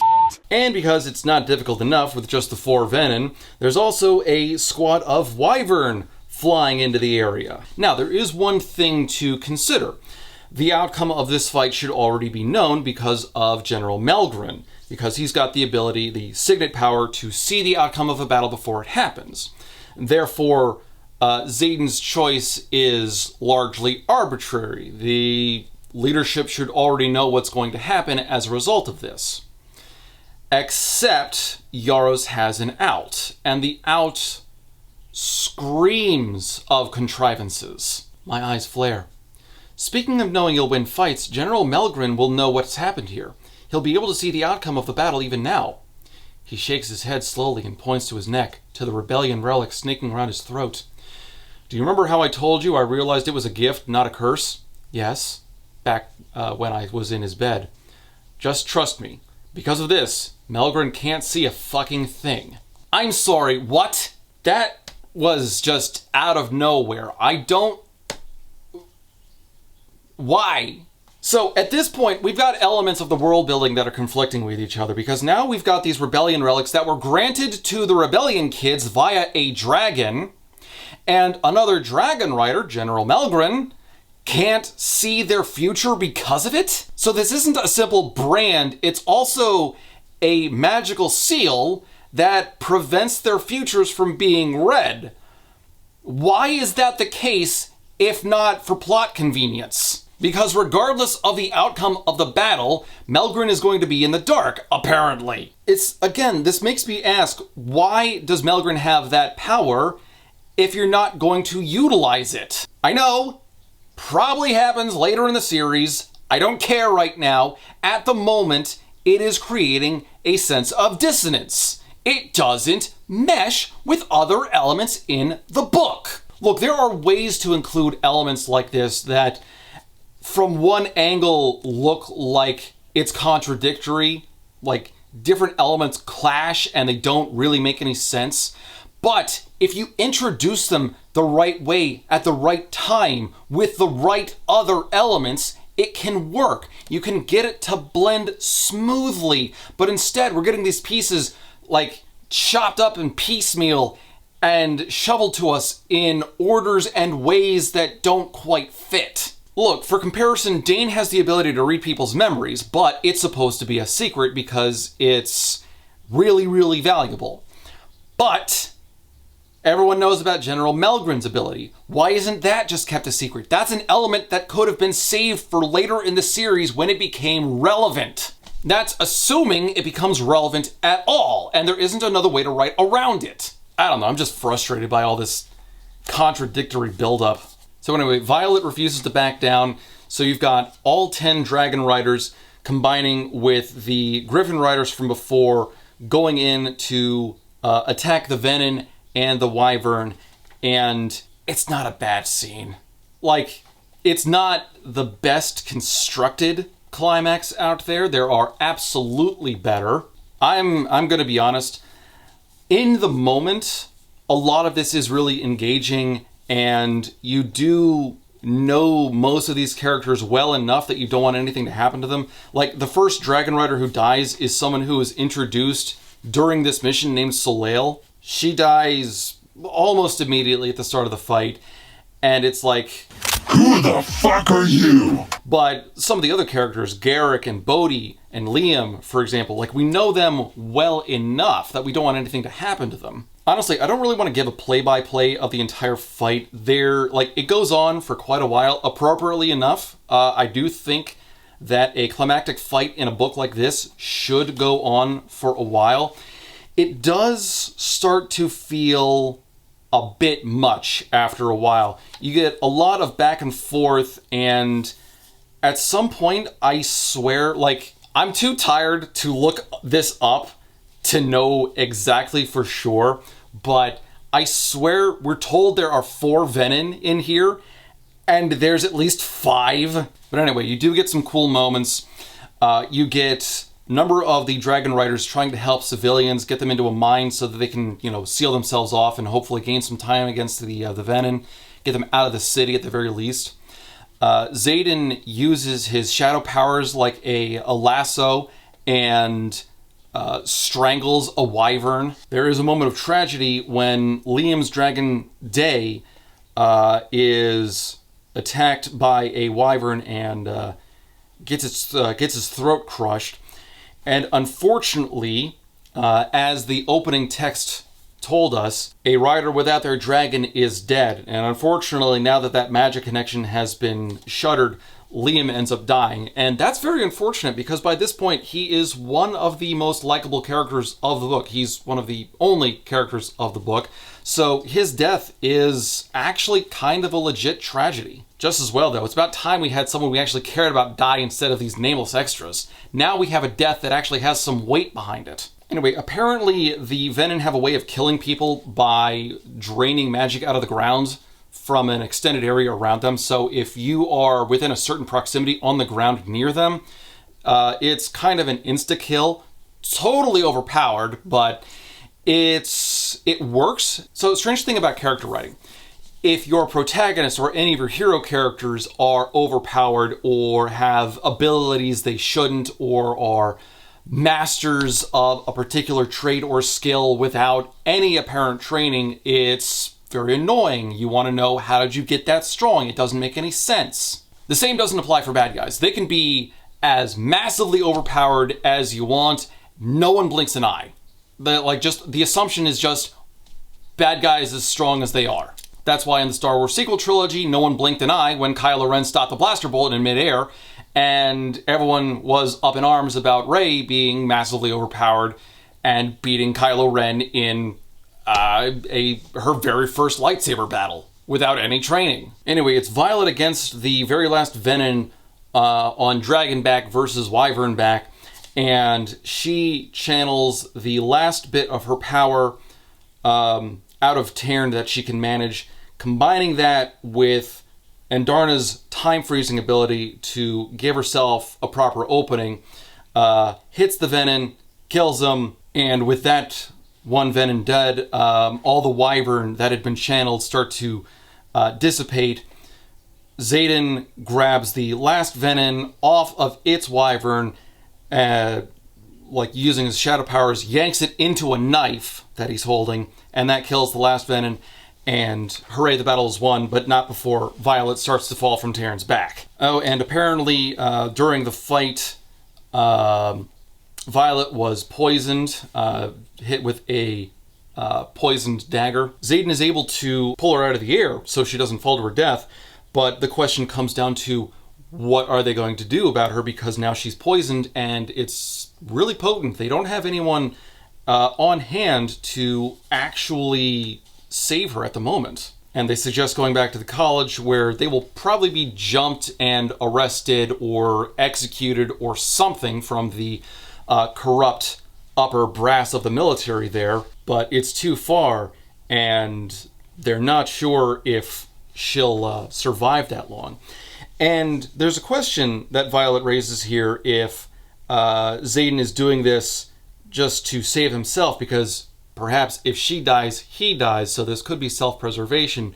But the dialogue in place definitely makes it sound like Xaden cares more about just saving Violet. You got some good character going on in this moment. And while they don't have time to make it back to the college, Xaden does say that there's somewhere closer. And Violet starts fading in and out of consciousness. Eventually they stop flying and she hears a voice. It's familiar. She can't quite place it. Go ahead and place your bets on who this is. And this gives us the last chapter of the book, which is actually told from Xaden's perspective. And I do like the excerpt at the top of this one. It's the last words of Fen Ryerson, "You're all cowards." That just, after everything, it hits just the right way. But anyway, Xaden is wandering around this new hidden location. We're not told what it is right off the bat. And he is dealing with the aftermath of the battle. They have effectively had to run and go AWOL. They would have just been hunted down if they had returned to the college anyway. Liam is dead, and the guilt he feels with that is tremendous. Taryn is scolding him because he should have been more open and honest about the Venin and the Griffin Riders. And more than anything, Xaden is worried sick about Violet and if she's actually going to make it. And through all this, Xaden realizes that in his own way, he loves Violet the same way that she loves him.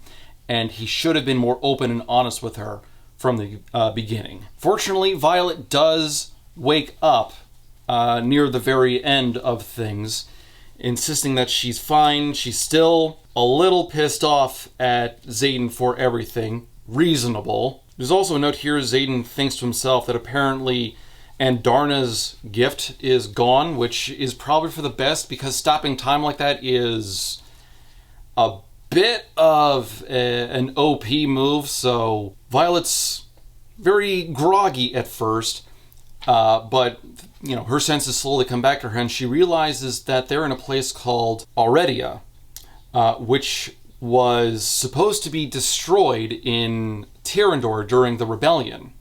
And it's being rebuilt, it seems. Violet's still pissed off at Xaden for everything, and some anger is reasonable, I think, but she goes a little far with this line. Something in my chest crumbles.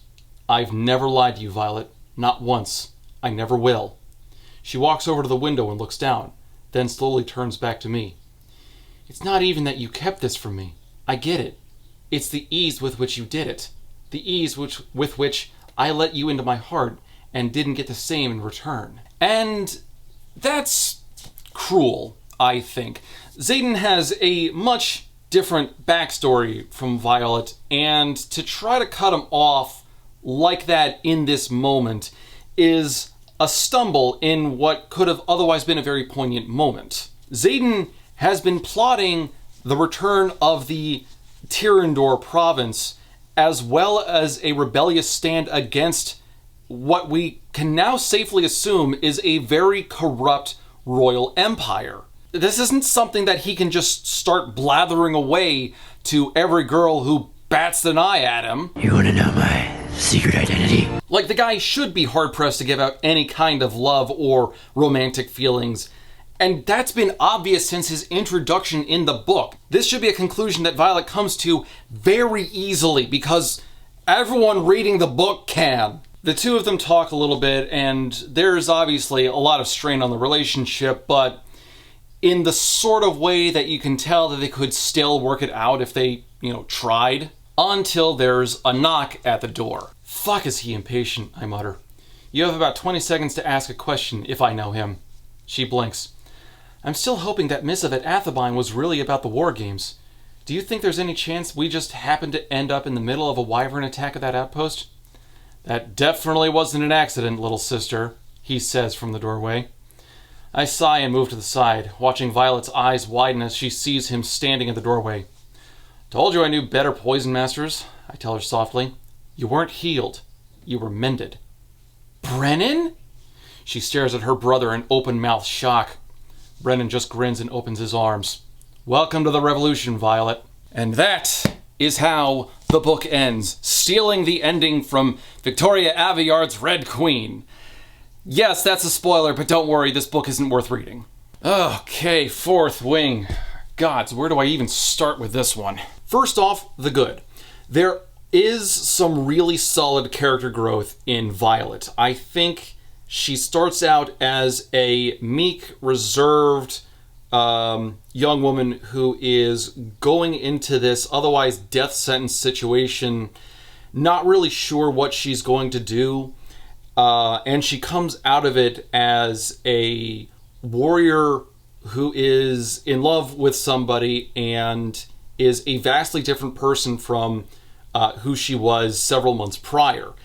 There is definite growth there. There is a lot of character work on display, and a lot of it is pretty good. Violet is an enjoyable enough protagonist.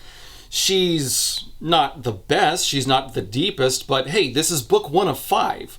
I say let's give her a little bit more time to develop and we'll see who she turns into later on. I really liked the Mulan aspect of her character, if I can just lazily label things like that.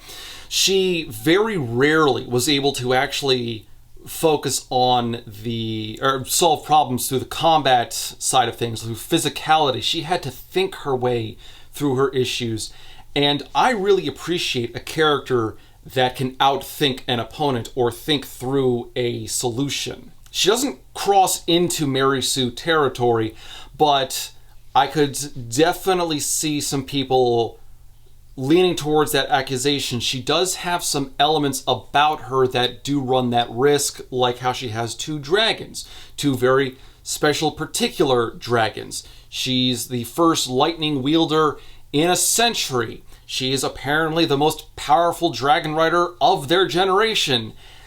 That still doesn't make sense. And she took down 2 different Venin, which is supposed to be exceptionally difficult. Remember, 2 Venin took out 2 squadrons of Griffin riders, and Griffin riders by themselves aren't really anything to sneeze at. So there is a little bit of good, a little bit of bad there. There really aren't too many other characters to really discuss. You've got Dane, who was, like, I can appreciate his role in the book. I didn't like him by the end, especially not when he betrayed Violet, but that's what his character is supposed to be within the story. He is that stagnation holding Violet back. And at this point, it looks like he is a traitor of a sort, like traitor to Violet in, that way. He was very rigid in his thinking, and I think that amplified his character, at least subtextually. He didn't want to listen to Violet's opinions. He never really changed his mind or his stances on things. And that rigidity is ultimately what pushed Violet away. Conversely, you've got Xaden, who started off as kind of an edgy boy, but not too much. Like, any kind of edginess was largely, I think, attributed to the perception of the reader going into things, because, like, he's wearing all black and kind of sullen, and those are generally edgy boy traits, but the more Xaden actually talked, the less he sounded like an edgy boy. In a lot of ways, he's actually a pretty respectable leader with the way that he handled things, especially in the end. And unlike Dane, he was willing to bend the rules a little bit, quite to the extreme, when it turns out he's actually assisting who is supposed to be the enemy. And is that flexibility that slowly draws Violet to him as the book progresses. And the 2 of them have surprisingly good chemistry. There's a lot of dialogue that I skipped over, like lots of cute moments, flirting scenes, the 2 of them working together, like the combat scenes alone of them working together, like in the climax, is actually pretty effective. Like, these 2 make a surprisingly refreshing couple. I like the really positive chemistry that they have. There is something that they give each other. Xaden gives Violet a degree of support so that she can become stronger for herself. And meanwhile, Violet gives Xaden an outlet so he can be vulnerable. He can show that degree of weakness and actually get support because of it. Good chemistry to me is when characters can complement each other in certain ways. Not quite in a filling in the missing piece sort of a way, but providing support one way or another for the other person. And that is exactly what we see between Violet and Xaden. And meanwhile, that is not what we see in the relationship between Violet and Dane. Dane does not support Violet in the way that Xaden does, and that's partially what drives them apart. It was clever. I enjoyed reading the romance angle of everything. It really worked. It was absolutely the strongest element, and I can understand why Yaros has such a positive career with writing romances. And there's also some pretty neat aesthetics, like the dragons. I like the way that they were described via coloration and tails. It's a simple idea and not terribly deep, but it's fun. It gives the dragons a unique identity to this universe. It makes them stand out in that way. Conversely, some of the magic is pretty cool, mostly through the Signets. The lesser magic is mostly untouched. Maybe we'll get to see more of it later in the series, who knows? And as all of these elements bonded, I was actually pretty invested by the climax of the story. I wanted to see how it was going to end. It's why I don't have too many notes of the climax and why I just wanted to breeze through it in the video here. But you also have to acknowledge what the book did wrong. First off, the side characters. You have some of the most remarkably forgettable side characters of any fantasy story I could list. Going through this book a second time, there are names that I absolutely forgot, and by this point have likely forgotten again. Like the side characters during the squad battle that were just used to make that whole scene possible through their signets. Like they were used once and then tossed away. And then we had characters like Soleil and Aurelie, like characters who were brought in just so they could be killed. What kind of an impact does that have? At that point, you might as well start mourning the red shirts on Star Trek. Hell, even the more recognizable side characters like Rhiannon and Sawyer and Rhydock are utterly undescribable in how unremarkable they are.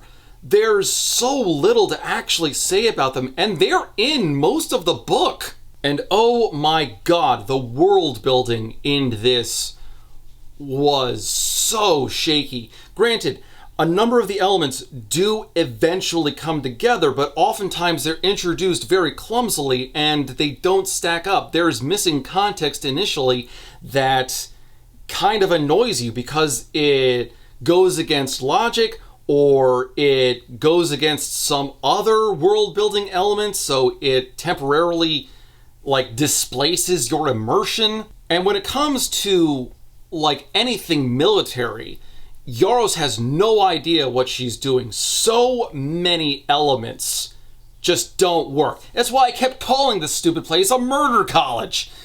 The death rate is unacceptably high. Who is actually going to run things that badly? Fierce competition for dragons and magic I can understand, but at the cost that high, the stakes are stupid at that point. But in the end, I read this as more of a romance story within a fantasy, and I think it's through that I enjoyed the book more than I didn't. Still, I would only give this book a 6 out of 10 at best, and I think a lot of that is because I've read a lot of bad romances, and I'm glad that I at least have some decent chemistry with some likable characters for a goddamn change. Still, if you liked this book, there is nothing wrong with you. I can absolutely understand why you enjoyed this book. It is an easy read. Some of the scenes are described very well. The characters are enjoyable. The actual characters are enjoyable. The romance is really strong.